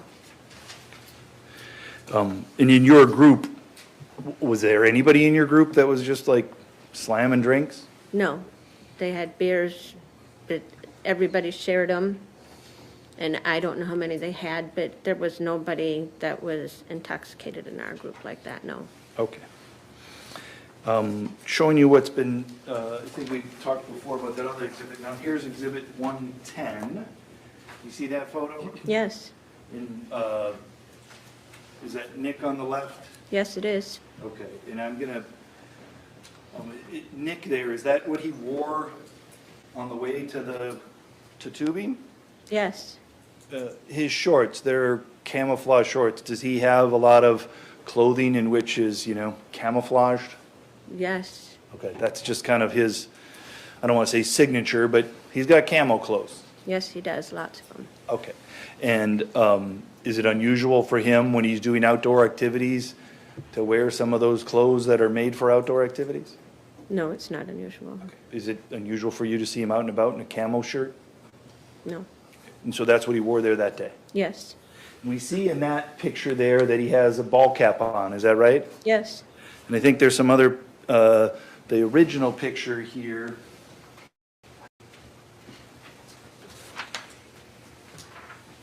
Exhibit 12, he doesn't have the ball cap on, is that right? he does not there. Were there times when you guys were on the river that day that you saw him with the hat on and with the hat off? I didn't pay attention, Okay, other than what's documented in the photos, though, that you don't have any particular memory? no, Was it unusual, would it be unusual for you to see him with a hat on? no, that's not unusual. Okay, he wears a hat pretty regularly? Yes, Okay. And then I think in both of these photos, he's wearing sunglasses, is that right? yeah, Do you remember him wearing sunglasses on that day? yes, I knew he brought them with. Okay. Again, fair to say that it was sunny out that day? Yes, Anything that you thought was unusual about your husband wearing sunglasses on a sunny day outside? no, Were there times that you saw him take the sunglasses off? I didn't pay attention. He brought some snorkel and goggles though, right? Yes, And there was certainly a time when he would, before this incident that we're going to eventually talk about, there were times that you saw him in the water using the snorkel and goggle, correct? no, You didn't see that? no, Okay. So has anyone ever showed you the photos or the video of him kind of just resting in the water with the snorkel and the goggles? no. Okay. Is that something that you've seen him do in the past? Well, he goes in the water, but he usually doesn't bring the snorkeling and goggles with. Okay. He did this time only because I had mentioned that not to wear any jewelry because the water's cold, because he wanted to know why. And I said, because your jewelry falls off, your rings will fall off your hands because the water's cold. Okay. So he thought he'd bring it with and look for jewelry in the water. Oh, okay. That's why he brought it. Okay. And that's something that you guys discussed prior to that? Yes, All right. You'd also mentioned prior to, in addition to the snorkel and goggles, you said, I think on direct, Ernesto called and asked him to bring the pocket knife. Do you remember Yes. saying that? yes, Were you there present when you saw Nick answer the phone? Yes. And did you know who Nick was speaking to? He told me who he was talking to. Okay. And it was Ernesto? Yes. Not yet. And at some point after that phone call, did you see Nick go and do something? I saw him leave the room. Okay. And then when he came back, did he have the pocket knife that he often has? I don't know. He told me Ernesto wanted him to bring the Wait, knife. I'm sorry. This is Ernesto talking? Sustained. Did you eventually see Nick at the Somerset tubing parking lot using the knife to cut some strings? Yes. Were you surprised that he had his pocket knife with him to cut the strings? No. At other times during the day, did you see him using the knife to fix his shoes at all? No, I did not.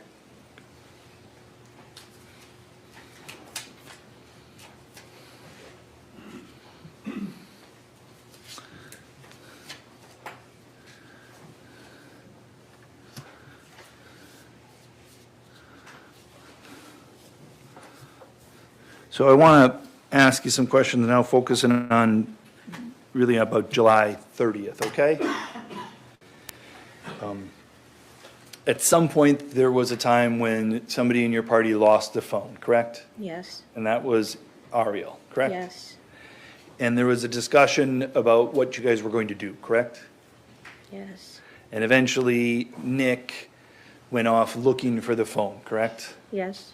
And when you saw him leave looking for the phone, you saw him with the snorkel and the goggles, correct? Yes. And at that point, when he left, he didn't have his hat on or his sunglasses on.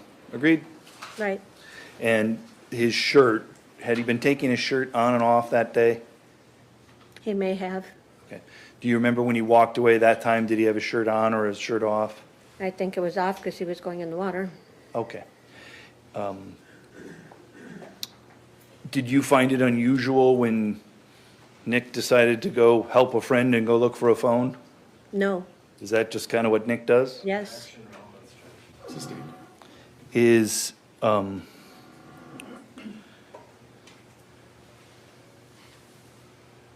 he did that, did you think you needed to keep an eye on him? No. Were you worried about him? Like No. his behavior? No. Throughout that day, had you seen him cause any conflicts that day? No. Engage with anybody in a way that made you like want to control your husband's behavior? No. Were you worried about that in any way? No. You were just basically like, look for the phone, I'm gonna sit here and relax in the tube. Exactly. And that's what you did. That's what I did. At some point, he came back and then he left again, correct? Yes. Do you know exactly what he was doing each time that he was gone from your group? No. You weren't keeping an eye out for him? No. I would sit up in the tube once in a while just to see where he was. Okay. And so this first time, you saw him down in the same area that you eventually saw him the second time. Is that fair to say? Yes. But you couldn't hear what was going on? No. You didn't see any conflict, right? No. You just basically saw Nick in the middle, walking around or occasionally putting his face in the water, looking for the phone? Yes. That's what you saw? Yes. No conflict at all? No. Agreed? Yes. And then at some point, you said he comes back and then he leaves. Is that right? Yes. And some point during the second trip is when you notice, when you sit up in the tube, at some point you notice that there's something going on down there, correct? Yes. And it causes you concern. Yes. Causes you concern for the safety of your husband. Yes. Because you heard stuff, right? You heard like commotion noises. I don't know if I heard anything. Okay. But when I sat up in the tube, I saw stuff. And when you saw them, did you see him surrounded by other people? Trying to think if I saw that. I don't remember if I saw him surrounded by people. Did you see him raise his left hand and make a motion towards you or other people in the group? No, I did not see that. Okay. Had you seen that, would you have responded? Oh, yes. Is your husband somebody that takes calling for help lightly? No. You ever seen in a situation before where he calls for help? No. This is the first time? Yes. Have you ever seen a situation before where you felt like he needed help? No. So what you saw, that must have been pretty scary. Yes. What exactly did you see that raised your level of fear so much that you said these other guys, they got to go down there? I don't remember if I saw anything before, but I remember seeing him in the water on his hands and knees and getting hit. Okay. Did he look to be in a safe space? No. And that's why you sent your friends down there for him? Yes. And you were worried about him? Yes. The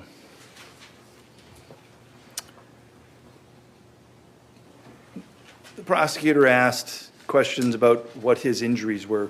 Why didn't you just wait to see if they drowned him? Objection, Judge. Why'd you send the help when you did? Because I wanted my husband back safe. Why didn't you wait until you wanted it to get more serious? Why? You don't do that. I wanted him safe. I wanted him back. You wanted to get him in a safe spot before it got so bad that it couldn't be fixed. Yes, And you were worried that it might get so bad that it couldn't be fixed. exactly.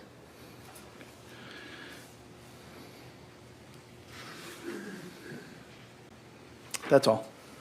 Mr. Anderson? Really approach? Yes.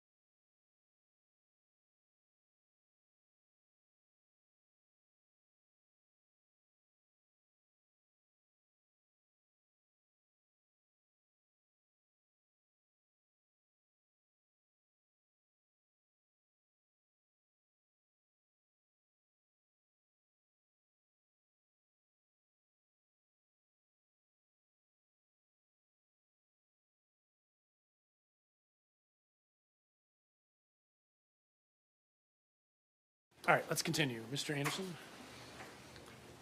Sandy, you testified on direct, the thing that you saw that caused you to send people over was the young guys jumping up, getting up out of their tubes, right? Yeah. Okay. And then that's when Ariel and Ernesto walked over.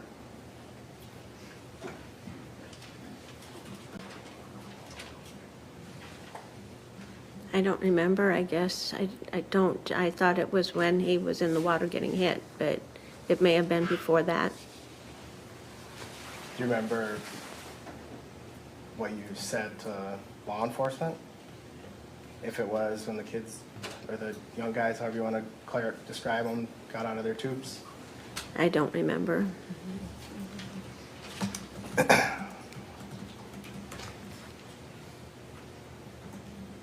And also on direct, you testified you never heard Nikolai yell for help, right? No, I did not. And would you agree smiling and going like this? No. No what? No, I didn't see that. Okay. So you didn't see anything, you didn't see a visual call for help, you didn't hear a call for help? No, like I said, I wear hearing aids. I can't wear them in the water, and the water's loud. I wouldn't have heard him. Okay. When was Nikolai's surgery?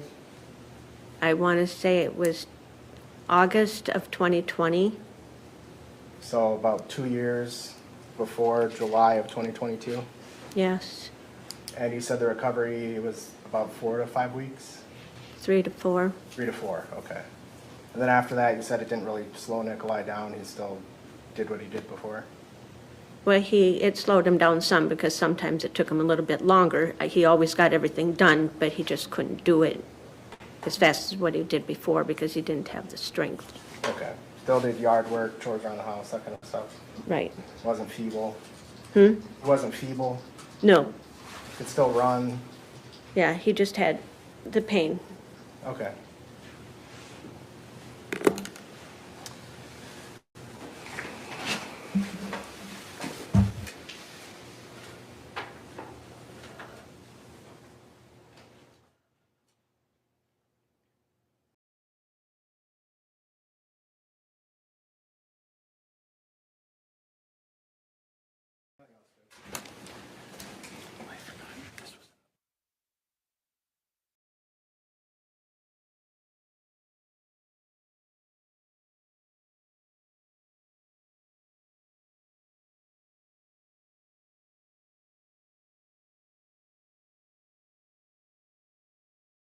Yes, sorry, Judge, I was trying to, thank you.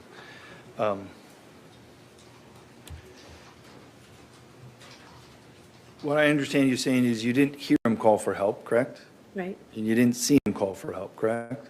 right. But you would agree, had you seen him make a gesture with his left hand waving you, you would have considered that a call? Objection and speculation, it's a hypothetical. She's already answered the question. I wasn't done asking, I guess, when he, I'm not, Good point. Finish asking the question, but I think we've already gone through this. just following up on his redirect, so I know, but I think we've already gone through this, so I don't want to waste time. try to be really quick.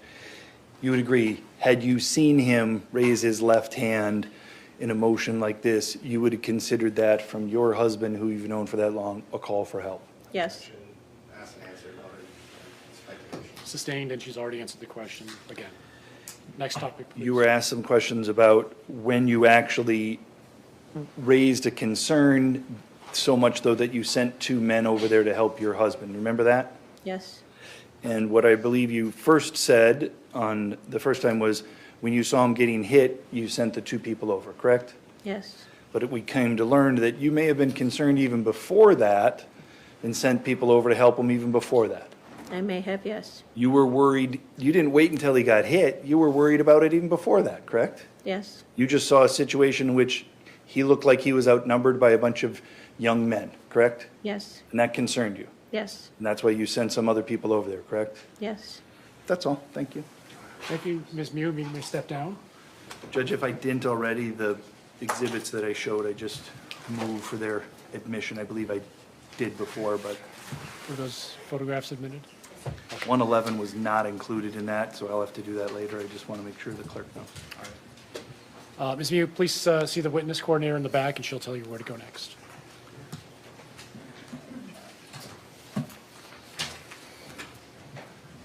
Are you doing? Want to keep going or take a break? Keep going? Okay. We're going to keep going unless someone needs to use the restroom. Okay, everyone's good? Who's the next witness? Larry and Davis.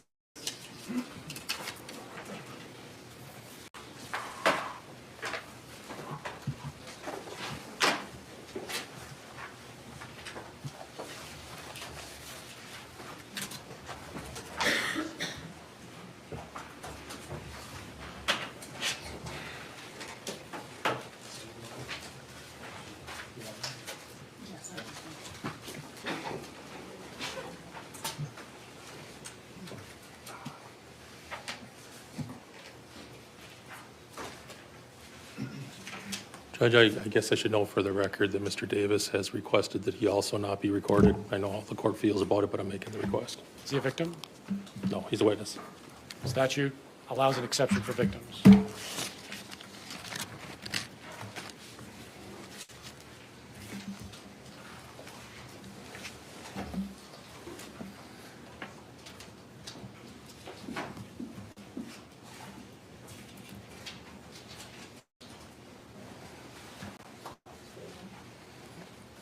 Please come forward.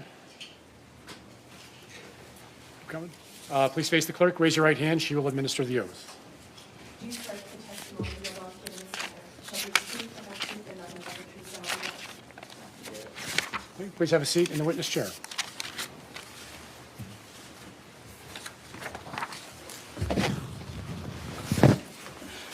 Mr. Smestad. Will you state your name for the record, please? Valerian Davis, Mr. Davis, how old are you? 24, What city do you live in? Minneapolis. Were you tubing on the Apple River near Somerset, Wisconsin on July 30th of 2022? Yes. Were you with a group of your friends? Yes. How many folks, if you remember? It was 4 of us in total. Were you drinking some alcohol that day? Yeah. Do you think you were impaired? No. At some point, did your group have contact with a group of teenagers having a confrontation with an older male? Yes. Do you remember what time that was? I don't remember the specific time, but it was during the day while we was on the river. All right, and your group of folks, do you remember how many tubes you had? We had like 4 strung together. All right, I'm gonna show you, we have a video from parts of the river. I'm gonna show you a still frame from that video. It's number 2670.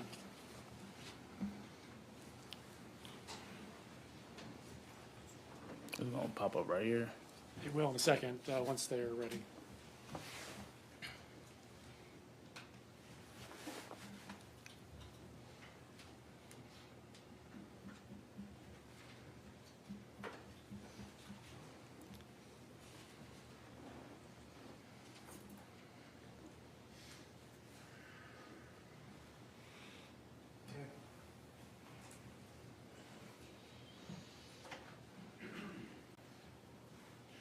Mr. Davis, if you can look at the monitor on the jury box there, showing you still 2670 from our video. Do you see yourself in that still frame? Yeah, right there with my hand up. All right, is that you standing up? Yeah. Blue shorts? Yeah. Is that your group? Yes. In the foreground, do you see a gentleman who's splashing down into the water? Yes. In this particular still frame, is your back to the person going in the water? Yes. All right. What are you holding up in your hand? My phone. Were you taking a picture or something? Yeah, I was recording a video. Of yourself? Yeah. At some point when you were recording that video, did you realize something was going on behind you? Yeah, when I was recording the video, and I was showing the whole, like when I was recording my video, I was showing my whole view, and that's how I noticed what was going on in the background. All right. Did eventually you turn around and start actually recording what was happening? Yes. Do you remember when you first started recording, how many seconds or minutes was it after that picture where you're doing the selfie? I say it was like right after that, because I was on Snapchat, so I saved that video and then I tried to take another video. All right.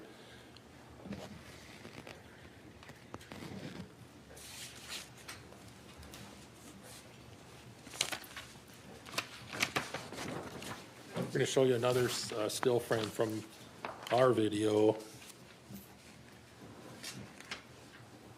It'll be 3093, Judge.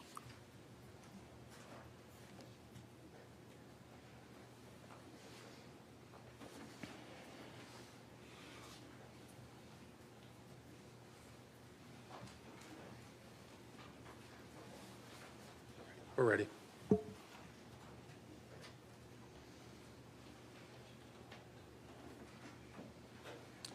Larry, in still 3093, do you see yourself in that photo? Yes. Are you standing or sitting? Standing. What are you doing in this particular frame? I'm recording the incident. All right.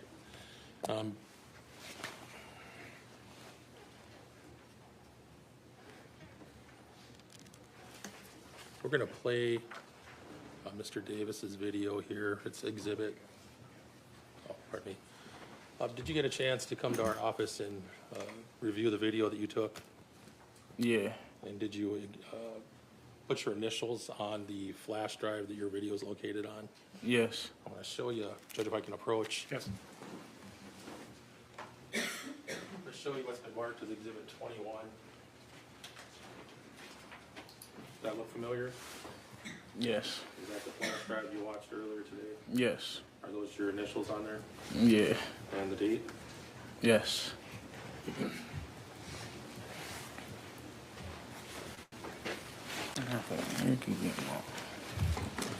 And I guess before we play it, I'll ask you a few more questions. At some point, after you were finished recording, and we'll get to that part, did you tell law enforcement that you had a video of the incident? Yeah. And did you try to transfer that to a law enforcement officer? Yes. Was there a problem with the transfer? Yes. With the video that you transferred, is it garbled in some sense? It's the video. It's like, what's the word? It's like blurry because I sent it from my iPhone to the officer's Android phone. Right. After that initial transfer of the video, did you have an issue with your phone? Yes, it had water damage. All right. Did you drop it in the river that day? Yes. Did you try to figure out a way to extract your original video out of the phone? Yeah, I tried to do the iCloud because with iPhones you got your iCloud storage, and with Snapchat I tried to see with with your storage on Snapchat it'll back up to the cloud too. I tried to see if that was going to work, but it never worked. Did you eventually send your phone in to try to be repaired? Yeah. Were they ever able to retrieve the original video you took? No, they only got that video. All right. At some point, did you tell the police where your phone was, where they were trying to repair it? Yes. And did you give them permission to take it? Yes. All right. We're going to play it, Judge. It's Exhibit 21. I move to admit and publish to the jury. Any objection to 21? 21 is received. Go ahead and play it.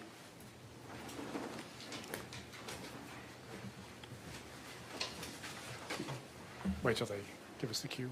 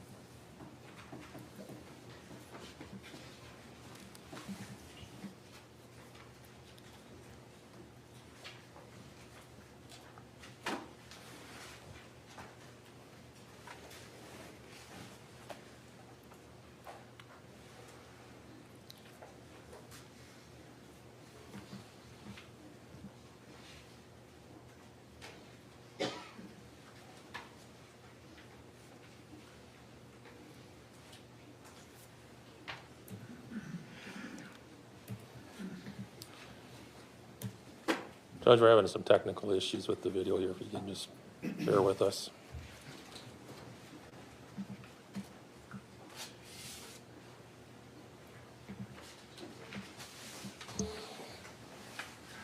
We're ready.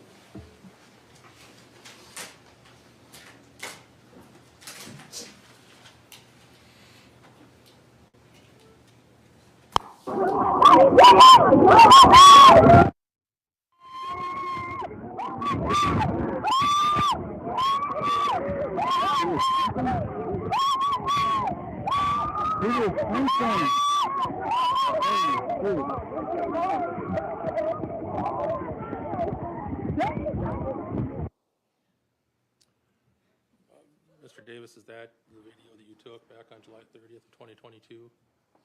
Yes. As you were recording it, were you watching what was happening at the same time? Yes. What did you see happen?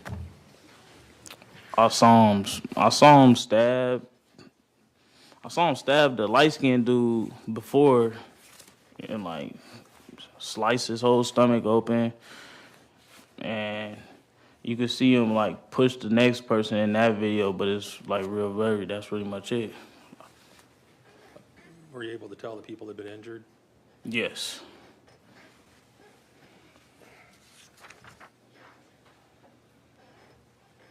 Did you and your group make any efforts to assist these folks that were injured?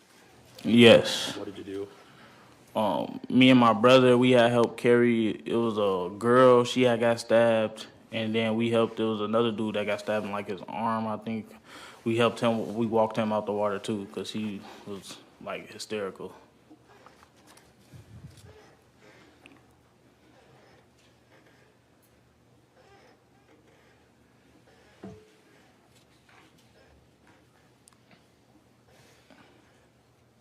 I don't have any other questions, Your Honor.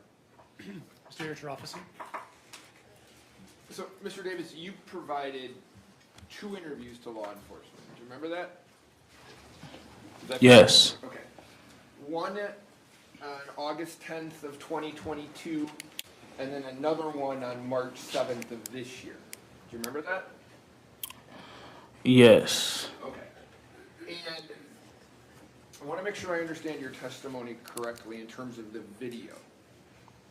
Are you saying that you recorded, there was more video that you recorded, it was just lost in the transfer? Yes. Okay.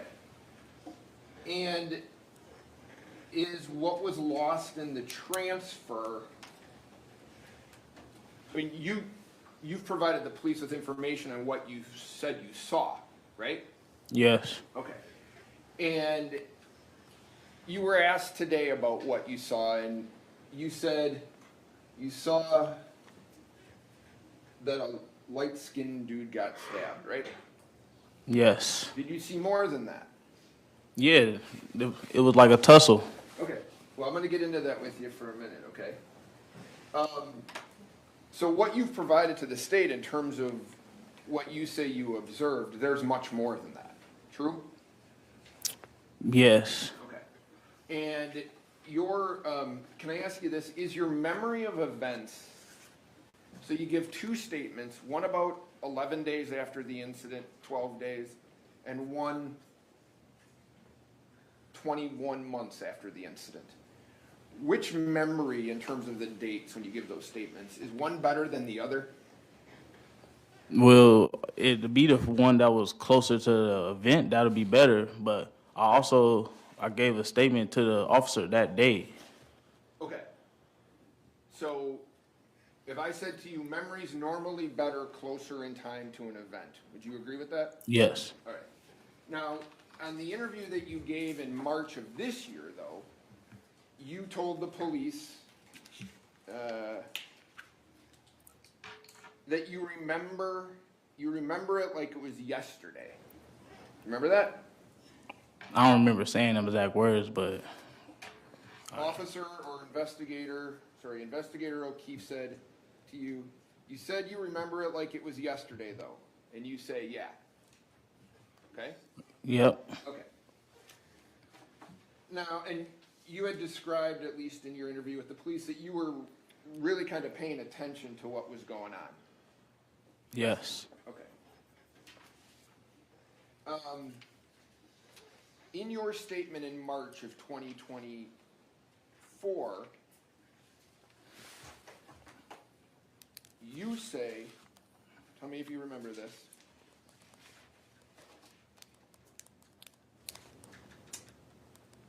I remember he had a hat on.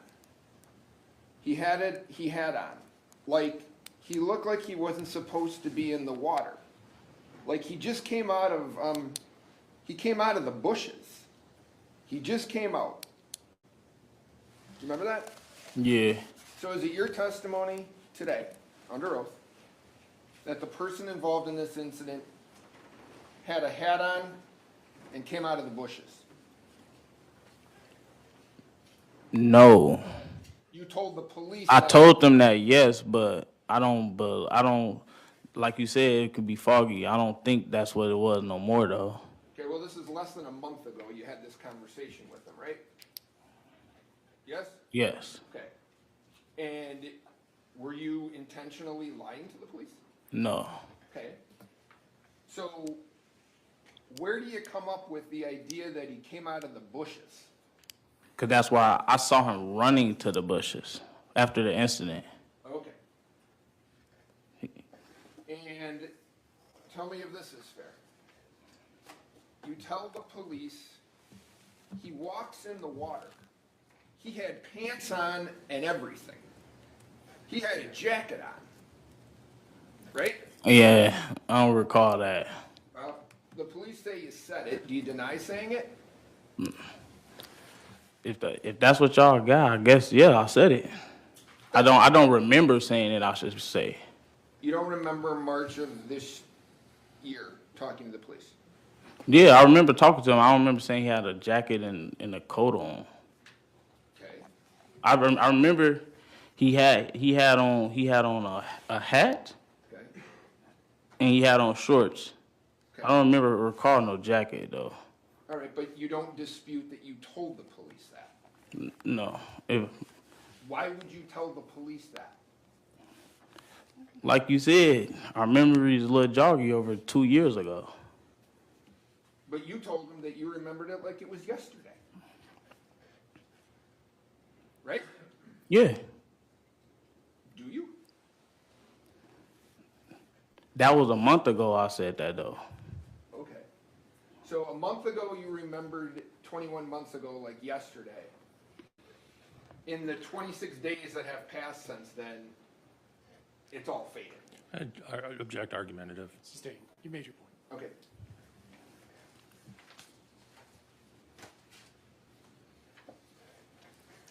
You also said to the police, he came out of the bushes and he was taking pictures of the girls. Yes, I said that. You saw that? No, I said that. I understand you said it. Did you see it? Yes. So you saw Mr. Mew with his camera that afternoon taking pictures of little girls. That's what you're telling this jury. Oh, no. No, that's what I said. No, like I said, I understand you said it. Is it true? Oh, I don't know. Why would you say it if you don't know if it's true? It was a lot going on. A lot was going on March 7th of 2024? No, that... Objection argumentative. Overruled. Say it one more time for me. I just want to make sure you understand, okay? On March 7th of 2024, you have a recorded interview with investigators O'Keefe and Justness, I think is how you pronounce his name. They speak to you about this incident, right? Yes? Yes. And on March 7th of 2024, you tell these law enforcement officers that he comes out of the bushes and that he's taking pictures of girls, right? Yes. Yes. That's not true, is it? I guess so. It's hard to say because like that's what I recall from the date that happened. That's what I was telling the officer. Okay. You'd agree when you were interviewed by the officers back in 2022, you never said anything about him taking photos of little girls, right? I don't remember that. Okay. You don't remember ever telling them that he came out of the bushes either, do you? I know I said that. You certain of that, sir?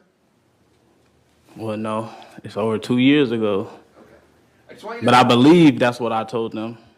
Okay. And you didn't tell him that he was wearing a hat and a jacket and pants back in 2022, did you? But also 2022, we were on the water, we were drinking and everything.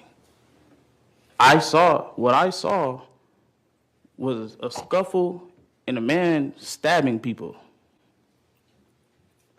Okay, you said much, much more to the police on your interview in March of 2024.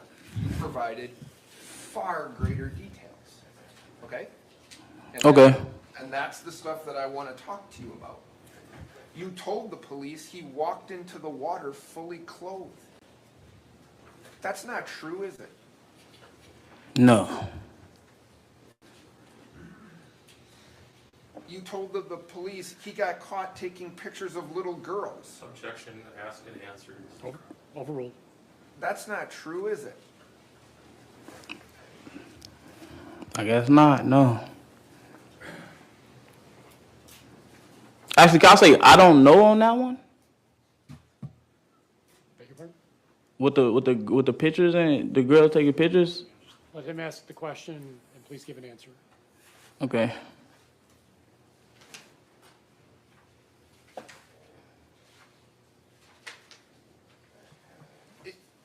When this whole thing kind of starts, you're making a video, you said, right? Yes. Okay, and I think back in August of 2022, you said that you were taking a video, and I don't want to get this wrong. You were recording your girl because you said she was kind of arguing with you. Is that true? No. No? So if you said that, that wouldn't be true. Wait, you said I was recording my girl because she was arguing with me? I can just tell you what you said, and you can tell Yeah. me. I'm recording me and my girl because she has an attitude. That sounds, yeah. That sounds more... Yeah, that sounds more like it. Very good. So you were recording the person you were with because she had an attitude, according to you. Right? But yeah, but in a sense, I was still using this camera. So when I say I did that, it's like this. Okay. And that's how I seen what was going on behind me. Now, okay. You indicated back in August of 2022, they asked you about what you saw when I said they law enforcement. And you said, you know, we just drinking and stuff. I wasn't even paying attention. Is that true? Yes. So you weren't paying attention to what was going on. You were just, and that's okay. You were just drinking and stuff.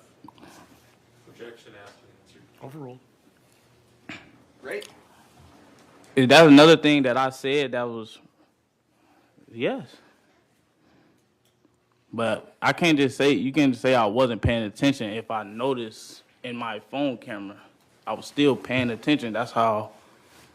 Mr. Davis, I'm not saying you weren't paying attention. That's what you said. Fact. Okay? So, in August of 2022, you say you weren't paying attention. In March of 2024, you said you remembered it like yesterday and were paying close attention. Which one's true? Both of them. That's how I felt when I said it, right? So you have the ability to not pay attention and pay close attention at the same time. No. Then how can they both be true, sir? Objection. You've made your point. Okay. It's, You don't have to answer.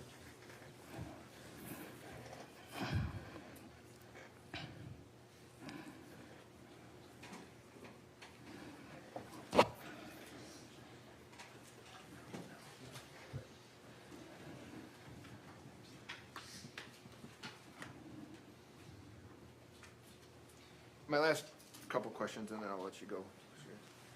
Your initial interview with law enforcement back in August, you indicated that you said the following: I don't recall like what the old man looked like or anything. I don't even know if it was an old man. Do you recall saying that? Yes? Yep. Okay.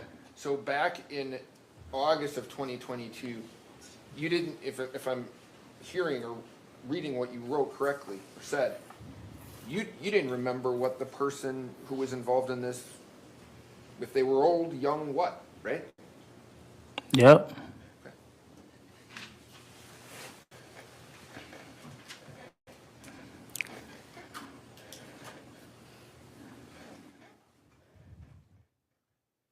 Have you, as this has been going on, the case, have you been following it, like, on media, social media? I'm not just talking about the trial, I'm talking about from the time this happened up until now. Have you been trying to gather information from those sources? No, the only thing that I ever seen was right after it happened, the little news article about the stabbing and stuff, and that was pretty much it. All right, Mr. Davis, thank you for your time, sir. Any questions? Just one question. I know you want to clear about this. Mr. Davis, did you know any of these folks other than the people on your tube? Didn't know nobody but my girl, my sister, and her boyfriend, my brother. Nothing else. Thank you. Mr. Trofficy? All right, thank you, Mr. Davis. The witness coordinator in the back will tell you where to go next. It's 2:45. This is a good time for our afternoon break. Let's come back at 3 o'clock. Please take the jury out. All rise for the jury.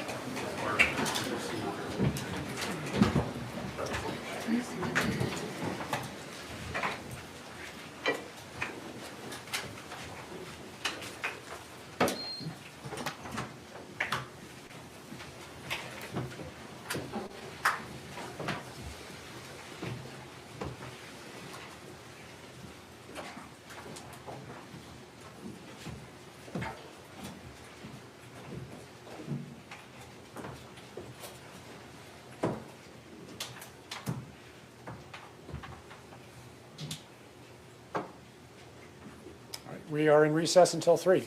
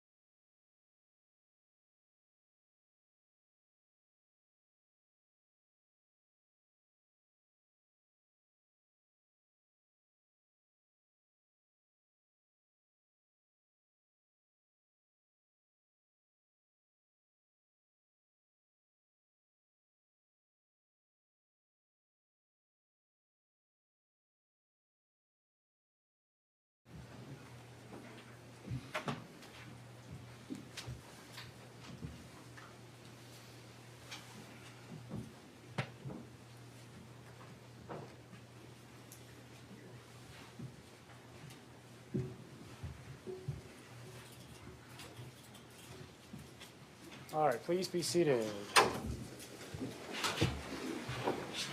We are back on the record. The jury is present. The attorneys are present. Mr. Mew is present. We're ready to continue. Mr. Anderson, who is the next witness? Sheena Lowell. I'm sorry, what was the name? Sheena Lowell. Lowell? Okay. Yes. Ms. Lowell, please come forward. Yep, keep going. You're good. Please face the clerk. Raise your right hand. She will administer the oath. Do you swear that the testimony you're about to give in this matter will be the truth, the whole truth, and nothing but the truth, so help you God? Yes. Please have a seat in the witness chair.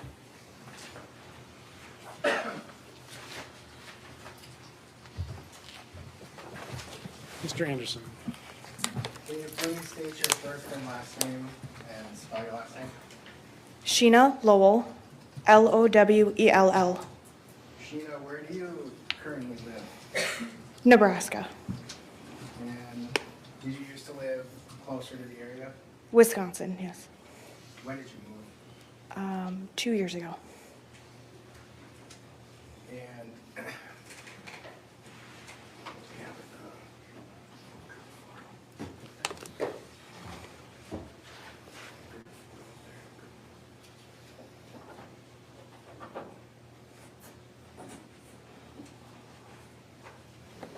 may I approach? Yes. So this is 26A. Were you with these folks tubing on the river on Yes. July 30, Yes. 2022? And did you actually take this photo? Yes, I did. Okay. And then is that you kind of cropped in there on the bottom? Yes. Okay.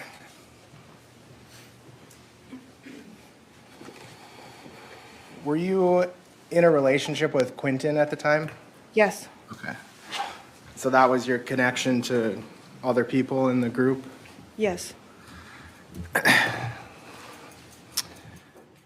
Are you and Quentin, or have you guys separated since? Yes. And have you had contact with anyone from that group since you and Quentin separated? No.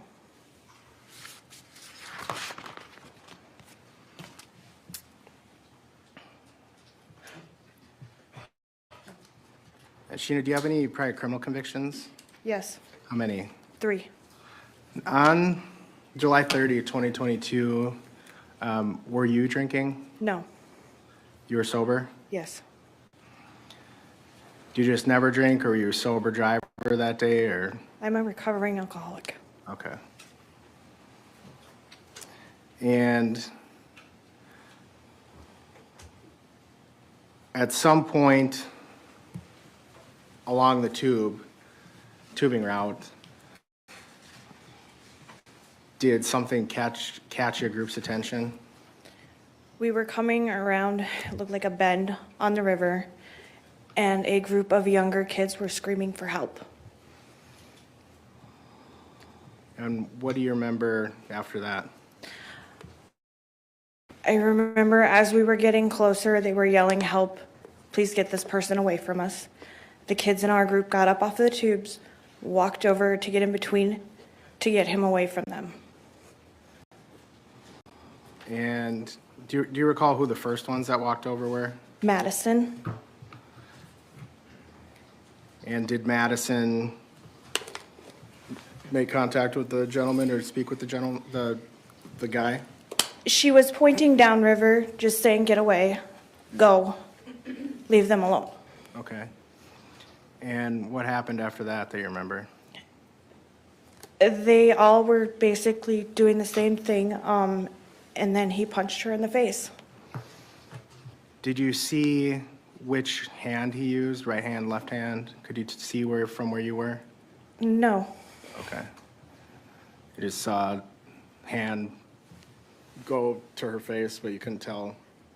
I don't remember. Okay. Were you looking from profile or from straight on, or? From straight on. Okay. And now I'm gonna show you some, let's see. And have you ever seen the video of the incident? No. And When did you get to Wisconsin from Nebraska for your testimony? Yesterday morning. Okay, and you haven't, and when you spoke with us prior to testifying? Yes. And by phone, not in person? Yes. So you still to this day haven't seen the video? No.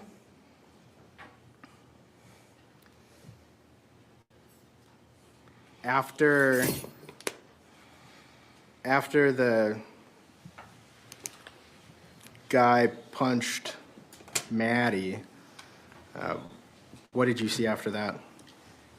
After he punched Madison, Dante punched him twice. He went under the water the first time. He came back up. Dante punched him one more time. And then it looked like he was punching them back, but he was actually stabbing them. And when you say them, who did you see? And when I say he, you didn't know who he was at the time? No, sir. Now you know him to be Nikolai Mew? Yes. Okay. And when you said you saw him, you thought hitting people, who did you see him hit? Riley, Dante, Tony, AJ. And when you thought he hit Riley, could you see what she was doing? She was yelling. Did you see her push or strike at Mew at all? No, she turned around and started running. And what about, what do you recall about seeing Dante hit? When Dante was hit, it just looked like he was being punched, and he retreated also. And did you ever see Dante hit Mew after those first two strikes you saw? No, sir. And when you thought hit, turned out to be stabbed, was that sometime after Dante had hit Mew? Yes. Sustained. Why don't you, as best as you can remember, what do you remember do you remember this specific sequence? No. Okay.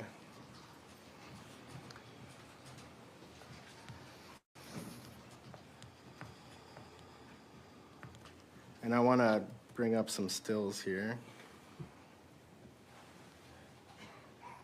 Can we bring up 1980?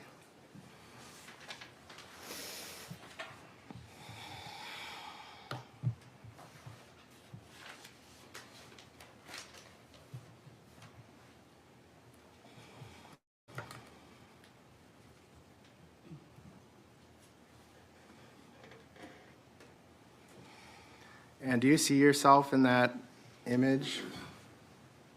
I do. Can you describe where you are in that image? Standing up behind the two kids. And are you in the white bikini top there in the background? Yes. Was your hair light back then? Yes. And you're facing pretty much straight on towards the cameraman and the person off to the left? Yes.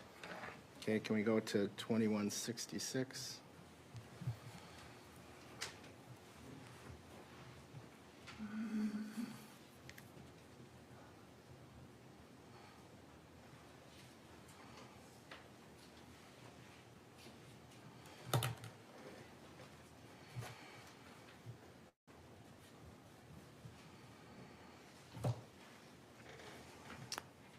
Where are you in that? Or do you see yourself in that photo? Yep, in the same spot. Facing straight on towards the cameraman, essentially? Yes. Can we go to 2564?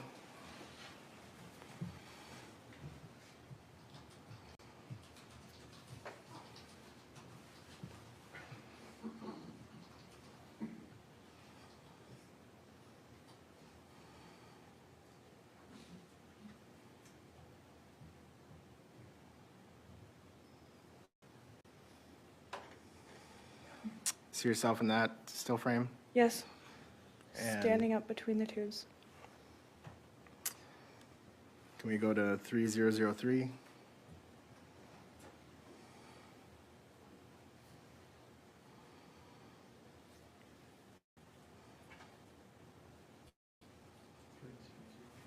3003.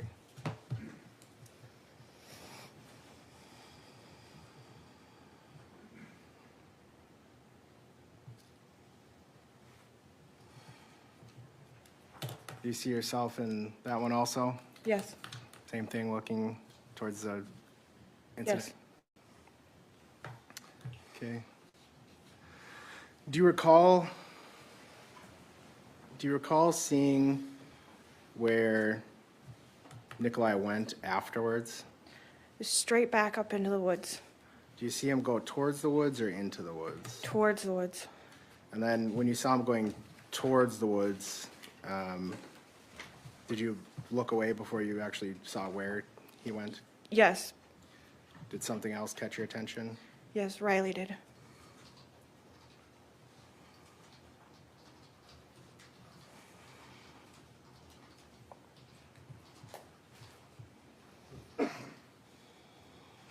So you were basically standing by your tubes and watched everything, Yes. and you're stone cold sober? Yes.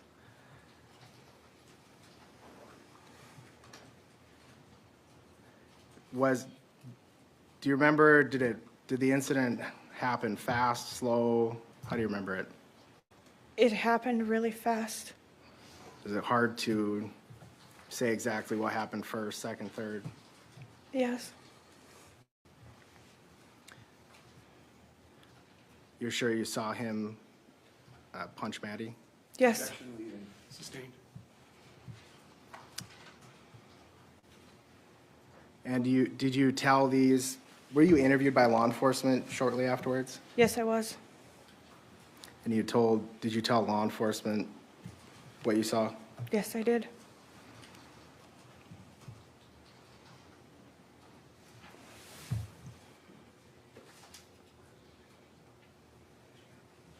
Nothing else, Judge. Mr. Shrophecy?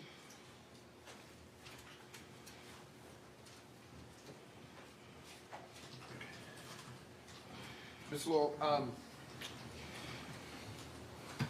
you say that do you hear this group of the six boys, young men, asking for help? Yes. Okay.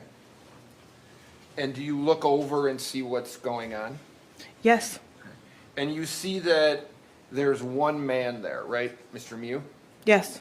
Okay. And you say to the police that this guy was harassing them, right? Yes. Okay. What did you see him doing? He was holding their tubes. He would not let them go. He would not let the tubes go. No.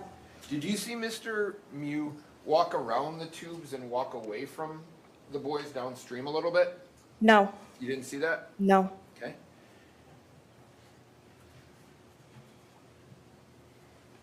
At that point, you say Madison gets off her tube and starts to walk over there. Is that right? Yes. And do you recall Mr. Mew walking over toward Madison No, Madison met him at the tube. at the tubes? Yes. So you're saying that Mr. Mew didn't walk towards Madison at all? No.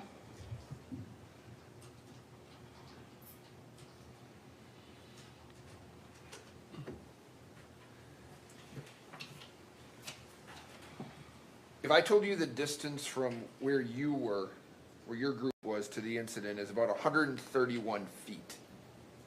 Sound about right to you? Yes. Okay. So you're 45 yards or so away? Yes. Yes? Okay. Come on up, please, come on up.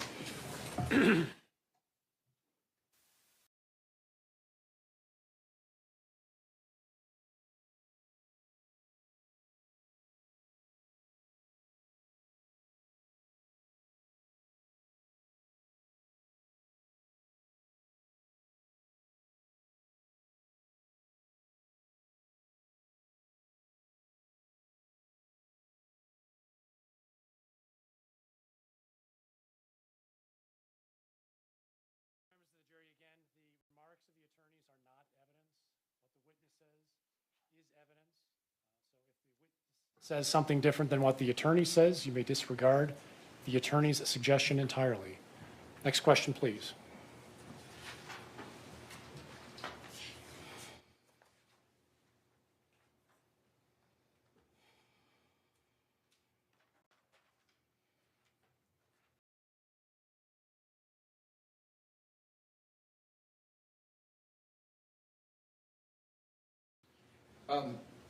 Ms. Lowell, do you hear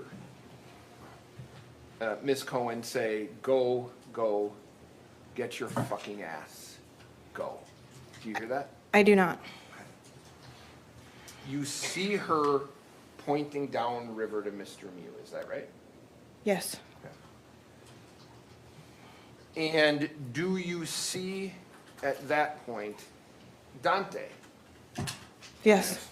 Let me finish, okay. Next to Madison. Yes. Okay. Do you see Dante pointing for him to go downriver as well? Yes. Do you know where or if Mr. Mew has a group with him? No. Okay. So you wouldn't know if the group is actually behind you almost, right? And he's got to go the other way, upriver, to get out of that situation, right? You wouldn't know that. No. Okay. And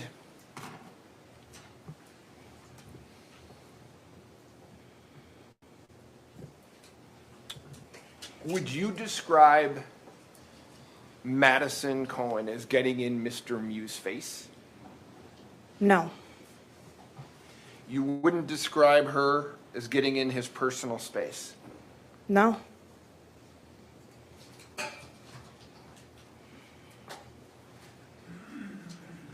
Do you see her put her hands on him? No. Do you know if she did? Yes.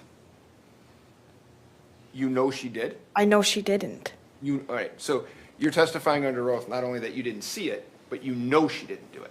I know she didn't. Okay.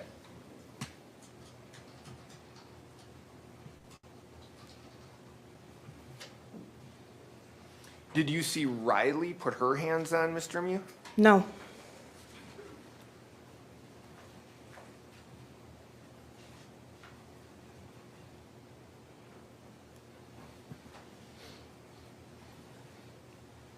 And you've testified that you saw Mr. Mew punch Madison, yes? Yes. Okay. You don't recall with which hand, is that fair? That's fair.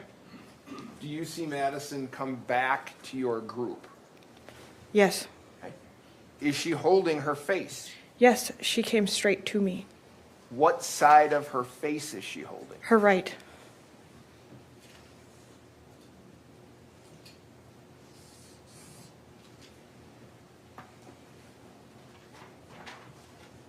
Do you have a phone with you?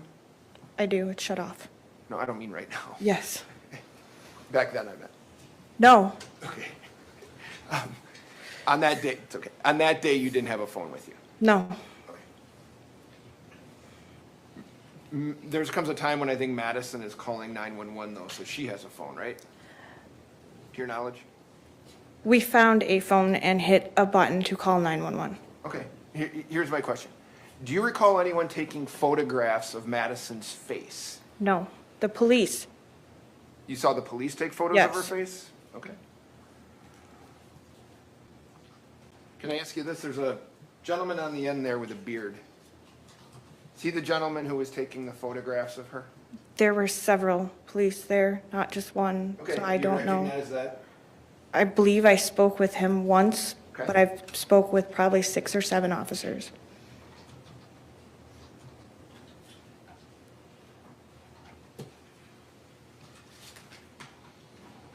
Can you describe the punch? It's been described various ways in court. Can you describe it? It was just a quick punch as you would see somebody punch somebody. So it's been described different ways. So it was just a punch, like straight on punch Yes. with his right hand. No? I don't know. Okay.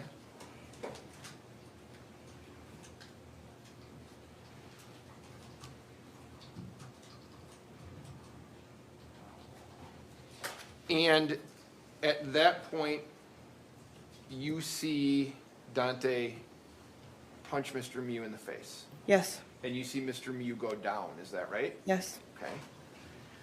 And you see Dante hit him again. He comes back up and Dante hits him one more time. Do you recall Dante hitting Mr. Mew while Mr. Mew was on his back in the water? No. Okay. Are you saying that you saw Mr. Mew rise to his feet and Dante hit him again? Yes.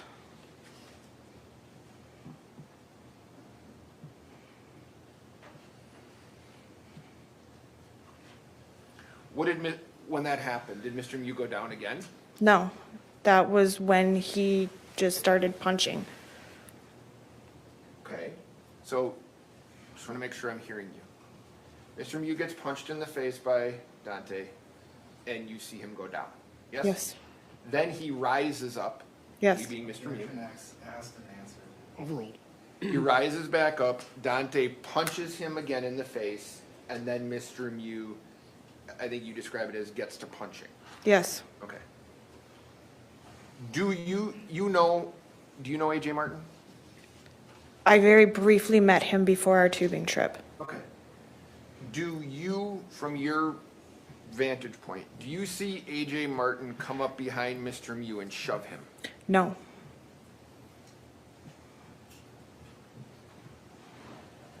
Do you see Mr. Mew, as you describe it, punch or stab AJ Martin?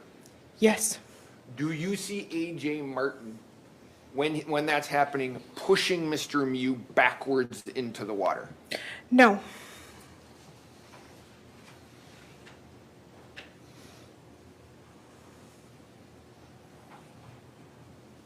Do you see do you see Anthony Carlson get stabbed?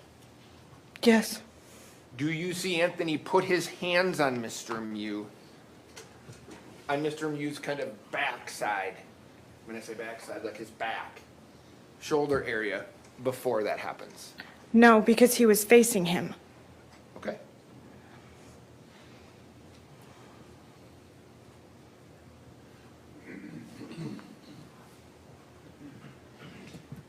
I know you don't know or didn't know Isaac Schumann. Did you see the interaction between Mr. Mew and Isaac Schumann? No, I did not. Okay.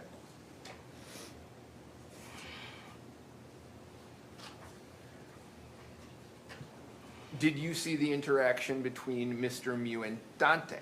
Yes. Okay.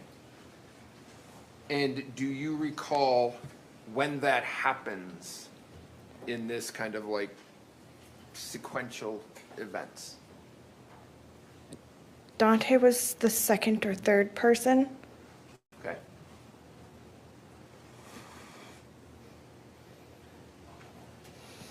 So you didn't see Dante and Mr. Mew have contact after everything was done when Dante No, was there? because they had come running to me. Okay.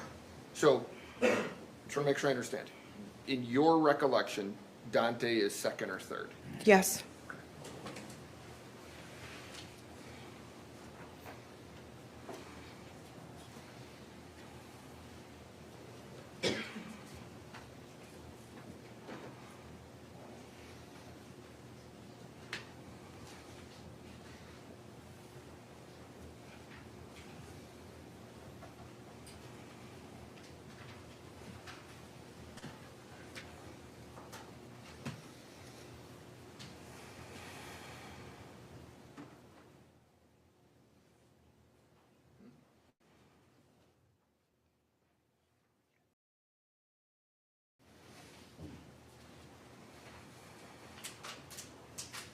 Just 1 second, Judge.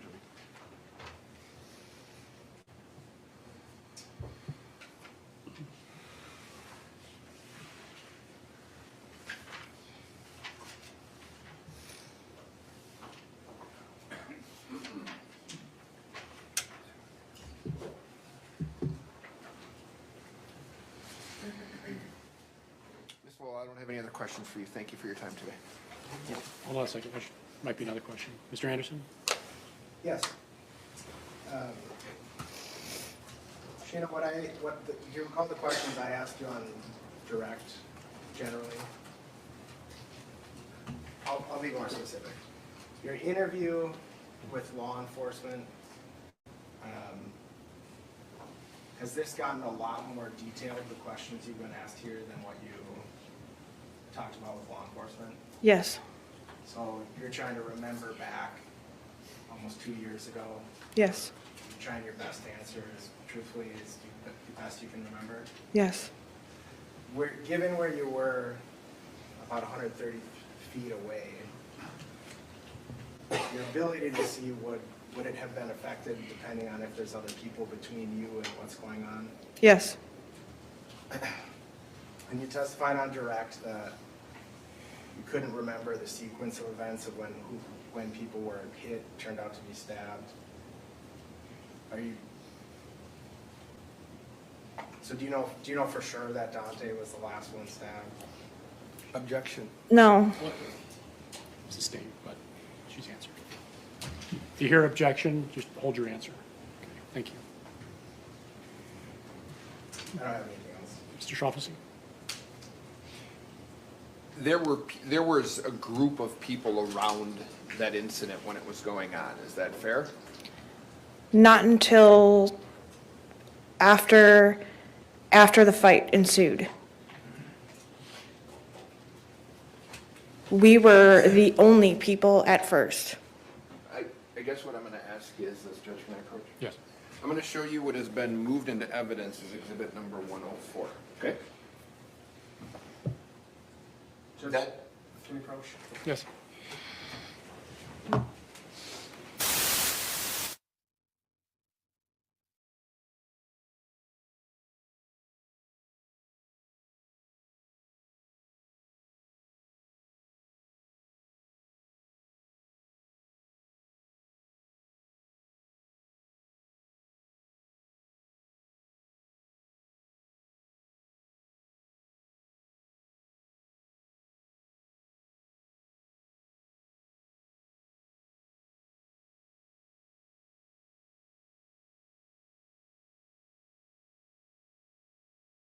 I'm showing you what is exhibit number 104, okay? Yes. Now, if you look at 104, there's a G1. I'm telling you that stands for the group of boys. Yes. Okay? And G2 is the general location of where, I'm calling it the Carlson group, where your tubes were. Yes. Okay? These little dots have initials on them. Do you see that? Yes. Okay, and those initials are the names of people that were involved in this. Yes. Okay? Do you recognize what RM would be? Riley. Okay. And MC? Madison. Okay, so I'm not going to quiz you, but you understand that's kind of where we're going. Yes. Okay. This has been, well, can I ask you this? Would you agree that, based on your recollection of events, that this is an accurate depiction of the general location of where people were at the time that Madison and Riley were standing in front of Mr. Mew? Yes. Okay. And so tell me if this is fair. You're around G2. Can you bring that up there? Can you bring up 104? Do we have it? Maybe use. Can I just use this, Judge? Yes. Okay.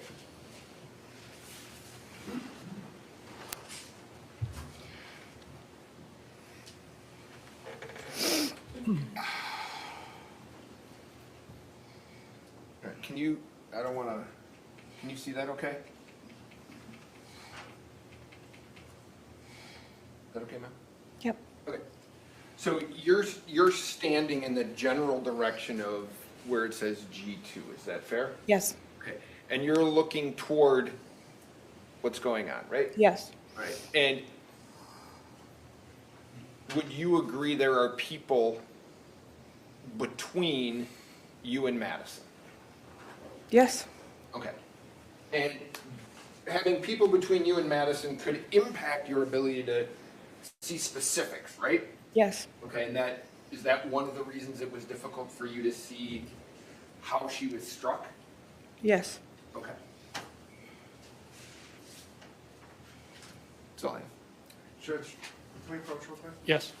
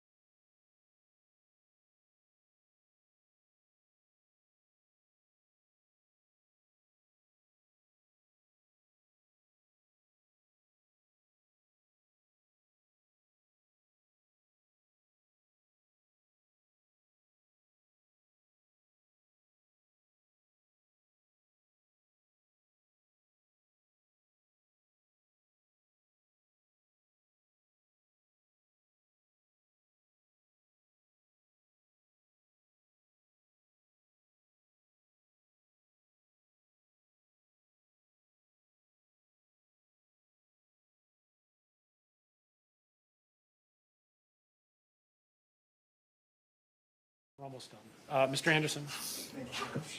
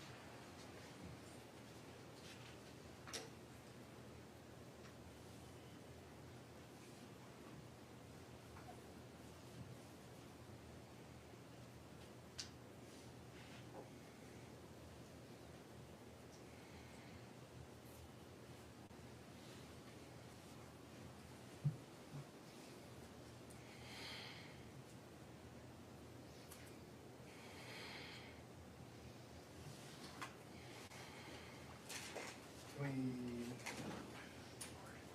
This is frame 2166. Try to be really brief, Judge. Yes.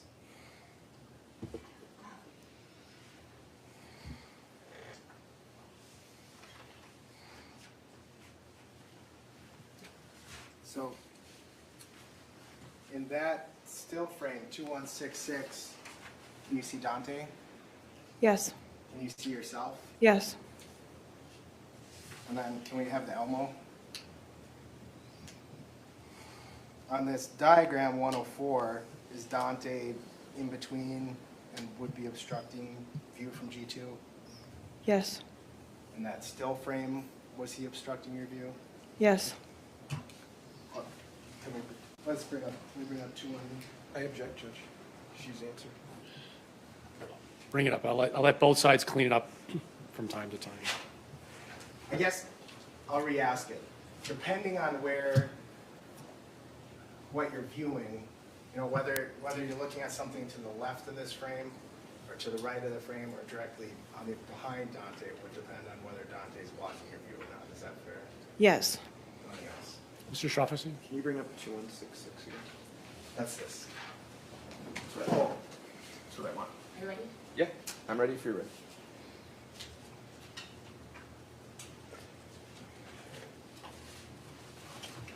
Ms. Lowell, while you might have a clear shot without Dante in your way right there, You don't have any idea if anything's actually happening at that moment, do you? No.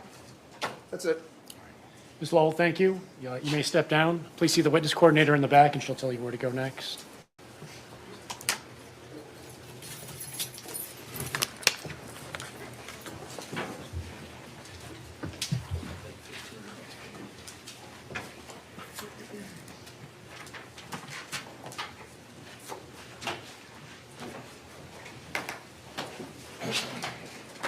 Who is the next witness? Eric Williams.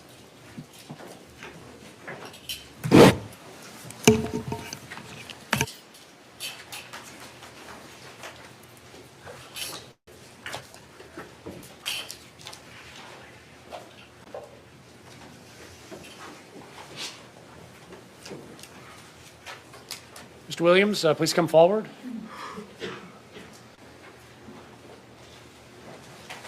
Please face the clerk, raise your right hand. She will administer the oath. Do you swear that the testimony you are about to give in this matter shall be the truth, the whole truth, and nothing but the truth, so help you God? Please have a seat in the witness chair.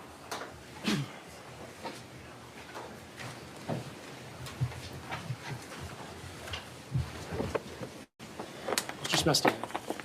Your Honor, I need 1 second here. I'm having a computer malfunction.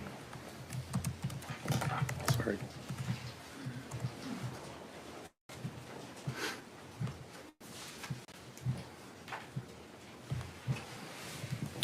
All right, sir, can you state your name?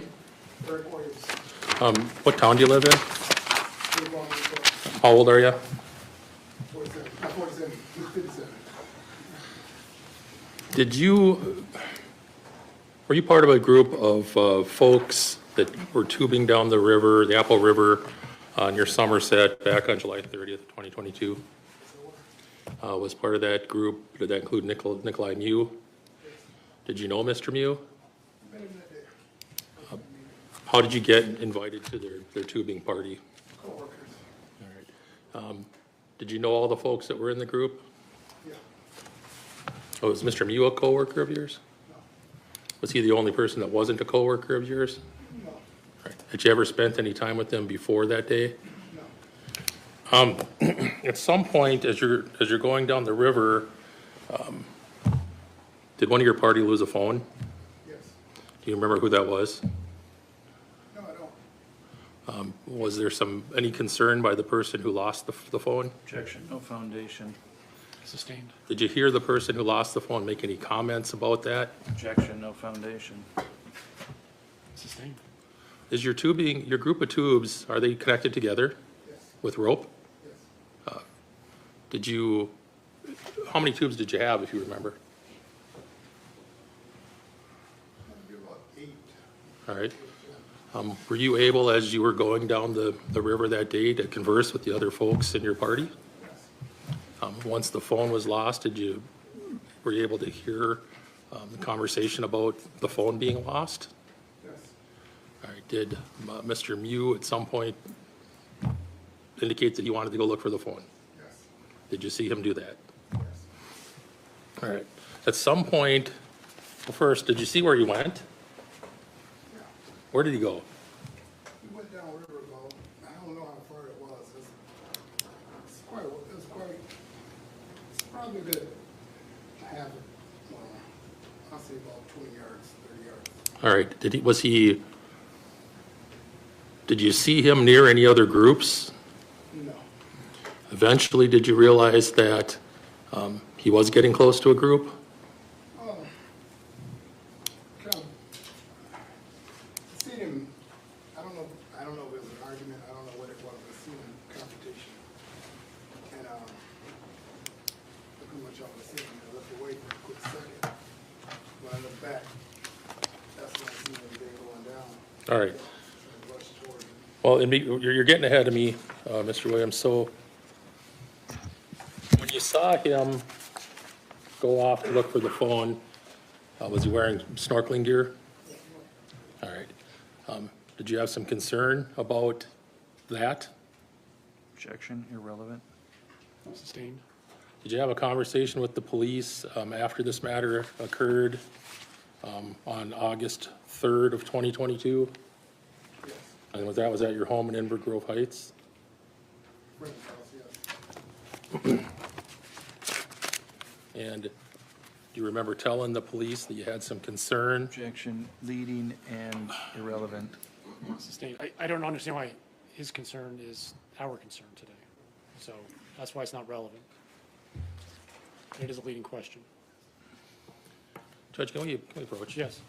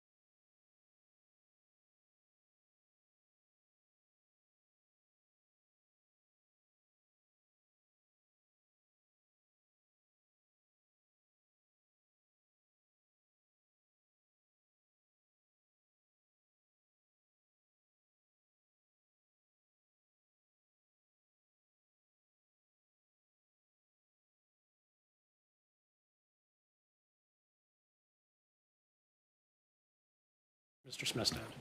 Mr. Williams, if I showed you a transcript of your conversation with Investigator Sheppy from August 3rd of 2022, would that help you refresh your mind with regard to, or your memory with regard to any concerns you had that day? Objection, he never said his memory's not refreshed. He's not been asked the question because the previous. Did you have any concerns that day with Mr. Mew getting in his snorkeling gear and snorkeling down by these other groups? Yes, it is. All right. And if you remember telling the officer what your concern was? That people was gonna think that he was up to no good as a predator or whatever. That's my opinion. That's like keeping an eye on him. As you were keeping an eye on him, did you see him talking to two women? Did you see anything that may have happened between him and the two women? No. Did you see him involved in a fight with anybody? I did look away for a second, and when I looked back, we did see a brawl in the water where me and Nesto started rushing towards him to help him out, break it up. All right, when you saw that, was Mr. Mew in the water already? Yeah. All All right.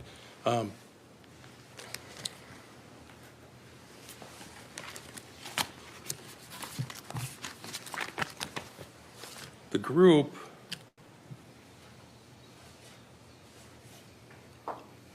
was one of the groups that he was snorkeling near. Did you see what the age was of the folks in that group? And who was snorkeling with? Ask me the When he question was again? snorkeling downriver from where your group was, Huh? were you able to determine the ages of any of the people downriver that he was snorkeling by? No. All right. Do you remember having a conversation with Investigator Williams, or pardon me, Investigator Sheppy about that? I might have. I don't remember. All right. If I showed you the transcript, would that refresh your memory? That's one. What page? I got approached, Coach. Yes. Mr. Williams, I'll ask you to read from the middle of the page down a couple of lines and let me know when you're done.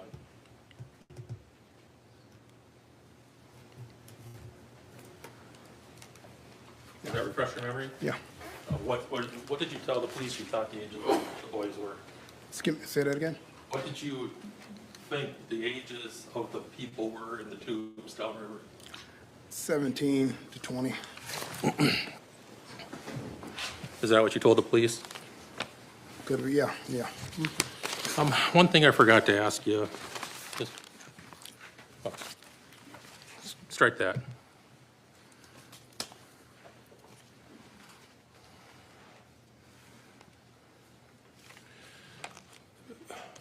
When you first saw the physical altercation occur, what did you think was happening? I don't know. We just rushed down and helped him out, you know? All right. Did you have a belief that Mr. Mew wasn't involved in the fight at first? Seeing people on him, so he had to be involved.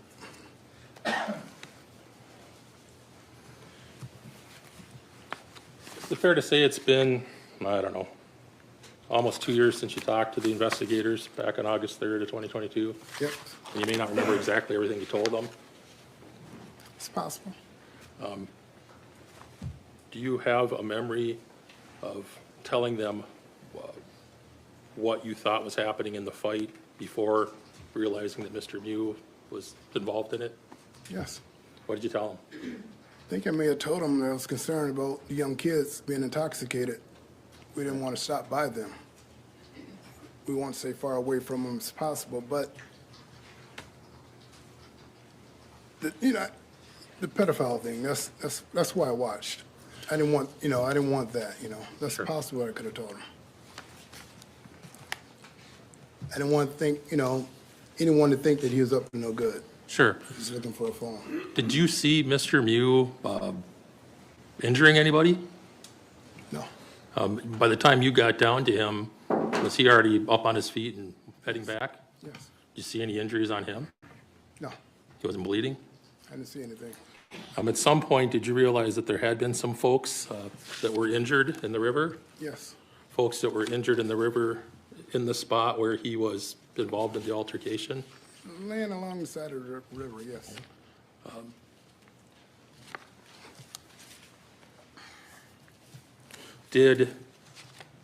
As you walked up to Mr. Mew, did he say anything to you as he came up to you? No. Did he ever say anything to you about what happened? We never spoke after that again. After that, everything was just quiet.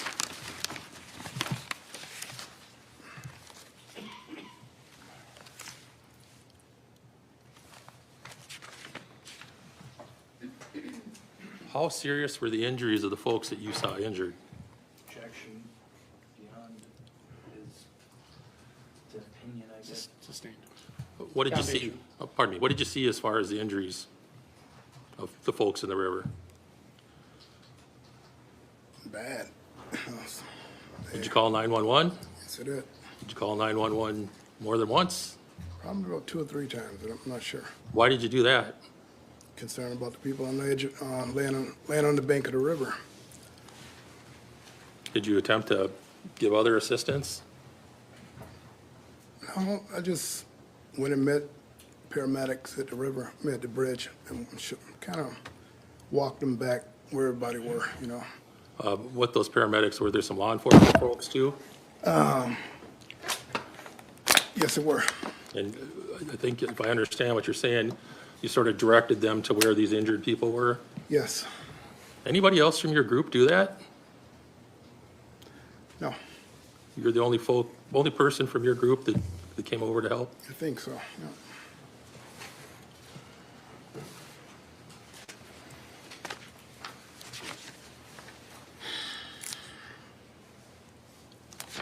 At some point, did you end up walking back to your group? Yes. Did anybody say anything to you about what you saw? No. Anybody ask any questions? No. Did you eventually float away? Got on tubes and we didn't listen to no music. We just floated and just ready to get off the river at that time. We didn't want to be there no more. Was there any kind of conversation as you're floating down the river? Never, no.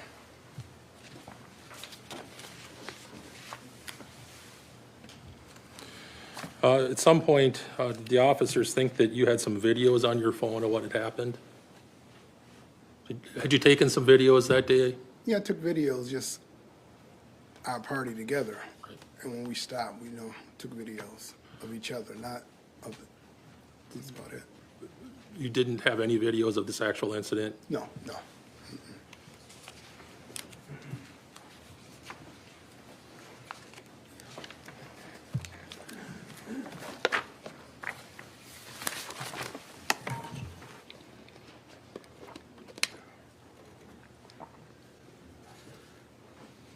Do you know how long your group stayed in that area before floating down the river to the end? Could have been about 15 minutes. How long did it take you to reach the end of the trip from where this incident happened? Probably about another half an hour. 20 minutes to half an hour. What did you do once you got to the end? Turn the tubes in and just prepare to go back to our cars, get on the bus and go back to our cars. All right. At some point, was there more contact with law enforcement at the end? Yes. Did you witness that? Yes. All right. Nothing else. Mr. Nelson? Von Williams. I've seen it written both ways. Williams. Yeah, well, it's Eric Von Williams, yeah. So your middle name's Von, but your last name's Williams? Yep. Okay, sir. Thank you. So, Mr. Williams, I'm Aaron Nelson. I represent Mr. Mew. I want to ask you some questions too, okay? Yeah. You were with Nick that day, right? Right. There's been some pictures that I think have been, can I get like 106 through 110, please? There's been some pictures of your party of 10 people or so on the river. Have you seen any of those photos from that day? Yeah.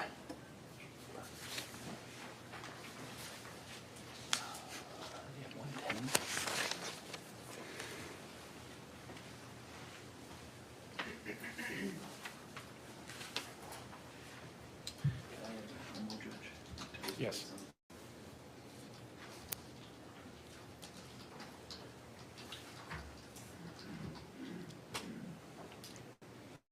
So that's exhibit 112. You see yourself in that picture?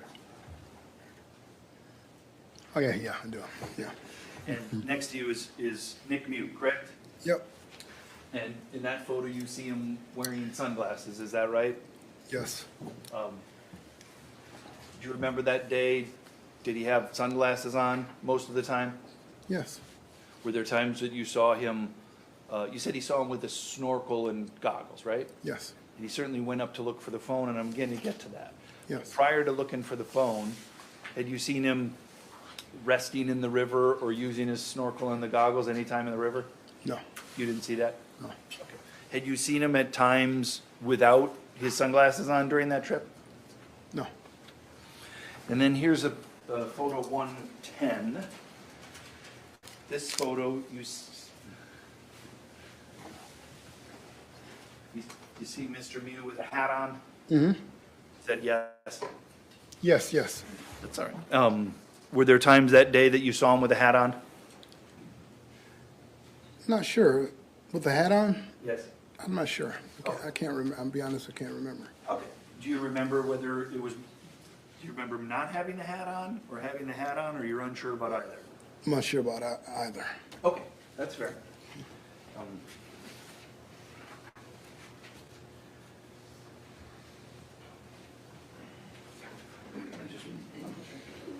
Showing you what's been marked as Exhibit 111. Does that appear to be another photo of your group? Yep, yes. Move for the admission to 111. Any objection? No. 111 is received. And you see Mr. Mew in that photo there, he's got sunglasses and a hat on, correct? Yes, I do. Yeah. You're not in that photo? No. Is that right? No. Okay. So sometimes people would wander off from the group maybe and do something else? Yes. Or you're just perhaps just not in that photo, you might be just behind the person or taking a picture? I can't remember. Okay.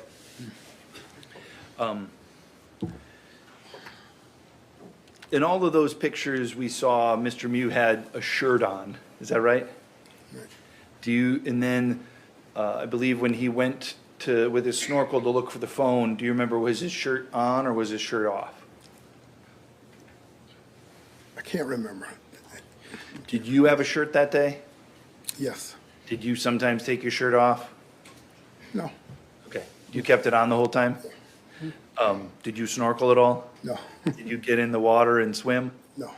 Okay. There was, your group of people was generally people my age, your age? Right, yes. Okay. Some people were having a couple of beers? Yeah, yes. Did you observe, were you intoxicated? No, no, Did you observe anybody in your group that you thought was intoxicated? no. Were you worried about anyone being loud or obnoxious or rowdy or anything along those lines? No, no.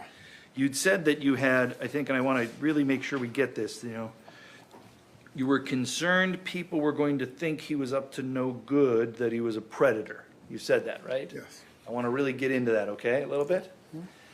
That's something that you had in your own mind, right? Yes? Yes, yes. And that's a concern that you had when you learned he was going to go snorkel down the river, correct? Right. You didn't think he was up to no good, agreed? No, no. You agree? I agree, I agree. You didn't think he was a predator, you agree? I agree. You had no reason to believe, based upon what you had seen him do that day, that he was preying on little girls? No. You agree with that? I agree with that.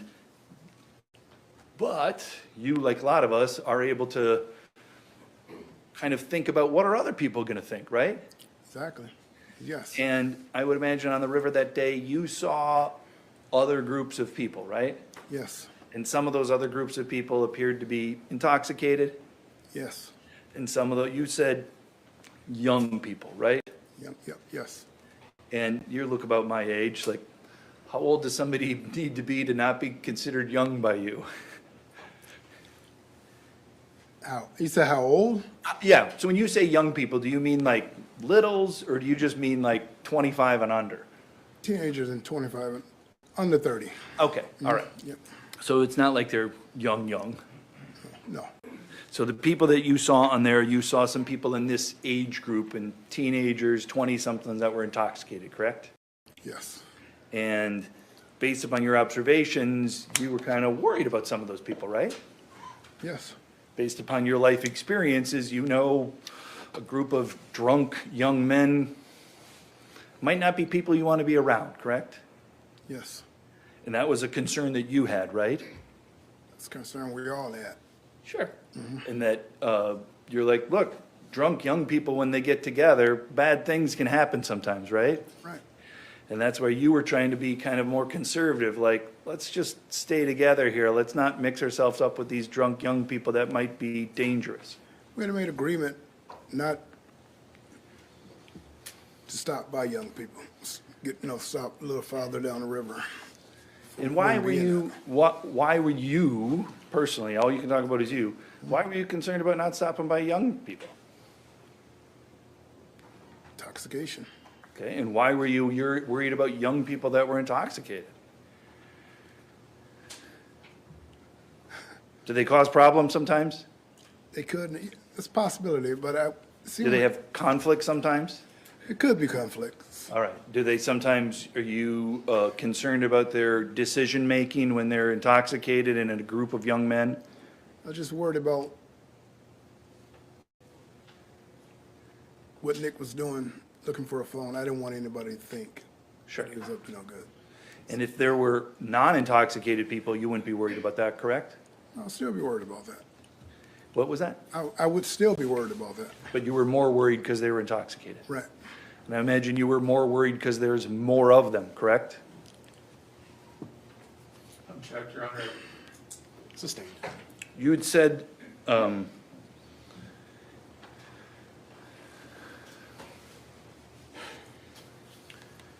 think you'd said before, we were out there with his wife and these young guys, they're quick to test us. That's what you told the police, right? I think you're talking in general, not that day, but in general, did you feel as if sometimes young men as a group are quick to test you older men? Well, yeah, I do remember that conversation that day. You did say that. Talked to me, yeah. And that's because in your life experience, sometimes young men get a kick out of challenging perhaps an older guy, right? Objection, Your Honor. Overruled. You can answer if you are able to. Yeah, I ran into it a couple of times, so, yes. And that's why you were concerned, Yes. right?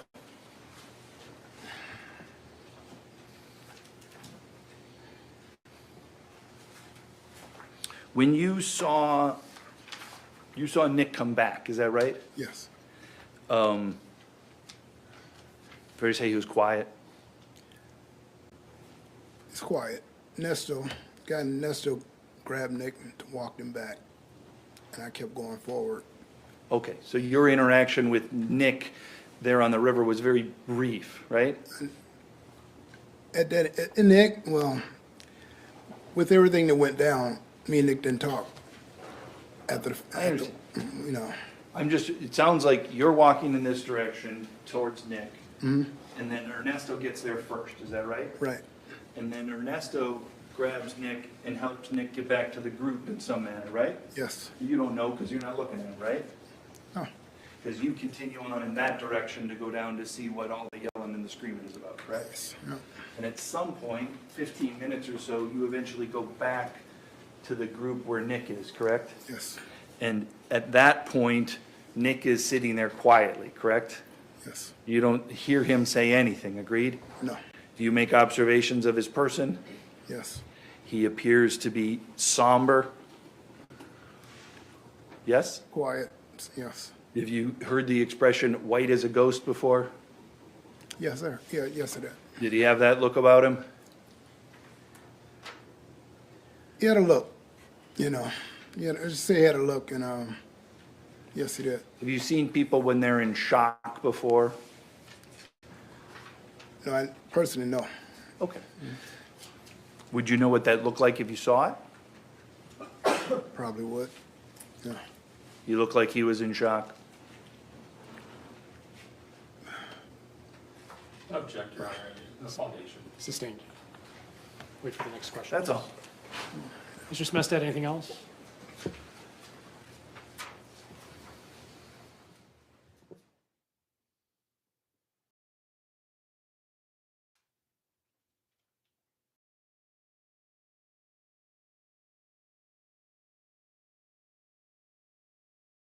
Mr. Williams, you may step down. Thank you. Please see the witness coordinator on your way out, and she'll give you further instructions. 4:10, do you have a short witness? Is there any administrative matters that we can tend to? I mean, offering exhibits that need to come in? Yes, and probably other things we can talk about outside the business. Anything we can do in the presence of the jury is my point.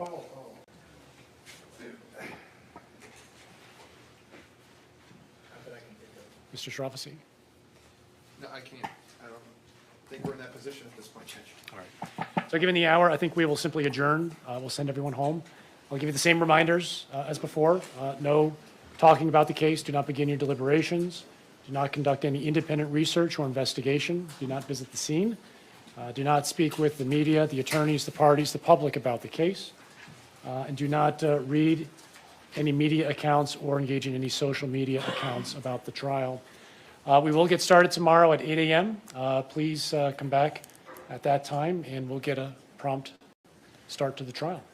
Please take the jury out. All rise for the jury.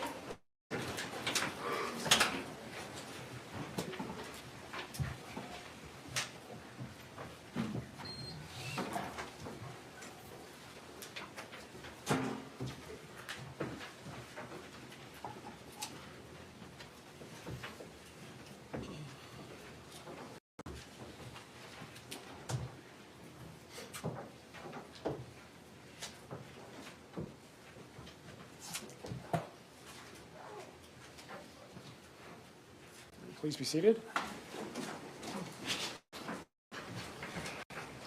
We are outside the presence of the jury with the attorneys and Mr. Mew. We do have at least one illustration on the easel that needs to be marked. And I think we have another one over here with the clerk. That too has to be marked. So we have a record of what it is. Mr. Anderson, I can't remember who you used the one with the clerk.